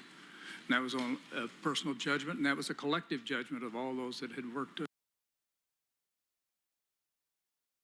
compiling the lists and attentive to both the personnel aspects of casualty reporting and the intelligence. And this was at what point in time now? We're talking Paris about Peace Accord 1973, 74. I was out there through 1974. Did you communicate that to anybody at that time? Only to my commander. I had no reason to go beyond that. It had been a very sensitive So request. that was to Admiral Galler? That was to Admiral Galler. To the best of my knowledge, I probably also discussed it with the intelligence personnel of the component commands and probably in various and sundry means with my opposite numbers back in Washington, but I have no memory for that. Can you give the committee a sense of that disparity, of the numbers that you in terms of your expectations? And I'm not dealing with facts here yet. I'm just dealing with your expectations. Now here, I think probably we kept reassuring ourselves there was something yet to come, and the whole aura surrounding the release of the list and the preparation to bring them home dealt with a feeling that we were only dealing with part of the numbers and that there was more to come that we weren't aware of. But when the committee today talks about 100, 133, 90, whatever the number is in that range, would that fit within your sense of the expectation you had at that time? I would say probably yes. I would like to say something about numbers, though, and I applaud your universality numbers list exploration is very important. But it seems to me that we should be way past the time when we're dealing with lists or numbers, and we should have available to each of you gentlemen a computer sitting in front of you in which each of these numbers would be a name, and which you would have a complete file available to you, and it's certainly readily available technologically today. But we've actually put that together. Names, each name. May I say to you, General, that regrettably, we've had to put that together, and it's a source of anxiety with the committee. I mean, we have been laboring for 6 months to really collect the database, get it into one base, make comparisons, put as solid a grouping as we can beside each person. Now, I'm not here to pick on agencies and individuals, but you've criticized that in the context of your report and otherwise. Mr. Trowbridge this morning has acknowledged that there have been some shortcomings with respect to both resources and methodology. And I think that, we understand that now. That's one of the facts that is becoming evident and accepted here, and we don't need to overly belabor it. But let me come back to to Admiral Moorer on this.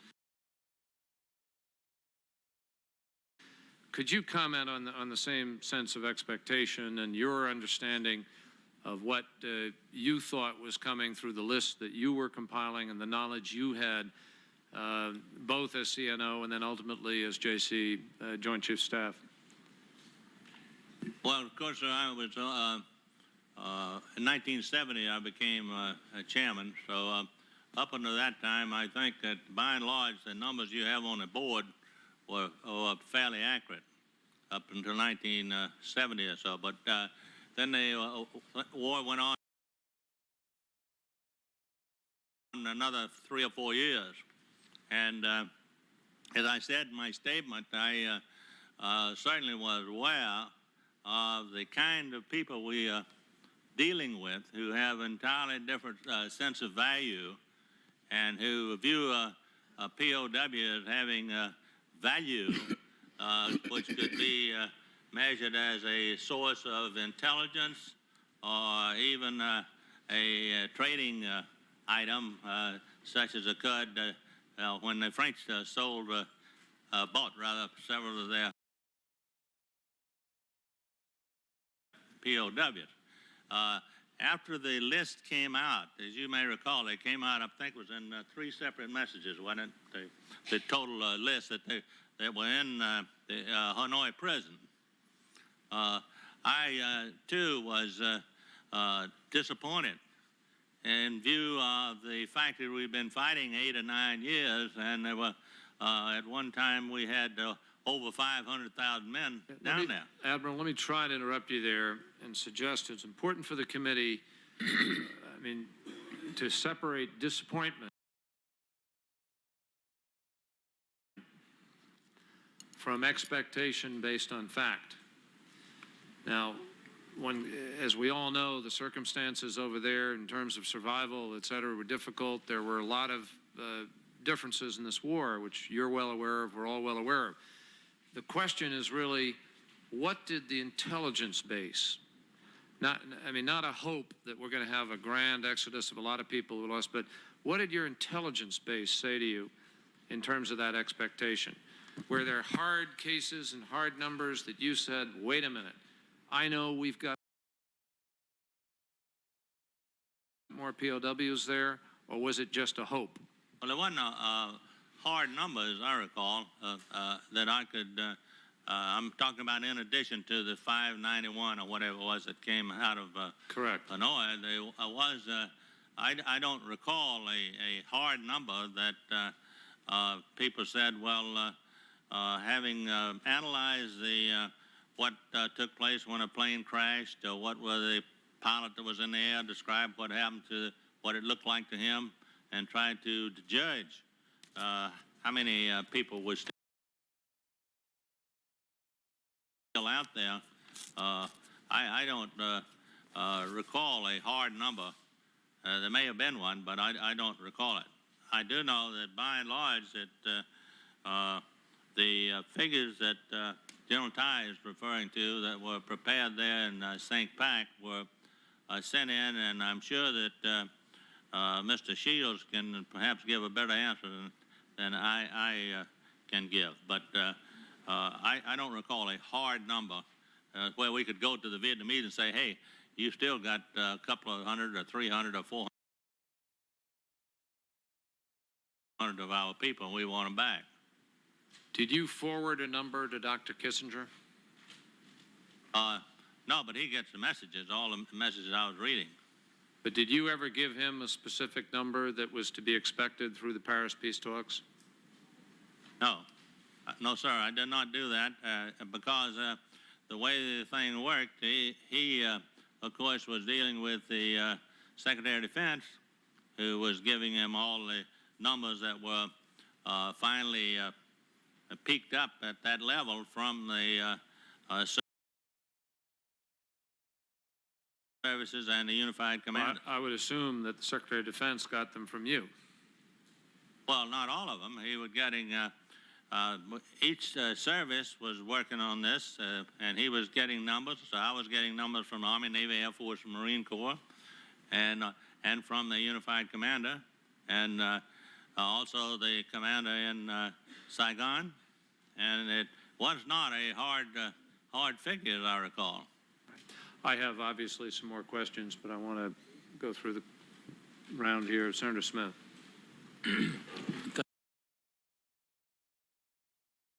Thank you, Mr. Chairman. Admiral Moore, can you give me some sense of the atmosphere during the Paris Peace Accords as you went in, as we went into the negotiations with the Vietnamese? Were we anxious to get in and get out? Were we focused heavily on POWs? Were we not focused on POWs and more focused on getting out of the war? I don't want to characterize it for you. You characterize what you felt without mentioning. I'm not asking you to mention names, just atmosphere. Well, as you know, we had this agreement in October, which when Kissinger made his speech, peace is at hand, and it was quite clear that the North Vietnamese had no intention of complying with the terms of that agreement. And as I said in my statement, the withdrawal of POWs, of our forces continued, and to the point where if we kept it up at that rate, the only American left in North Vietnam would be POWs, and that's when I had the discussions with the president about what to do about it, and to do what we could to force them to sign that agreement. I'm sure you're familiar with it. And so the facts are that the North Vietnamese did agree to sign this agreement, which they ultimately did in Paris, I think, on the 27th of January. And so to answer your question specifically, I think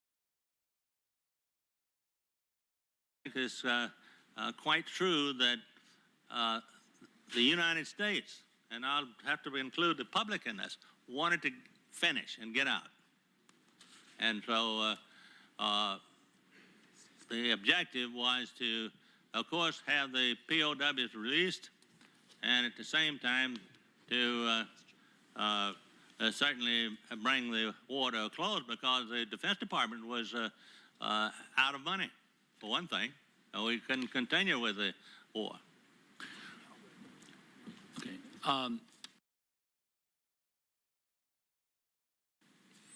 In your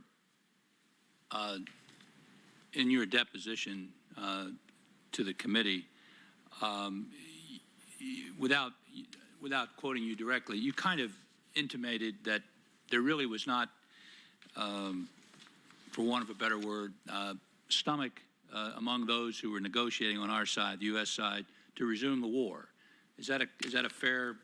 I mean, in other words, is that a fair characterization of what you implied? Yes, sir. That's exactly right. I mean, at that point, so wasn't very many that wanted to continue. Most of the people, including the Congress, I must say, wanted to get out, as I said. Okay. Well, with that in mind, and knowing, and again, I'm trying to get a sense. When we went to Vietnam, the committee went to Vietnam. We talked to the Vietnamese on their side of this, but we really have never had much opportunity to talk to those who were involved on our side. But you said in your deposition that, and even that, let me just quote you. There was general agreement among the members, meaning those who were there on behalf of the United States, that it was highly likely that there were U.S. prisoners of war being held by the Pathet Lao who were not going to be released during Operation Homecoming, but that for political and congressional reasons, there really was little or nothing, at least at that time, we could do about it, unquote.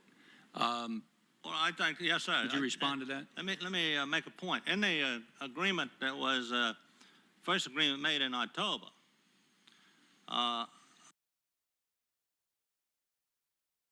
Laos was included as to be viewed as just like we were handling North Vietnam.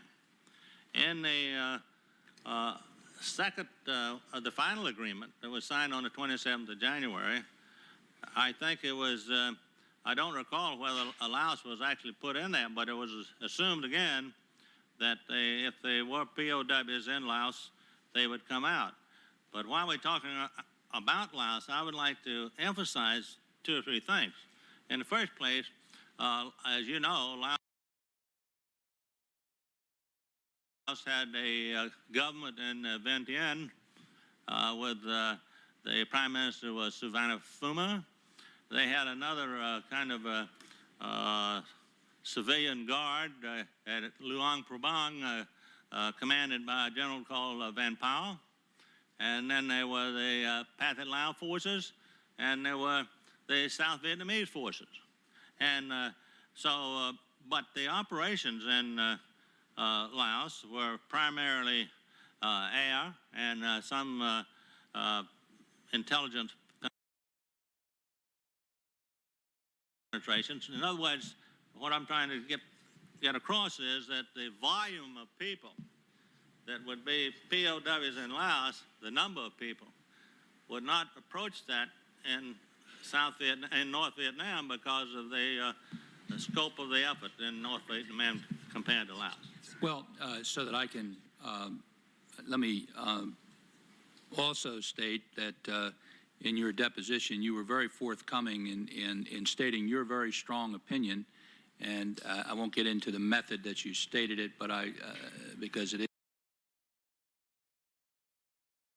is classified, but I will say that you in your deposition to this committee did state that you did provide to your superiors, and correct me if I'm wrong, indications that you were extremely concerned about the fact that we had no Lao prisoner list, that we did not have an accounting of Lao prisoners, and correct me if I characterize any of this incorrectly, and that the troop withdrawal really ought to be stopped unless we do get an accounting, and that you provided that to your credit.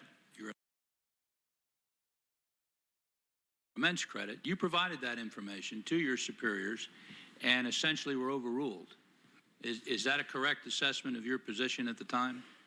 Well, I think, yes, I think by and large that's correct. But, and matter of fact, the 8 or 9 or 10, I forgot what it was, came out on February the 1st, were reported, I believe, by the North Vietnamese as being Pathet Lao prisoners.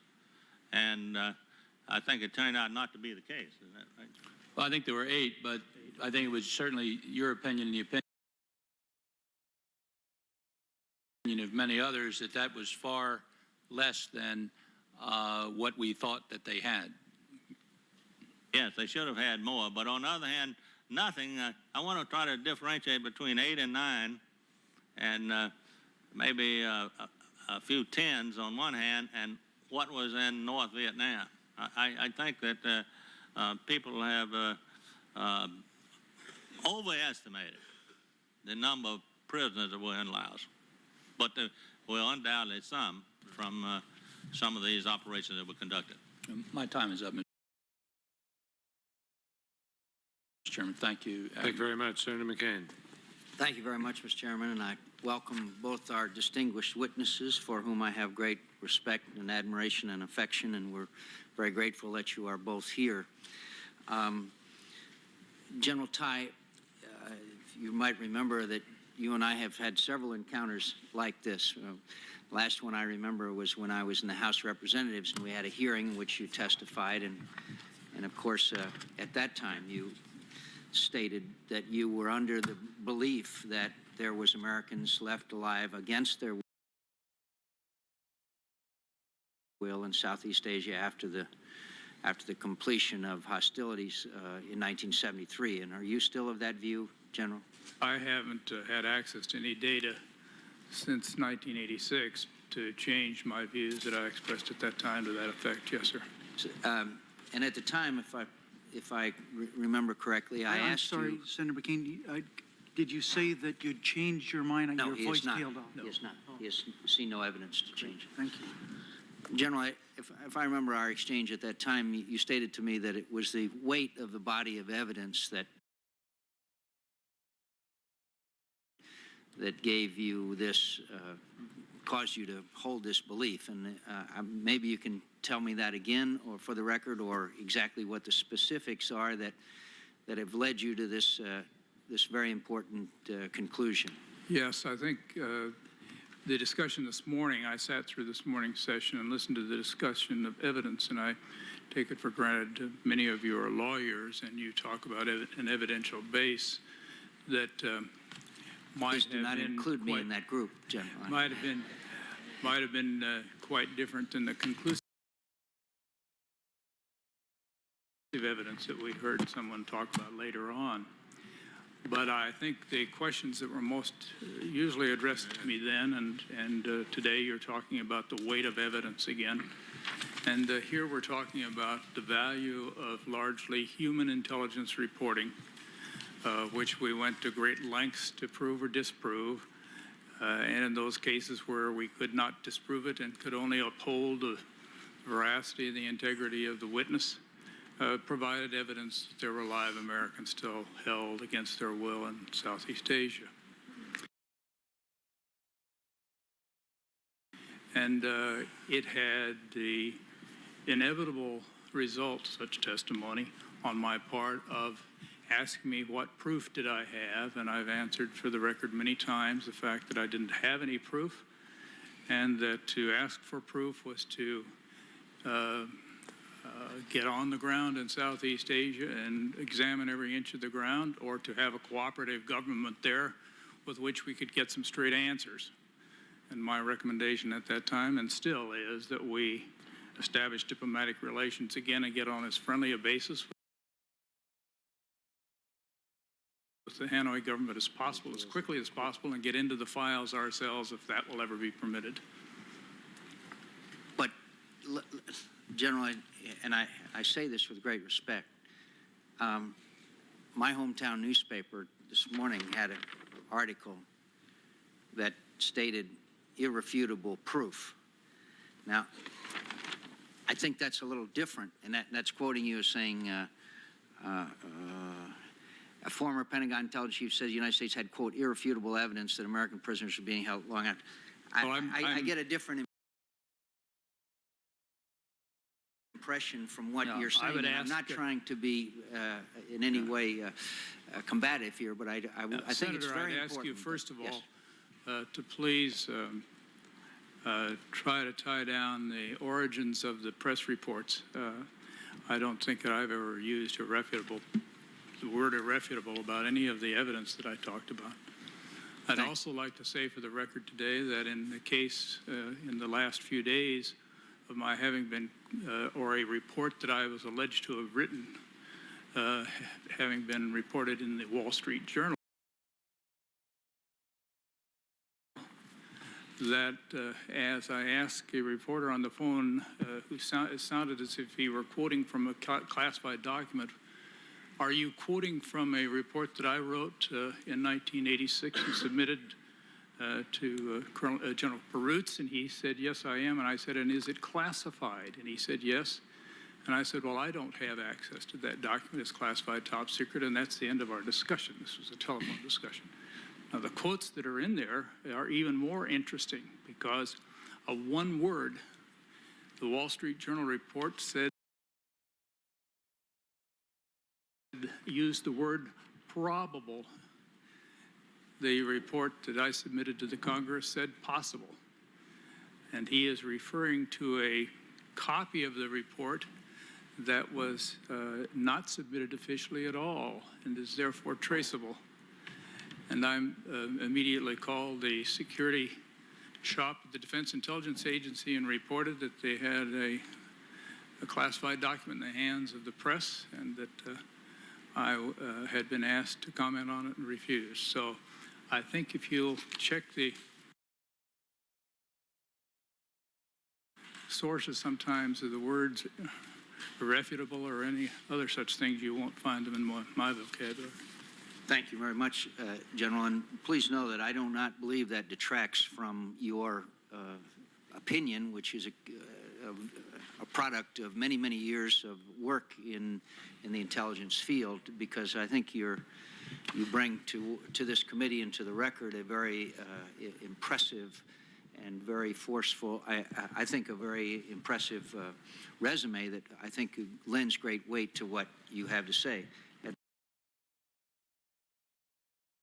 the same time, I'm sure you understand why I would want to clear up your conclusions as the weight of evidence as opposed to irrefutable proof. I think there's a significant difference there. Could I ask your opinion as far as what you have seen progress, and I know that you have not been on active duty in some years, the progress that has been made as far as the cooperation of the Vietnamese are concerned? You just mentioned, what brings to mind, you just mentioned we got to get people on the ground and find it. And are you favorably impressed, at least to some degree, that the Vietnamese have cooperated somewhat? Senator McCain, I would suggest that from what I read in the press, that I detect more cooperation than I've seen in the past, and for very good reason on their part. I've suggested that it is important that we get into the files of the Ministry of Interior and all of the communications in that apparatus in the Hanoi area or wherever it is in Vietnam, and I'm not privy to the information as to whether or not your committee has determined that we have had access to the Ministry of Interior files. So I don't know how far that cooperation has gone, but I would suggest that unless we do get full access to those files, we'll never really know what the true story has been in numbers and names. Thank you. One final question, Mr. Chairman, and this is very important, General. Have you ever had any belief or seen any evidence or had any indication that there was a conspiracy or a cover-up on the part of the intelligence services, anyone you were associated with, or any knowledge of a cover-up or conspiracy taking place on this issue? No, and as you will recall in the report that I rendered, the small task force report that I rendered, that was the principal question that was asked me.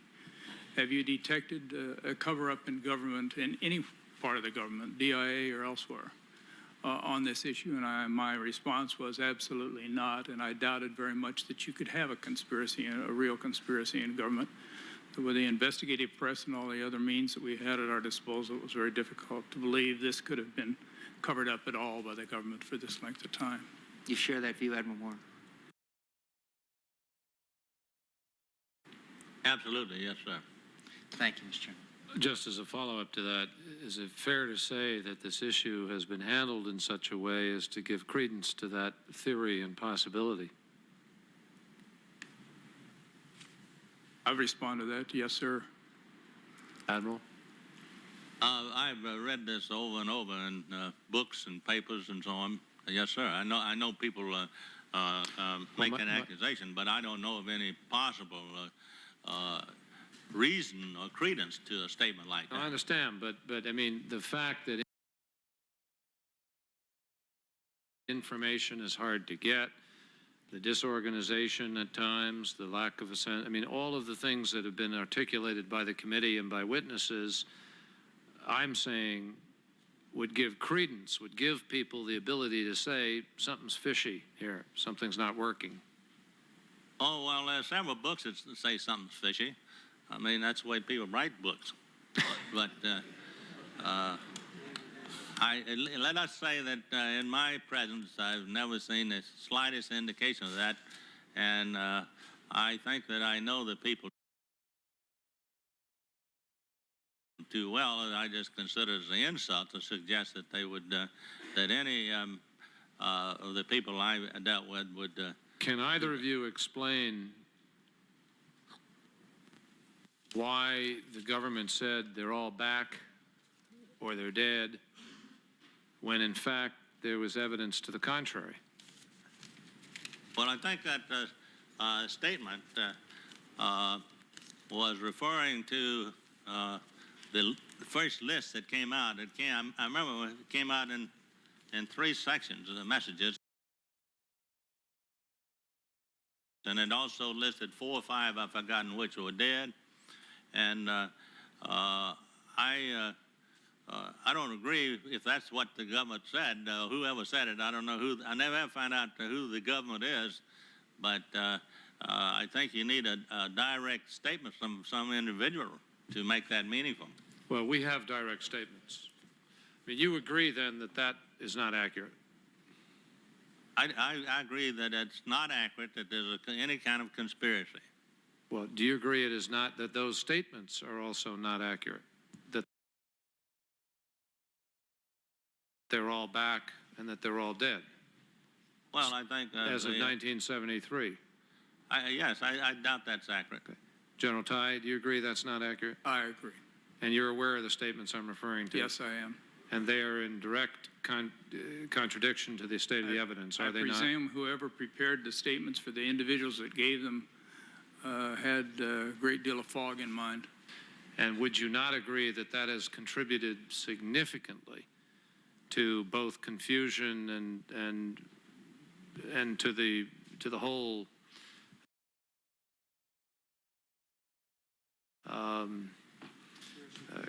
not just conspiracy theory, but to all of the turmoil around this issue over the last 15, 20 years? That and the semantics that we used and of all the different bureaucracies involved in this whole issue have contributed to the same idea. Plus the fact you brought up a desire to get on with it and get over with it. And after each of our wars, we've had an overwhelming sentiment in this country to get on with it and get out of it. I can remember revolting prisoners in Camp Lucky Strike, 20,000 of them, only wanted to come home after World War II. It's the same thing after every war. Let's get over and get out of this. But then the bureaucracies that are all involved, whether they're personnel and casualty reporting people, or the intelligence agencies and so forth, too many people in the act all doing their same thing with their own definitions and their own directives. And it's just brought total confusion to the people of this country, and particularly the ones that have a vested interest in it. Thank you, General. Senator Castleton. Senator Kassenbaum. Thank you, Mr. Chairman. I guess I'm just curious, General Ty or Admiral Moore, were there factors in this war that made accountability more difficult than in previous conflicts? Yes, ma'am. I think there's no question about that. In the first place, you know, we didn't defeat North Vietnam. We had no access to the area. As I said, I believe before you came in, that in 1973, an amendment to the appropriation for fiscal 73 said that none of these funds will be used for combat action on, above, or offshore in Laos, Cambodia, South Vietnam, North Vietnam. And my knowledge of the North Vietnamese, when they read that, they, for all practical purposes, just threw the agreement of January the 27th out the window. And so they didn't feel any obligation to comply with it because they knew we wouldn't have any means of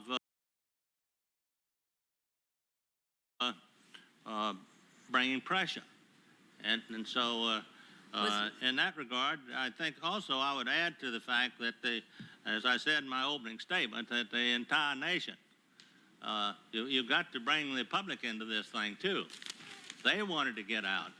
And the Congress was responding to all of the pressure they were getting, and it was a kind of a mindset nationwide that wanted to get out as soon as possible. Well, I guess I was wondering too if the fact that it was an undeclared, there was never any declaration of war, if that had any aspect on how there were any. You just hit on my pet project. I mean, certainly if we're going to commit 500,000 men and fight for 9 years, we ought to declare war. And that had a lot to do with it, in my view.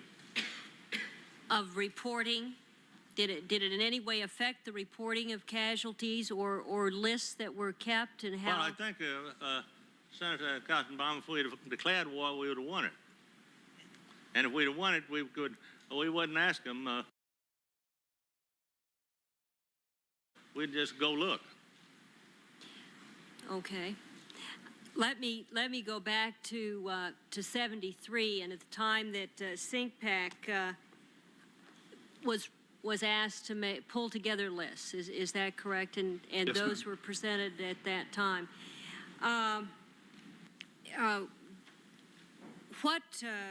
What was the reaction?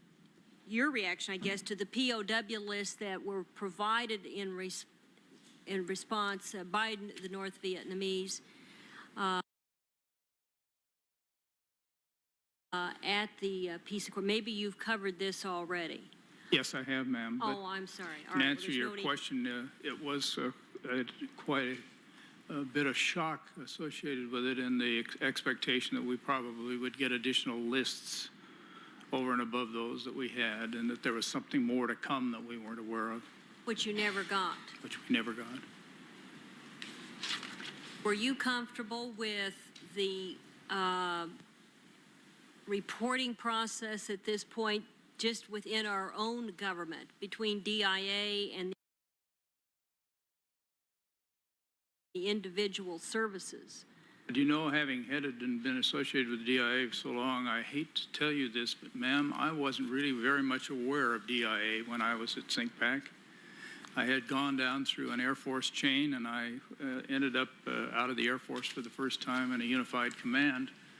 And DIA had never made much of an impression on me since we were so independent in the Air Force and thought we had all the intelligence apparatus that was needed. DIA was probably not all that important to me in those times. And I was a newly starred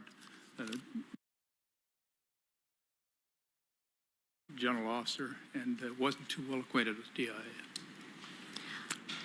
Well, then when you switched hats and were at DIA... I had to change that rapidly. but you feel, as you look at both sides, let's say, from this vantage point, that there was a close coordination between the two, and that DIA, in their investigation, in their analysis, was working in close coordination. That, in other words, the left hand and the right hand did know what was going on. I of course, assumed that there were people much brighter than ourselves at SINCPAC and much more capable of getting a lot of resources together, doing a much better job than we could do on this subject, and had access to everything that was available on the subject. I guess the only other question I would have, and again, perhaps this was answered, is at the time of in 73, at the peace accord, was the reaction at that time on the lists from the Vietnamese a factor in the next few years in the handling of the whole POWMIA issue? I would suggest it did have a very definite effect, because it had a chilling effect on the uselessness of pursuing the subject when we met no change or alteration in the cooperation with the Hanoi government. After all, we were talking about, they were the enemy. It wasn't the United States or any part of it that was the enemy. And I suggest that throughout the military services and the unified and specified command structure, there was a feeling of somewhat of uselessness in pursuing the subject for quite a long while. And I think that characterized probably the early days in DIA's exploration of this, when they got less and less support and at one time almost were disbanded. And that was basically decisions, I suppose, that was made on the part of the executive and legislative branch. And the general opinion base, the database of the country. Thank you very much. My time is up.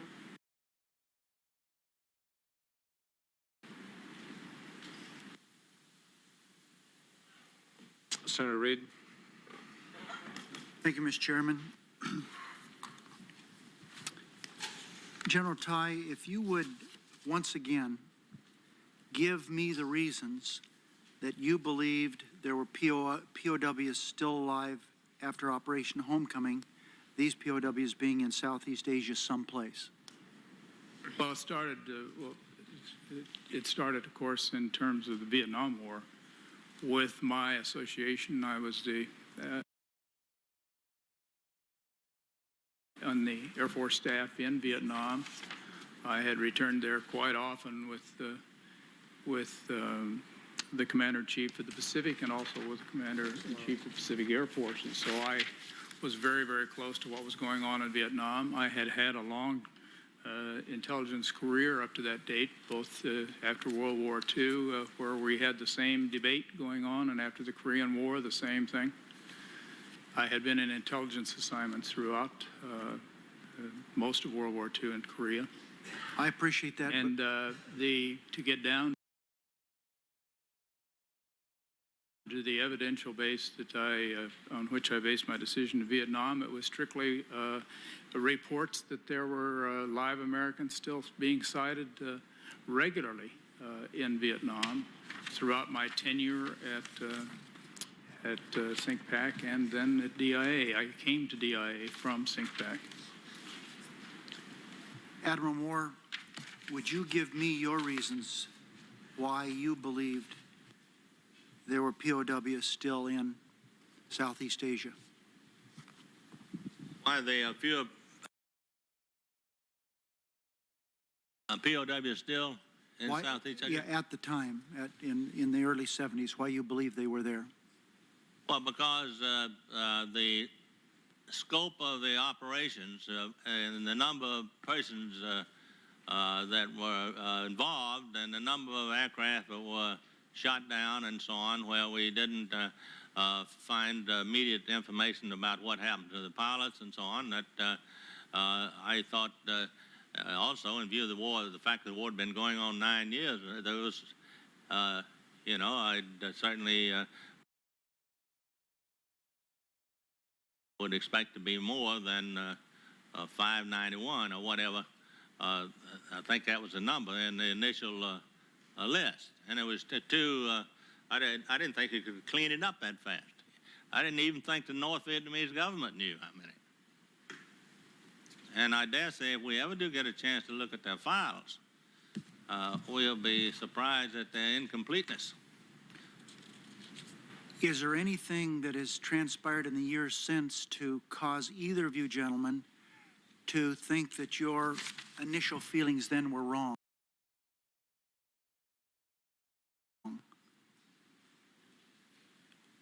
Well, I don't think that they were wrong so much as that you're never going to know whether you're wrong or right unless, as General Ty just explained, we get access to the files and get freedom to go to each point where we have reason to believe that there may be some there. But after all, now we're talking about 20 years or so, and I think that the idea that there are large numbers of Americans in a barbed wire compound somewhere in the mountains of Laos, I don't think that that is a practical assumption. That was my next question to both you, Admiral Moore, and you, General Ty. You've both stated here today on a number of occasions that you believed that following Operation Homecoming, for various reasons, some of which you've enunciated, some of which you have not today, that there were still POWs, American POWs, remaining in Southeast Asia, right? Well, I don't think that we had exhausted all possibilities and completely, and consequently, until we had, you had to assume that there were people still there. Someday, let us hope that we will find out no.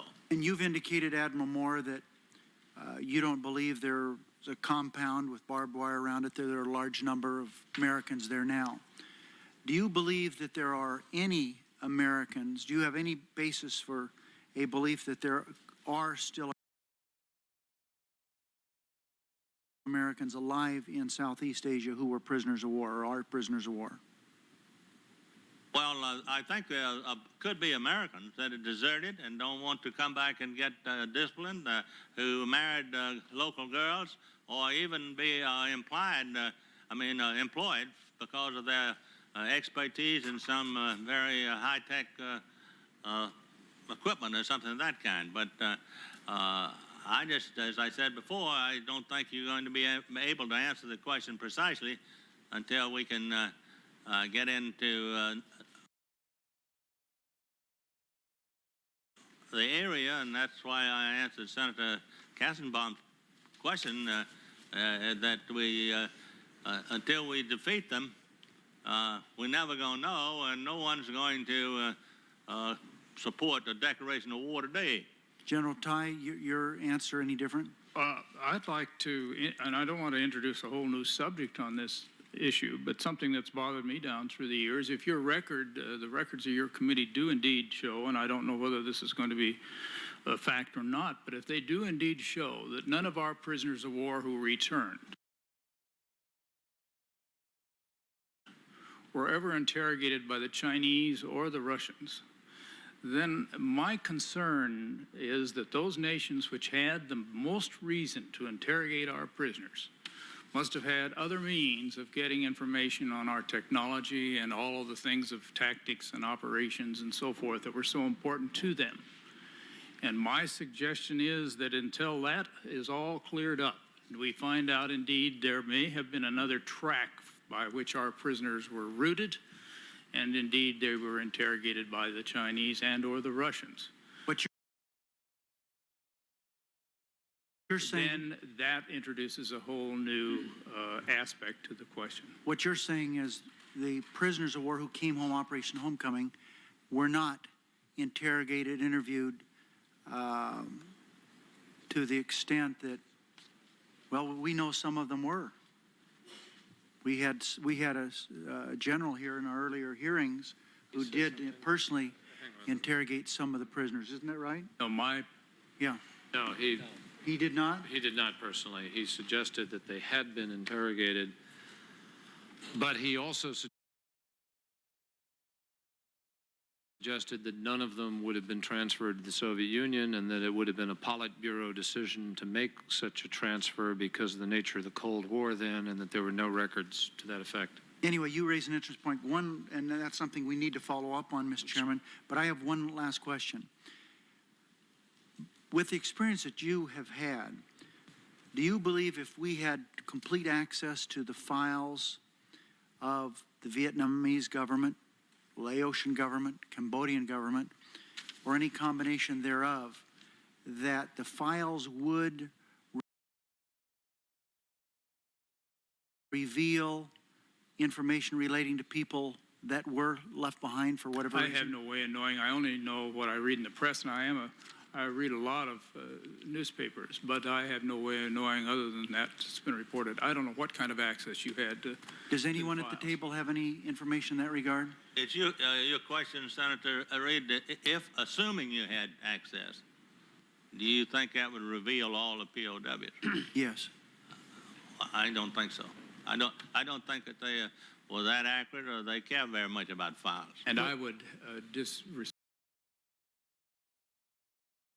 respectfully disagree with that. I'd suggest that they kept accurate, very accurate records, and that the reporting system that we have of tracing all the way through low-level communications all the way up would contribute to what was indeed a very carefully networked accounting for prisoners of war throughout the conflict. Did you include Laos?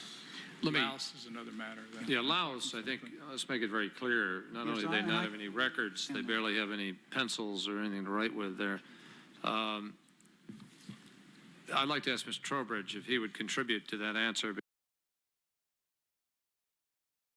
because he's been working on this as of late, and we've just come back from a trip in which we've achieved greater access to records than has ever been had previously. I think there's a mixture of the two answers, but Mr. Trowbridge, do you want to answer? We feel records research is one of the areas that if we can get good access to, and we're starting to get some inroads into the records. We're getting into the MOI records, as General Ty had mentioned. If we would, we're not having as much success in the military side yet. We're always hopeful, but we've had researchers out of our office, directly analysts from our office, doing records research since last July. It was General Vesey's initiative to try and open that up.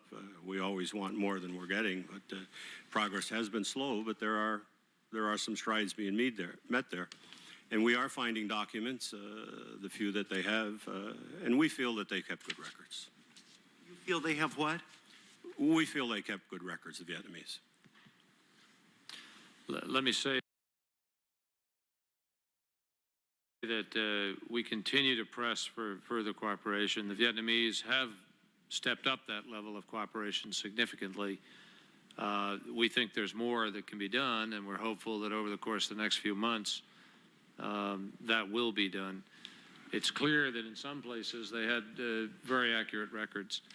But I think you also have to remember that, I mean, the nature of the bombing was such, as we all know, particularly on the Ho Chi Minh Trail or in other movement areas, that prisoners being moved back on some occasion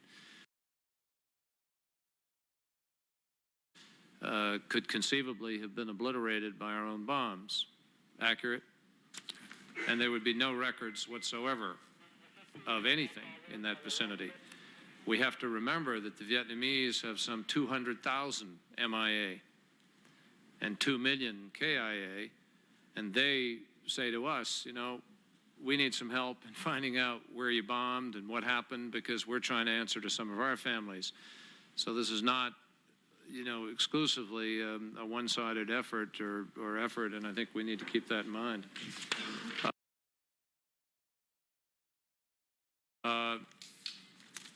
Senator Kerry.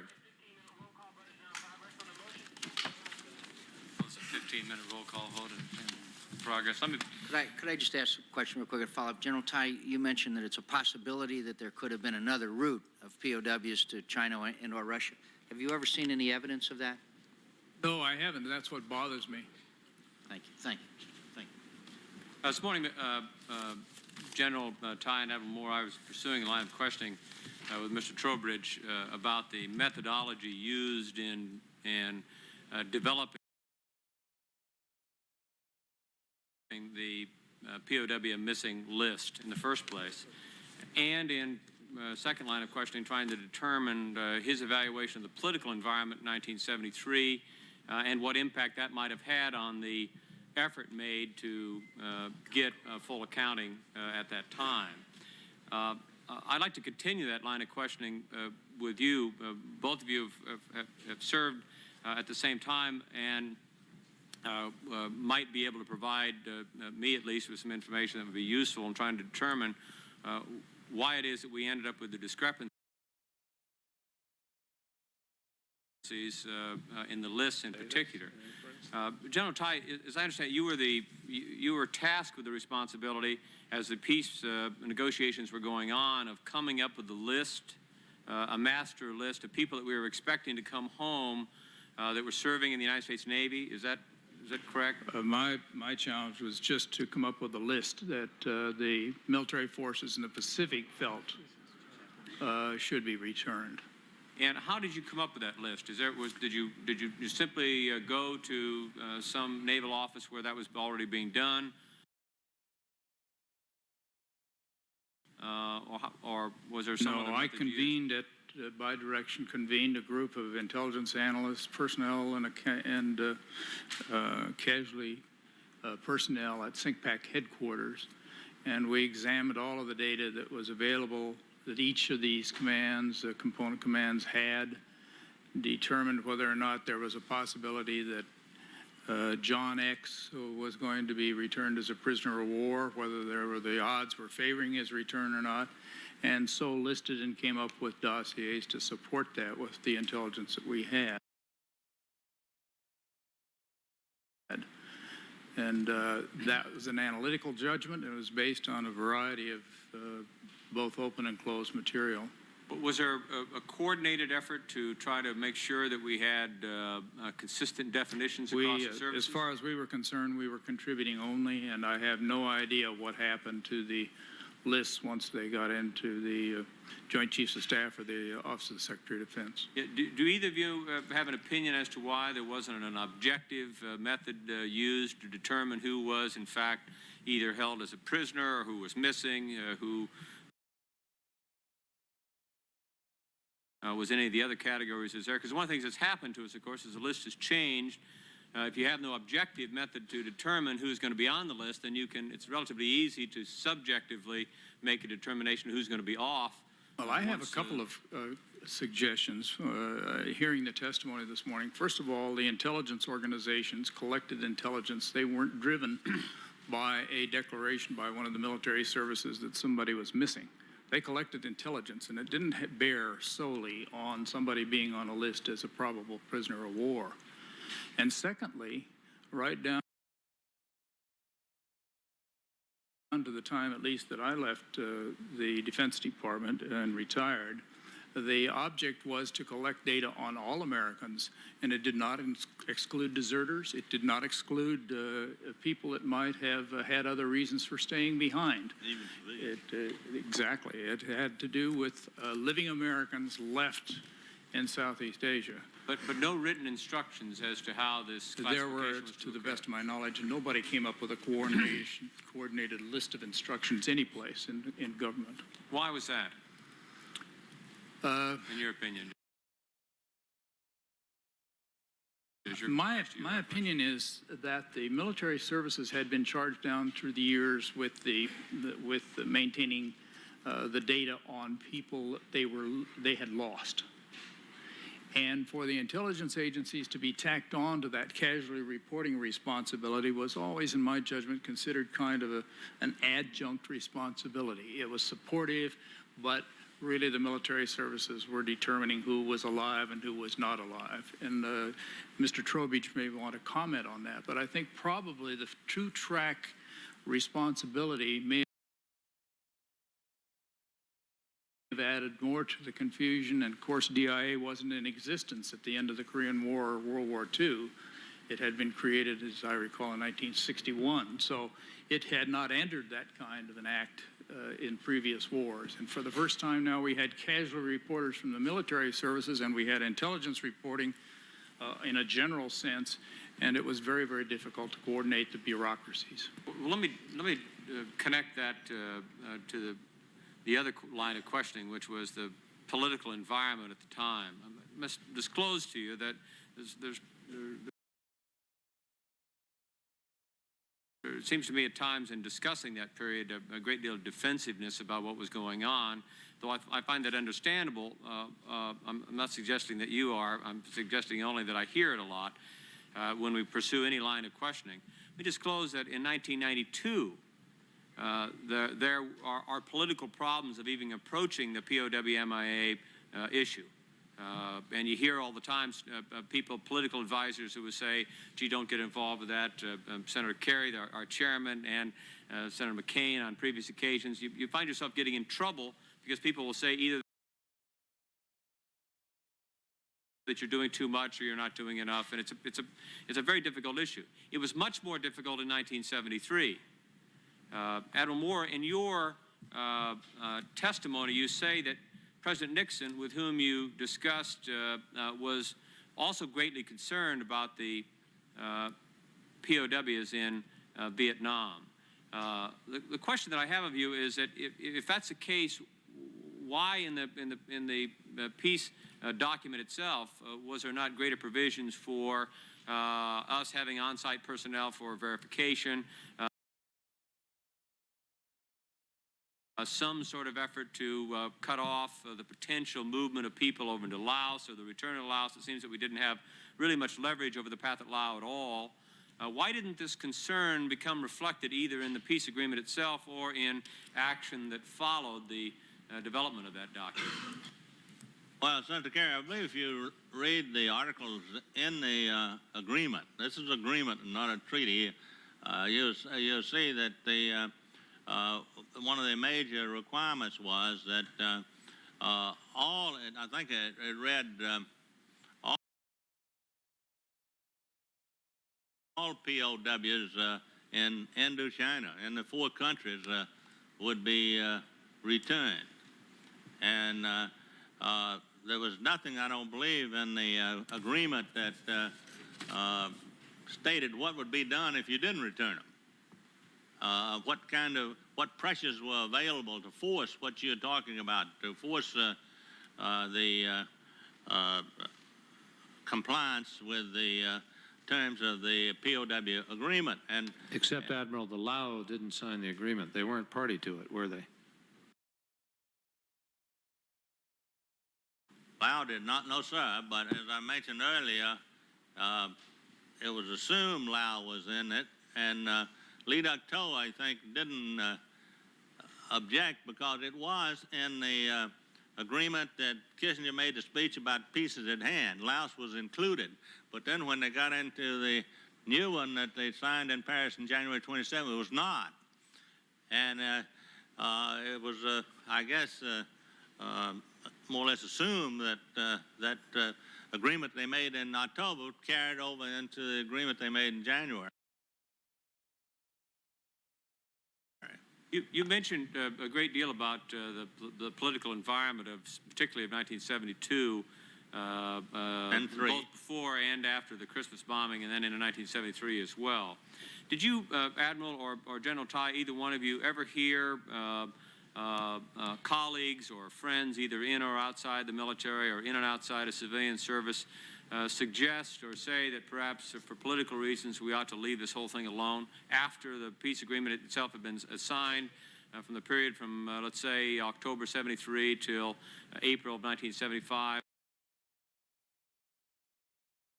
Was it been ever mentioned casually that for political reasons perhaps we ought to move on to something else, that it's going to be difficult to discuss, that it's going to create embarrassment, that perhaps we ought to just let this thing cool because the American people want it behind us?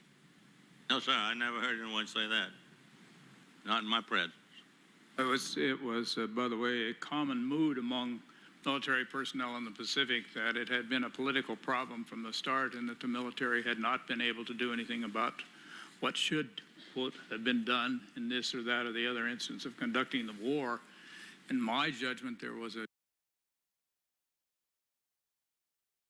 overall agreement that it was an almost hopeless political situation in which the United States had lost and was continuing to further lose its leverage to get anything in the way of an agreement. I must say, I mean, given the changed environment from 73 to 92, it's much easier today to talk about Vietnam and what went wrong, what we ought to be doing today with POWs, MIAs than it was in 73.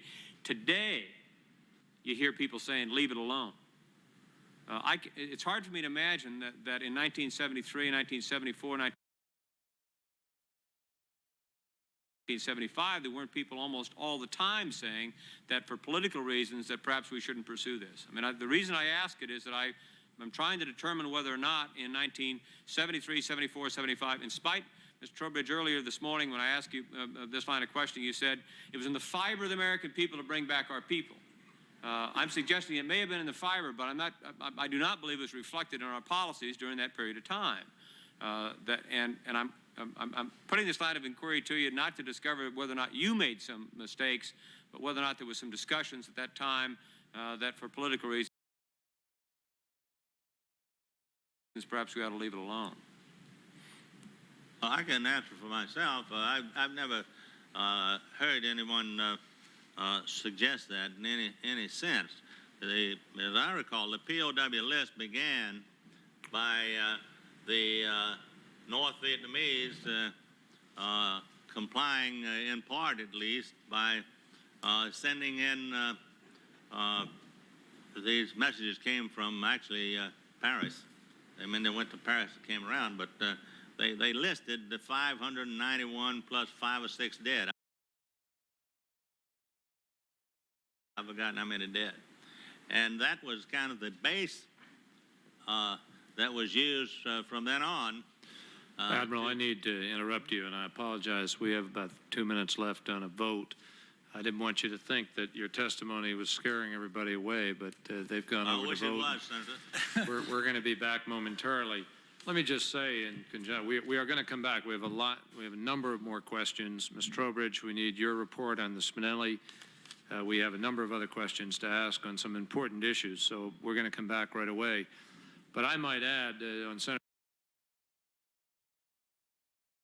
Kerry's statement that, I mean, I seem to recall a real hunkering down after 73. I mean, this was Watergate time, folks. And there was a real diversion. Am I not right? Absolutely, yeah. And there was a real hunkering down within the military, too. Folks had just come back. This was a very different attitude and different time. And I don't think we should sit here in 1992 and be pompous and pontificate about a certain virtue that simply wasn't being applied to policy then. I mean, isn't that accurate, General? It is, as far as I'm concerned. Mr. Trowbridge? Yes, sir. Thank you, Senator. I'd just like to thank you for saying that, because I've made that point over and over again.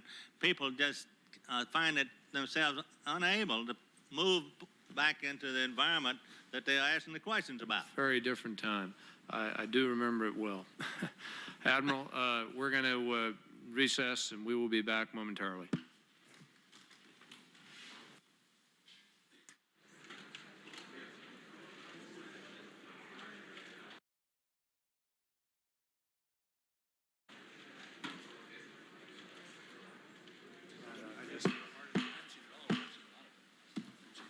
Hearing will come to order, please.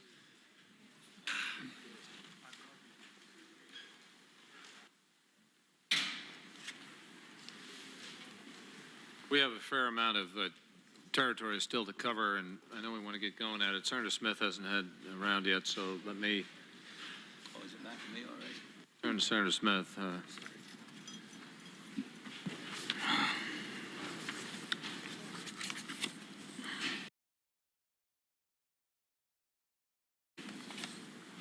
Let me just ask at the outset. I had asked Bob, you weren't here, but I think Chuck Trowbridge is ready to respond on the Spinelli stuff, so we might even want to lead off with that. Let me just come back to you just a second, Chair. I do have a couple of questions for General Ty, but I just have one follow-up on you, Admiral. Just to frame, I didn't want to interrupt at the last time because other members had not spoken, but I wish I could have at that time because it would have been clearer. But to look at the framework of time that we're talking about in terms of Shields saying everybody's dead, and your message to your superiors saying that you felt that there were we had to look at this Laos issue a little closer, that you there were indications that there were Americans still there in Laos. We had to perhaps suspend the troop withdrawal, et cetera. The period of time, the window that we're talking about there is your response to your superiors was on or about March 22nd or March 23rd, 1973. The Shields comment was April 13th, 1973. Now, I realize that you were not in a policy role there. You were, I believe, the chairman of the Joint Chiefs, as I understand it. Now, what did you do? What did you do? What did you say inside the councils of government at that time when you heard Shields say that? Well, first, I don't think I said that that we should stop all the operations. There was that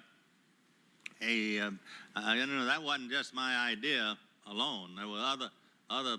I agreed with it, but there were other people supporting that too, and so I just want to point out that it wasn't my. I didn't walk up and say stop the operations that way. It came from a discussion of what we're going to do in a situation like that. But I guess what I'm getting at is a statement like that is pretty dramatic when all of the involvement in this issue right up until this time is prisoners in Laos, nobody's accounted for, right up there, even to the extent, and you're not the only one, we'll have other people who will be deposed to support your contention and what you said and what you provided to your superiors, that there was evidence that there were Americans still in Laos, and yet somebody abruptly, within a 2-week, 3-week period, says everybody's dead and well, let's move on. That's a very sudden, dramatic decision. It's a dramatic departure from what was going on in the inner councils of government. I'm not going to challenge you on it, but I was just curious as to what you might have said when you saw that document to the same superiors you sent the message to. Well, I think at first you probably will ask Mr. Shields tomorrow, just how he said it and what he said, how he said it. But did you tell your superiors that you didn't think that was correct? I don't recall doing that because, and I don't know why he said it or what was the basis myself. No. Let me just move quickly to General Ty. General, you've been quoted in the press as saying that, first of all, I want to thank you and Admiral Moore and the other gentleman from DIA as well for taking the time and being cooperative with the committee. And I might just say DIA may want to put your tape recorders on, but in a complimentary way, as far as DIA is concerned. In fairness to them, if the policy is that you feel within the inner councils of government, highest levels of right up at the Joint Chiefs level, there are prisoners in Laos, and then somebody abruptly says they're all dead, that tends to send some very strong messages to those guys that are down there in the trenches investigating this. And as Mr. Trowbridge has already testified, there were some attempts to cut back funding, and most likely as a result of those statements. But I've made my point there. General Ty, you've been quoted in the press as saying that you intended your so-called Ty report to be made public. What happened? Why was it not made public? You'd have to ask General Perutz that. I don't know why it was not made public. As you probably know, I wasn't even asked to participate in the press conference that announced its findings, nor was I invited by the House of Representatives to participate in the closed hearings that were held immediately prior to the open hearings at which I was a witness on that report. Does that seem strange to you? Yes, it was not only strange, it was almost shocking to me. I'd never seen that kind of action. But apparently, something in my report, or all of it, was unacceptable to those that read it or received it or had to act on it. And I don't know why the reaction. Mr. Trowbridge may comment on that. I don't know. I was never given privy to the reasons for. There was a discussion centering around. Do you have a comment, Mr. Trowbridge, while he's on that? Sir, that was a command-level decision to keep that classified. That had nothing to do with my office. Do both of you, Mr. Trowbridge and General Ty, feel that it's classified at this point? Because if it is, I will not discuss at this point. To discuss the reason why you felt that report was "quote unquote" scrubbed and not made public. As far as I am able to comment, I see no reason not to comment, number one. Number two, on the matter of classification, it's far past the time when there's anything in that report, to my I'm not judgment, that should even be classified. Right, okay. You feel it should not be classified. Well, you asked that it not be. I'm not going to get into the content because it still is. It's a very succinct report, and its primary challenge was to find out if there was a cover-up, and that was my primary finding was that there was none, and that would have appeared to me to have been sufficient reason to just publish the report. And that exactly, I've read it, and I think your characterization is correct. You said that it is not a cover-up, and you had some criticisms or criticisms and recommendations toward the process, which we don't have to go into because it's a classified document. I agree with you. I don't really see any reason why it shouldn't be made public either, and I think that it will be very shortly. But in regard to, it's my understanding that the word, and you mentioned it in your either in response to a question in your opening testimony, I can't recall which, and the term probability versus possibility. Yes. It's my understanding that you favored the word probability, that POWs may remain, and that others, and I won't mention names, preferred the word possibility be used. Is that accurate? Let me spend just a moment answering that question in detail, because it was the most contentious part of the report as far as its receivers are concerned. And I'd like to explain that throughout the process of coming up with this study that we did, we kept General Perutz informed at DIA, and we interviewed members of Mr. Trowbridge's organization and some of his superiors regularly. They briefed us on what was going on. They brought files to us and so forth. It was an interactive thing. But as the chairman of that group, I felt a deep sense of responsibility. One, not to unduly alarm anyone, not to give hope where hope should not be given, and to further hurt people that might be hurt with hopes. And so I wanted to make sure it was a fair report and that it was as brief and to the point as possible. And for that reason, it is my memory that the majority of the members of my group favored the word probable, and that it was my decision on my own to reduce in the final version of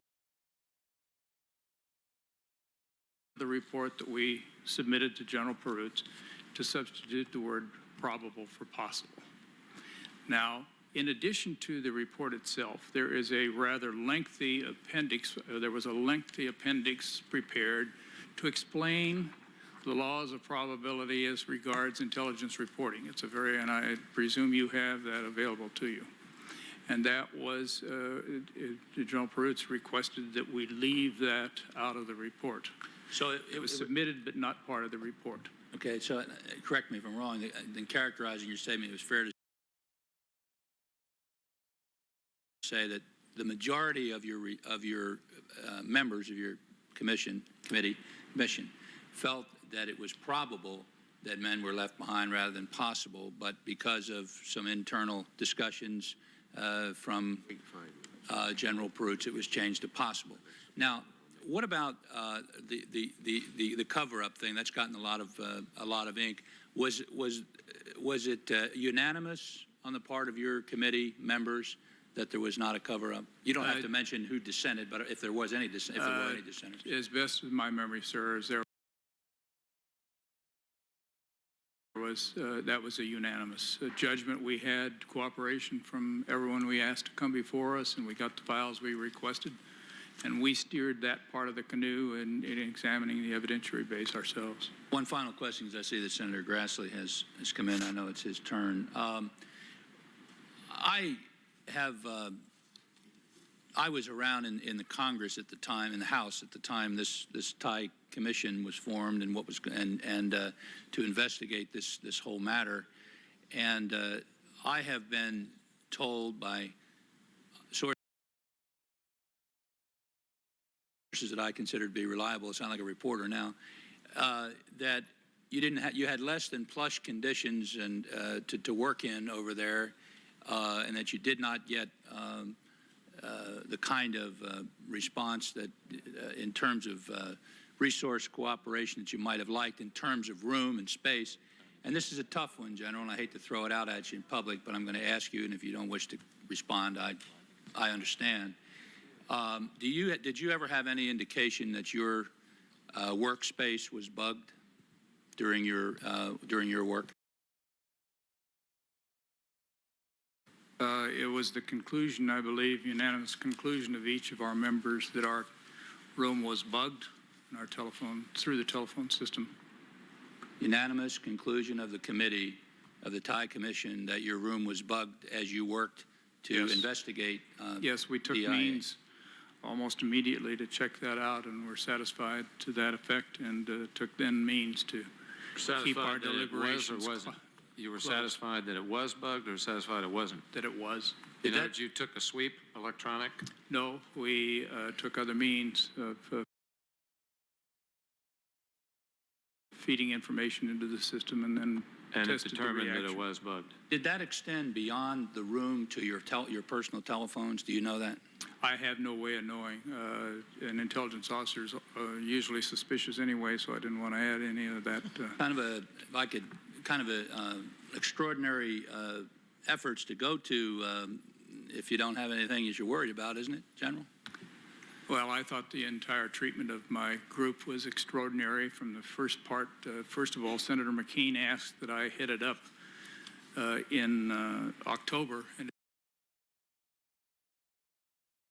it was somewhere in the 1st of February or thereabouts before General Perutz would agree on the members that I suggested be appointed to it, and the arrangements for it happening. And I subsequently found out that he, in the interim, had come up with his own report, had Colonel Gaines do an investigation before he allowed me to start mine. Do you have direct information as to who the bugger was? No, I do not, nor did I ever inquire. Thank you.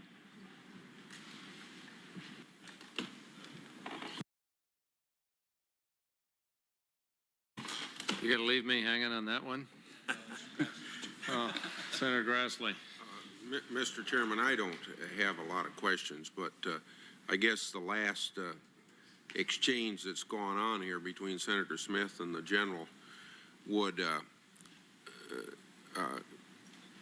be a basis for an understanding of why there are people out in the grassroots of America that feel that there is a conspiracy. I don't happen to believe that there is, or at least I have no evidence of it, but the point is that when your work is being bugged, obviously that sort of information would lead people to believe that there's somebody that doesn't want information out or the truth to get out. In the process of your work, to what extent was the sophistication and competence of the people doing the investigation and follow-up, the general work of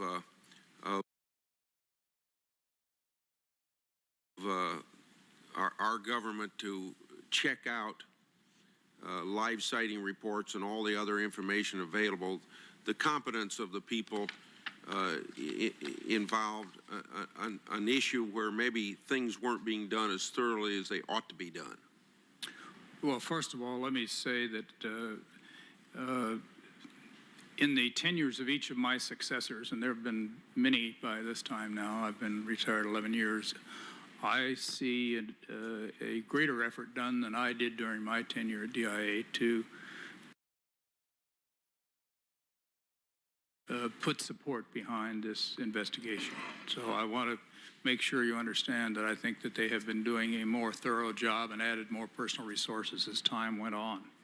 And it's certainly true in the last year since this committee was formed. Having said that, at the level that you hire investigators in the Defense Intelligence Agency in a shop at the echelon that this is held, you aren't necessarily going to be able to hire the professionals that you might get if you, for example, were able to have seconded to you experienced FBI agents or other investigators that you would find in the ordinary high-level government agency. So they were in varying degrees of competence, but they were certainly all devoted to the task. And there was never any question in your mind about their devotion to following through on every lead? During my tenure, no. As time went on and I began to read the refinements, for example, in the statements of the Department of Defense on this issue, I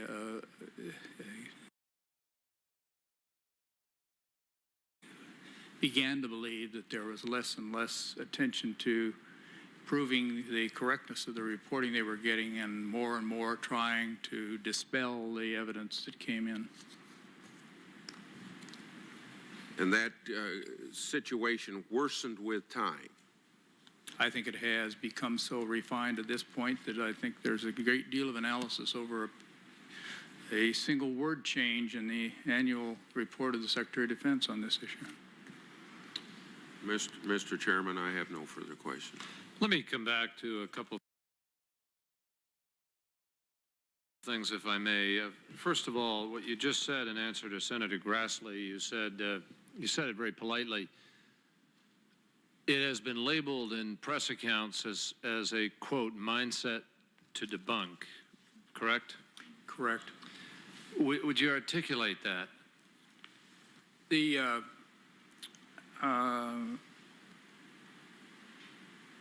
effort that went to proving that a source, for example, a live sighting reporter, was telling the truth, had reason to be where he made his observation, and so forth, became an overwhelming devotion to each source that we got. And whether that just grew with time to make sure that we didn't have any phonies in the act, or that we could, and there were a lot of phonies in the act that we had to get rid of. But over time, that became the effort, and that is disposal of a live sighting report to the effect that this was out of thousands that they had, and we were down to 101, and only one valid one this year, and 5 last year, and 4, year after year, refining down to the point where there was nothing left to believe on the issue. Really bothered me because, first of all... Over what period of time did you observe this firsthand? I observed it right from the start in my arrival in DIA. That began to be a growing thing. From 1977 until 1974, sir. 74. Yes. Until when? Until 1981.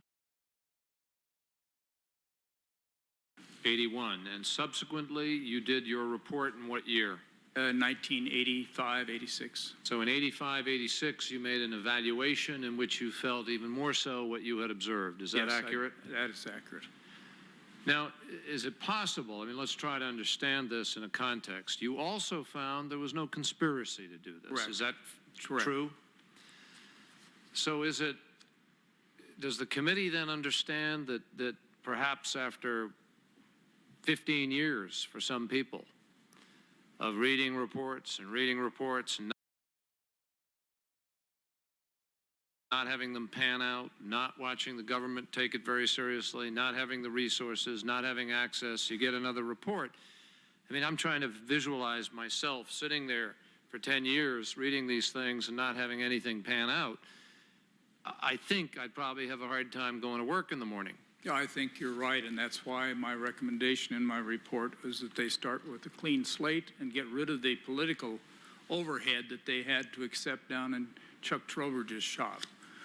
There is no doubt about it that there was a total leak of intimate activity going on there on a day-to-day basis to an organization outside the government, which made it very difficult to handle all of the crises and criticisms coming from that group on a daily basis as they talked to the press. And here I'm talking about the League of Families, who had representation inside that group on a regular basis. And so Trowbridge's people were besieged with the political consequences of that, the pressure to examine, the challenges to reports and so forth. And it became an almost impossible task. And if, as you stated, I think I probably would have given up a long time before this. Mr. Trowbridge, do you want to respond to this? Let me respond by starting with the issue of debunking. I'll take the first-hand live sighting reports, for instance. 70% of the reports, and the committee has this information, you have these files. 70% of those reports, analysis that was done in our office, said those individuals told us the truth. We didn't debunk those cases. We equated that information to people that are accounted for. 25% of the reporting. Now, how many reports are we talking about? This is the 15,000 or the 1,500? The 1,500. 1,500. So of 1,500 live sighting reports, 70% you equated to somebody who came home. Accurate? Not just came home. It may have been equated to a shoot down or someone who's remains we have recovered, a returnee that came home, missionaries that were in Vietnam. The sighting report may have equated to them. How many folks that were kept behind, not kept behind, but stayed behind in 75 that finally came out. Reports of this nature. How many did you verify and equate to somebody who was allegedly held in captivity? Zero. Zero. So 70% are okay for people that you can attribute them to, but zero to somebody in captivity.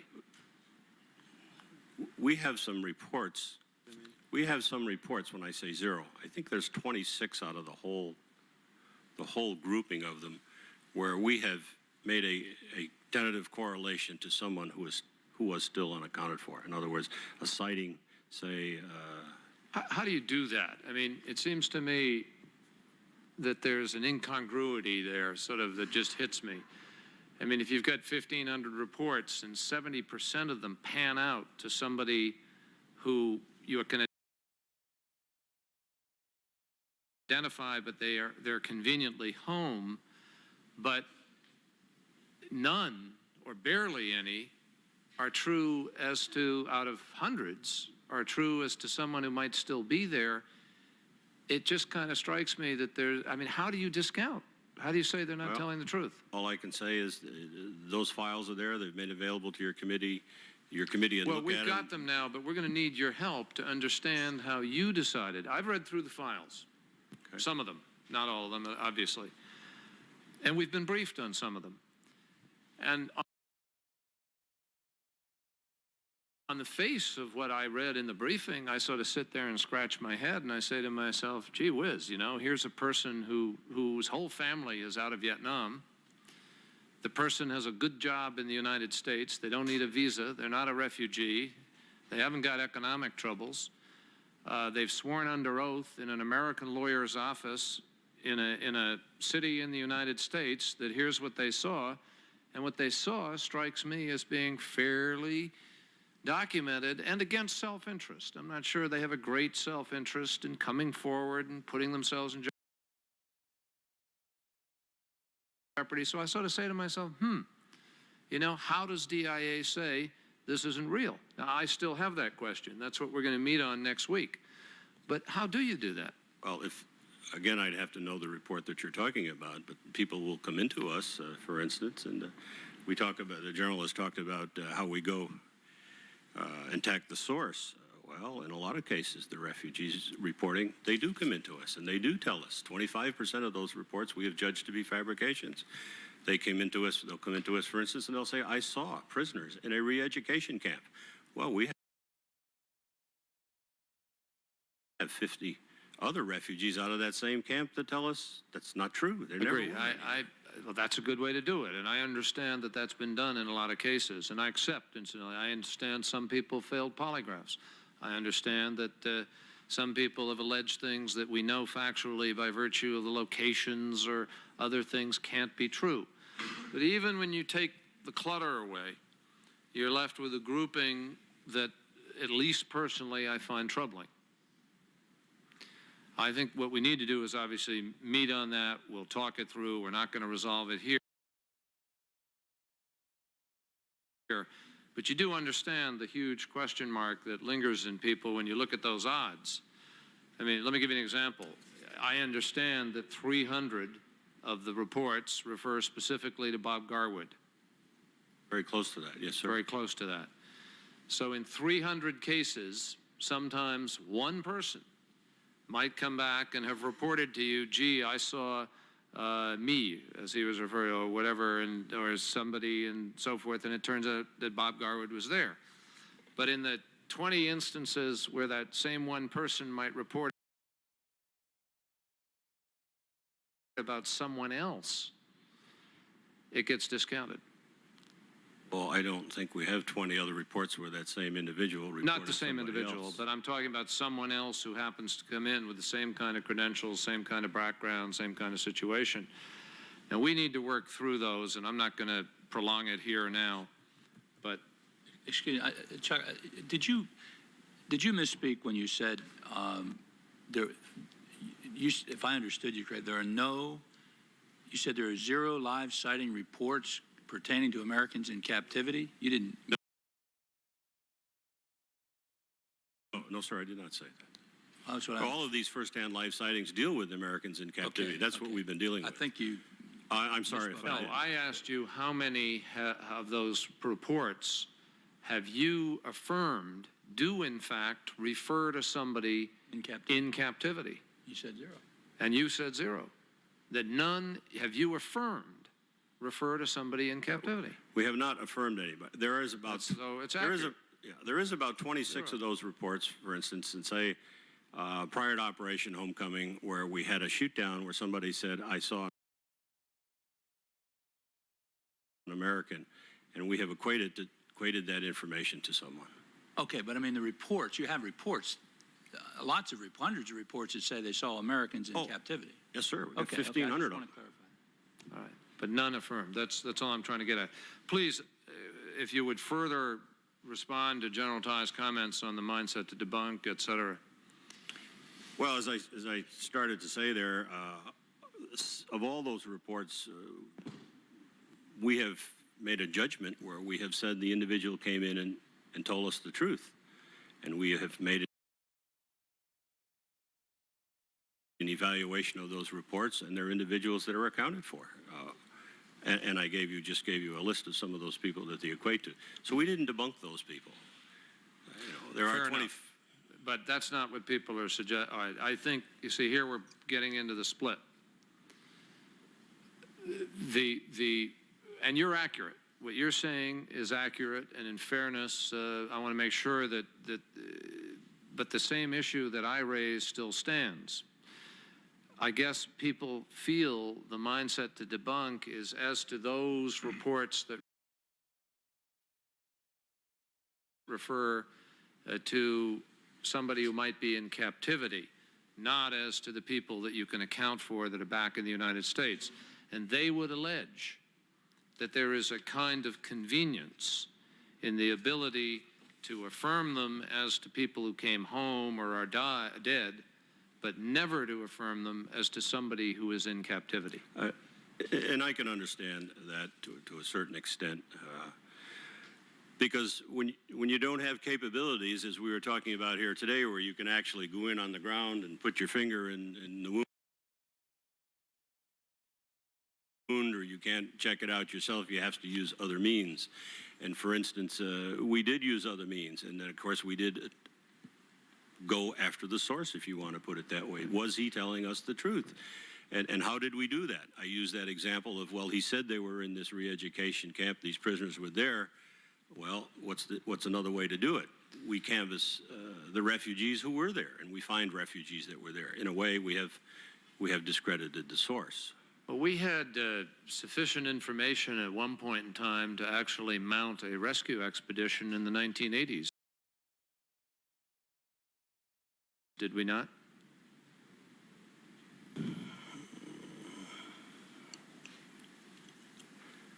I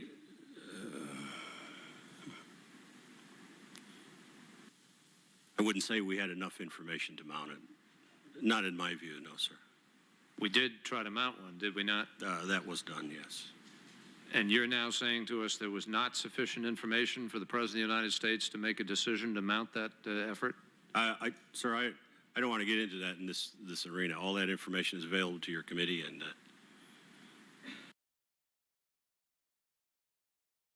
well, I'm not talking specifics. I'm talking generically here. I recognize this is one of the things that we're going to declassify and get at. But I'm just asking you whether you disagreed with that decision. I mean, it's public knowledge. It's been written about in the newspapers before that there was such an effort. as far as, sir, maybe it's been written about, but as far as I'm concerned and the guidelines that it's still classified. We'll pursue it in another context. Do you have other comments that you want to make in order to respond to General Tye's comments and to help the committee to understand the mindset to debunk? No, sir. You think you've covered that.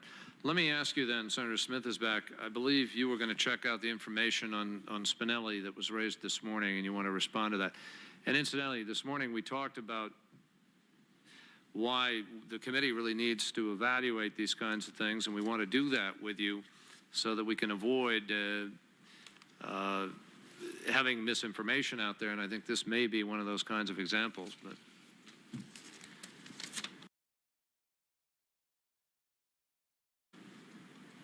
you want to share that with us? Based on Senator Smith's request on the fact that he had a document where it indicated a positive identification of an individual that's still unaccounted for by the name of Spinelli, and it referred to the debrief of a Lieutenant Tangerman. Well, we went back to the file, and I have a letter that I will provide to the committee if you'd like it, but it goes to show that if you take a single piece of document, you don't have the follow-up to it, how you can go down the wrong track. Let me read something to you from this. And this talks about the debriefing of Lieutenant Tangerman. A compilation of photographs of all missing and captured servicemen were made into a book for DIA's use for identification purposes. This is used in the debriefing of returned PWs.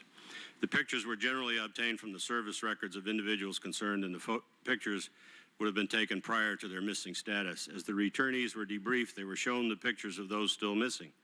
The returnees may recognize the picture because he knew the missing man before he became missing, or perhaps saw him in the prison system. When shown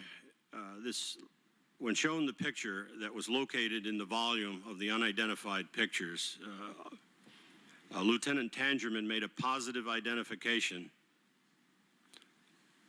of the photo in that book of Spinelli. It goes on and further amplifies the comments that were made by Lieutenant Tangerman. He explained that he knew Spinelli before he became missing. He knew him at the Naval Air Station in Sanford. Lieutenant Tangerman had never seen Lieutenant Spinelli in the prison system or heard his name being in the prison system. What he did is when they showed him that book, he said, yes, I recognize that picture. Those comments were put into the debrief, and they got recorded in that document as a positive identification. What he did is he positively identified somebody that he knew at But NAS not Stanford. as being within the system. That's correct. Right. Understood. Well, that's a pretty faulty way of doing debriefs, isn't it? I mean, was that commonplace? I mean, what good is a debrief if you've got that kind of stuff in there? Sir, that's what happens when you take single source analysis, and as was mentioned, when you put documents on the street. These debriefs were conducted. That document that you had in hand was a true reflection. We asked individuals what they knew or who they had seen, and at that time, that information was put on that document. It was recorded. Anything that they had to say about people, and we have a record of that. And of course, if you go into the man's record, it's all clarified. Let me come back if I can, because we've got a number of areas I need to cover. But on this issue of conspiracy, which is sort of part of the analysis here, I guess. Is there a distinction between the notion of sort of a conspiracy, that people are ordered to do this or are consciously part of something and are actually undertaking to keep information? Is there a distinction between that and just a habit, just a process that grew out of the mood that Senator Kerry, Bob Kerry, and I and others have referred to, that grew out of the repetition, that grew out of the lack of attention, that grew out of the statements of the President and others saying this is behind us, that grew out of the attitudinal turmoil in the aftermath of Vietnam, that grew out of the normal problems of bureaucracy, and all of which just grew into a sort of status quo, which nobody could quite break through, which General Tai ran into, in a sense, and elucidated in his report. He couldn't find a conscious conspiracy, but sometimes there's sort of a conspiracy of silence, if you will, a conspiracy of inactivity, of lack of leadership and lack of direction. Now, my question is, General, first of all to you, is that something the committee ought to kind of begin to perhaps think about in this context? Is that a fair analysis of what may have developed here? Yes, and I could also... For a period of time, at least. Yes, I could... Let me add to that, too. I agree with that statement. Let me just close off by saying, clearly, in recent years, Secretary Cheney's appearance here, the Bush administration commitment of people in Vietnam and effort is different. I mean, that is a square facing up to something. But there was a point where this shifted. And we have to analyze exactly when it was. But am I going down the right road in your mind or not? Yes, I think you are. And let me give two examples of this. One, during our little task force examination, we had personnel from Chuck Trowbridge's shop come up and brief us on various aspects. And one of the analysts who'd been there the longest, and I don't know whether he's still there or not, verbally attacked me and the other members for daring to come in and ask the questions that we were asking. He was clearly very much a victim of fatigue and challenge to his integrity simply by asking questions had become very, very abrasive as far as he was concerned. And that's one point I want to make. Second point I want to make is that when a very, very high government official over your head makes a public pronouncement about things that you thought you knew, and he says things differently than you know them or you thought you knew them, almost invariably an intelligence officer, quote, knows that he had access to special intelligence of some kind that you don't have or I don't have. And I don't know whether or not there are other intelligence officers that will vouch for that, but I can tell you it occurred at my level because I thought, my God, with all the information this man has,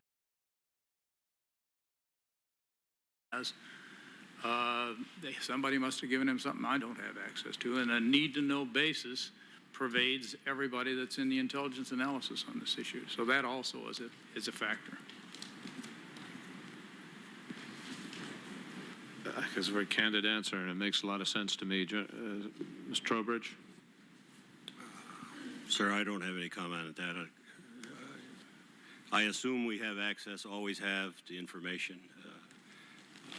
That there isn't anything that's withheld from us goes back to the old saying, you only know what you know. Well, I understand that, but you must admit, I would think, I mean, your office was slated for extinction in '74. How did that make you feel? Well, I always felt we had a job to do, and we pressed to do it as hard as we could. But did you have a sense that the generals, I say that generically, that the leaders were there for you? Look, I know it's hard for you because you work for these folks and it's hard to sit here, so I'm not going to pretend it isn't. But this is a moment of candor, and this is the inquiry of inquiries on this subject, if you will, and we need your help. Well, I think it was difficult at times to maintain what we had, and maybe sometimes get what we needed. I think the individuals that worked this issue were treated right along with some of the others as far as cuts were concerned at the time. Even though were there times in this when you were a little demoralized? Oh, I guess I'd have to say yes.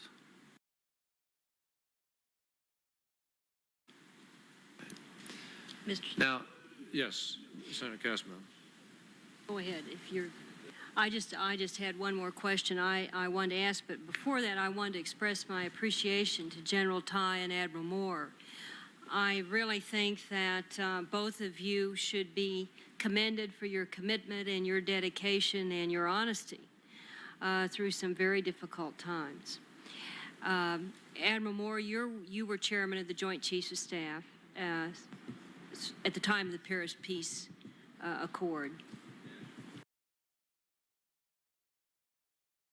And feeling as you did, I'm sure that you must have conveyed those thoughts, that there were perhaps still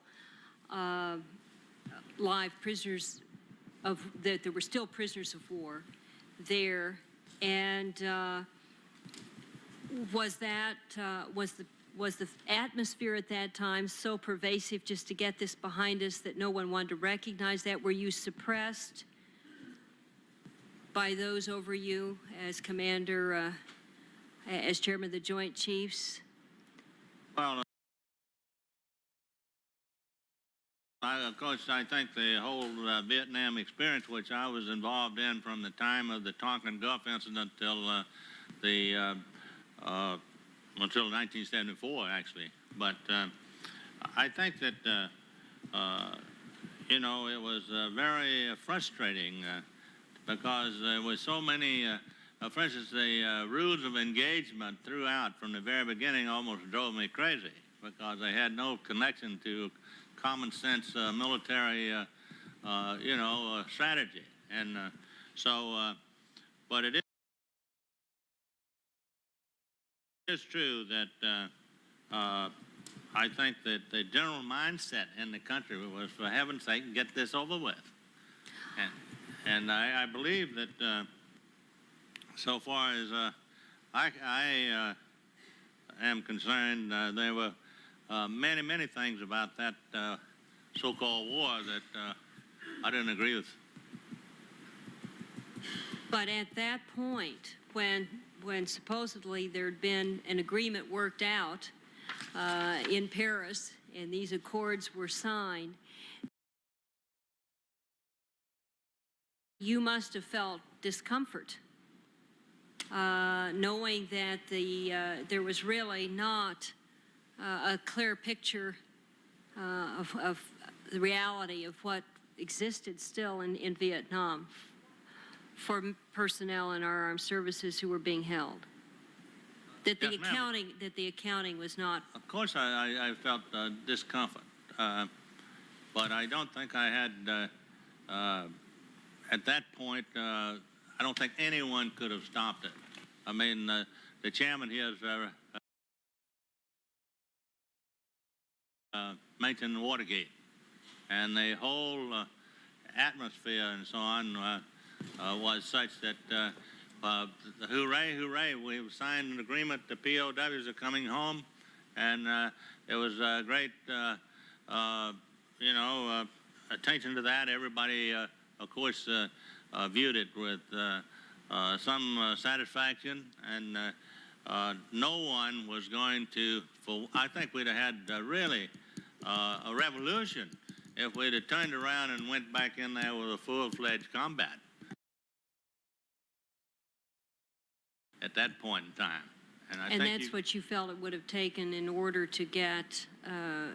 yes, ma'am, because I still say, and I've said several times today, the only way you're going to prove all these things is to go over there where, at the point that is under discussion. And so you can query the local people even, or examine the site of a crash, but I don't think you can, I think you dispute all day if someone 400 or 500 miles away says there's a POW at such and such a point. And I saw him 2 months ago. I just had heard you say that it wasn't that you were suppressed, but that you had been ignored in offering your comments at that time on what might be the actual situation as far as the figures in the situation. And I think that's an important part of the record. Not that it would make any difference now, but just that there were those, such as yourself and General Tai, who really believed that the accurate picture was not being presented. Whether it could have been, whether there was even the possibility to do anything about it at that point, can be debated at this juncture. It wasn't done. But certainly there were voices such as both of yours that were raised questioning it at the time. Senator Katzenbaum, let me tell you, after we'd had the, I guess you'd call it the disappointment or the falling out and falling in again in October, and then come in with a final agreement that was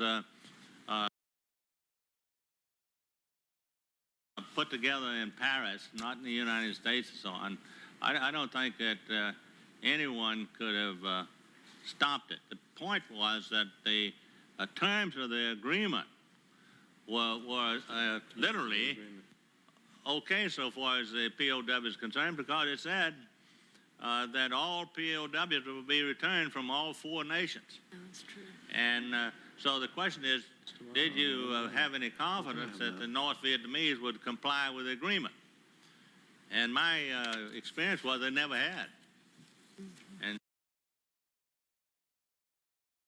so it would be You could just hope that they would comply, or hope that you had some information, but there was no assurance that they were going to do that. And then when the money was cut off, as I pointed out, in July of 73, I'm sure they just threw the agreement in the waste paper basket. Thank you very much. Yeah, Thank you, Senator Kassenbaum. We're coming near to the end of what we're going to do today. Senator Smith, I think, just have one more couple points. Let me why don't you go, and then I'll close it out. In listening to you, Admiral, talk about the behind the scenes, if you will, or the feelings about negotiations, reminds me that when we went to Vietnam just a few weeks ago, we spoke to some of your counterparts who were there at Paris on behalf of the Vietnamese, and considering the record of perfidy of the Vietnamese, I don't necessarily say that I believe the remark, but it is interesting in terms of perception. I asked the Vietnamese negotiators on a scale of 1 to 10, 1 being the highest level of concern for POWs, American POWs, in the discussions, 10 being the least amount of concern on the part of American negotiators. How would you rate the American negotiating team on that scale of 1 to 10? His answer was 11. I found that to be an incredible remark, and it seems to me that some of the things that I'm hearing tend to, even though it was at the policy level, not at your level, tend to confirm that, regrettably. Let me just make a couple of quick cleanup points here. General Tai, as the Director of Intelligence, DIA, when you were there, not as on the Thai Commission, but as the actual director when you were in office, did you always feel that you were able to review all information that you felt you needed to review in your capacity to make the proper recommendations to your superiors? I guess my judgment would be that I was able to evaluate all that I was able to evaluate and question that which I. Did you ever request something you didn't get? Beg pardon? Did you ever request something that you felt you needed to evaluate to make a proper recommendation and did not get? If my memory serves me right, on a couple of occasions, yes. Would one of those things be the debriefings from the POWs who came to evaluate to make a proper recommendation and did not get?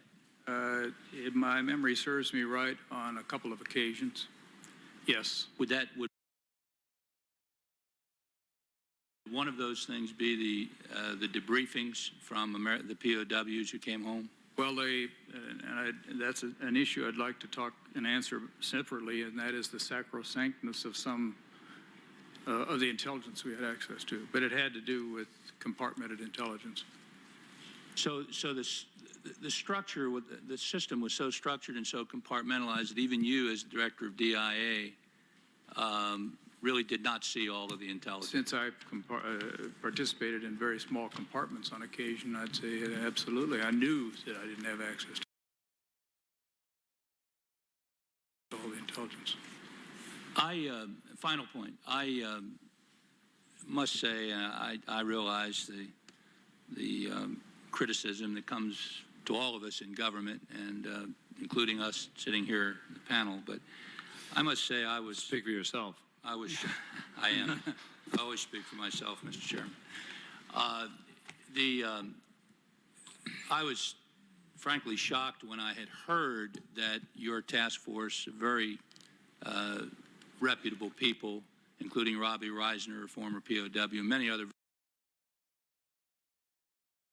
very prominent Americans who served on your Thai commission, and it's a matter of public, including yourself, one of the most outstanding public servants in many years, and certainly one of the most outstanding. And to hear that you were bugged, to me, is shocking. And I just want to repeat for the record that the task that General Tai was given, he didn't ask for it, he was asked to do it, was to simply review the process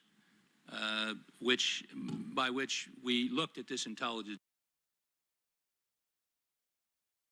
analysis in an effort to try to correct whatever that process was, find the mistakes, correct those mistakes, and if you when you get the chance to read his document, you will find that his document, I think, was fair in the sense that he analyzed errors in procedure, and he made recommendations, very specific, and he also came to the conclusion that there was no conspiracy. Now, to know that you were bugged leads me to one other point which I'd like to raise, and I'd like to raise it to Mr. Trowbridge.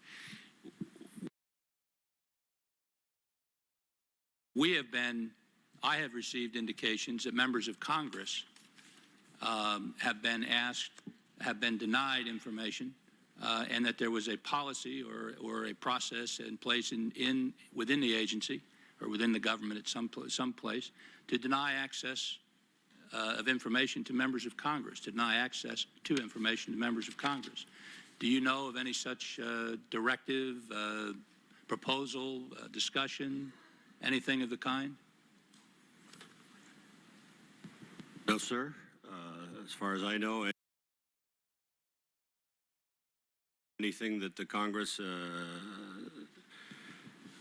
has wanted has had access to. There are various compartmented programs, but I think when certain members of Congress desired information, they've been provided that information. No tasking within the agency to deny information to members of Congress? No, sir. I have never seen any such directive. Anybody else wish to answer that? I'd like to make a comment on that, sir, because I've been caught on this a couple of times, and that is that you've got to realize that no military man approves information that goes to the Congress when they get a question. If you send a question to anybody in uniform, he's going to have to pass it up through the political system of the Defense Department. You can't, at least my experience was that I had to clear things, and so that they would know, the Secretary of Defense would know, and his people would know that the Congress had asked the question and this was the reply, because they don't like to get ambushed, or they don't like to pass on information that may be contrary, it may be factual, but it may be contrary to what they're trying to accomplish or something of that kind. So don't ever, my plea is don't ever blame a military man for asking a question and the answer you get. I'm not blaming any military man, but and I'm not going to put anybody on the panel on the spot, but I do want to say for the record now, so that there's ample warning, I intend to present in writing to the Defense Intelligence Agency a request for the identification of the person who authorized the bugging of General Tye's commission, and put that on the record from this senator at this time. Thank you, Mr. Chairman. Thank you very much, Senator Smith. We have a number of important questions, but they are questions that could be answered in writing. And I think it's been a long day and a day of a lot of revelations, so I'm not going to prolong it. But we are interested, clearly, in Laos statistics. And I'm not sure it would hurt just to take 3 or 4 minutes quickly to talk about the difficulty of repatriating people out of Laos. Obviously, it was very different terrain. We had greater rescue capacity. Where there were shoot-downs where we knew somebody, I take it we were able to get them much more than ever in North Vietnam. Is that accurate? Sir, I concur with your comments when we talk about the black hole in Laos relative to people and the numbers that have been repatriated. And we do have some stuff along those lines that will answer your questions. We can provide them in writing. We need to understand that. Admiral, I take it you concur with that? You were in charge of those operations and aware of it. We obviously need to understand Laos better, and the committee wants to develop a record. We also, I want to make certain that people who are tuning into these processes and who are following this, that you don't end the day saying, well, why didn't they ask them this and why didn't they ask them that? All of these gentlemen have submitted to depositions which are in the possession of this committee, and there's a lot of information we have asked them already that will be part of the record and will be reflected in our report. In addition to that, we will be submitting additional questions in writing. I can assure you, General and Admiral, and also Ms. Trowbridge, it will not be a huge burden and not pages and pages, but there are, Admiral, for instance, questions about the staff criteria and some of what the military intelligence staffs did, some questions about SINCPAC Advisory Board and so forth, just things that help us to fill out the record in order to be able to understand the full picture here, but they are not necessary in terms of this public discourse. I would like to say that in answer to Senator Smith, I'm not just shocked about the tapping, and I take you at face value. You're in the intelligence business, you're a general of the United States Army, you've had an extraordinary, distinguished career. I gather you said that was the unanimous decision and understanding of everybody on the committee. Is that correct? Correct. And you purposefully put information out in a way as to determine whether or not that was happening. Correct. And you know that it didn't happen by virtue of leak. It actually happened by virtue of the verbatim language being... We were getting unanimous judgments from all the members. We had no reason to believe they were leaking. But more important, know yet whether there's more to that, whether there's something else that people were trying to avoid. We haven't made that judgment yet. There's a lot more inquiry to undergo, and we're going to undergo it. And I think people can get a sense that we're doing it pretty meticulously, and we will continue to do so. Senator, I'd like to make one comment. I had just previously served as the Air Force member on the Beirut Commission to examine the bombing of our barracks in Beirut, and had gone there with the team. And I had seen what a very, very well-organized and supported commission operated in the Pentagon. So I had a very keen sense of comparison with that organization and my own. And it was with that as background that I was able to determine whether or not the commission was treated fairly. Well, I accept that, and as I say, we will follow up with some written questions for you. Could I ask you, Admiral and General, if it's possible that you could submit those? We will get the questions right to you, and would it be possible to get those in the next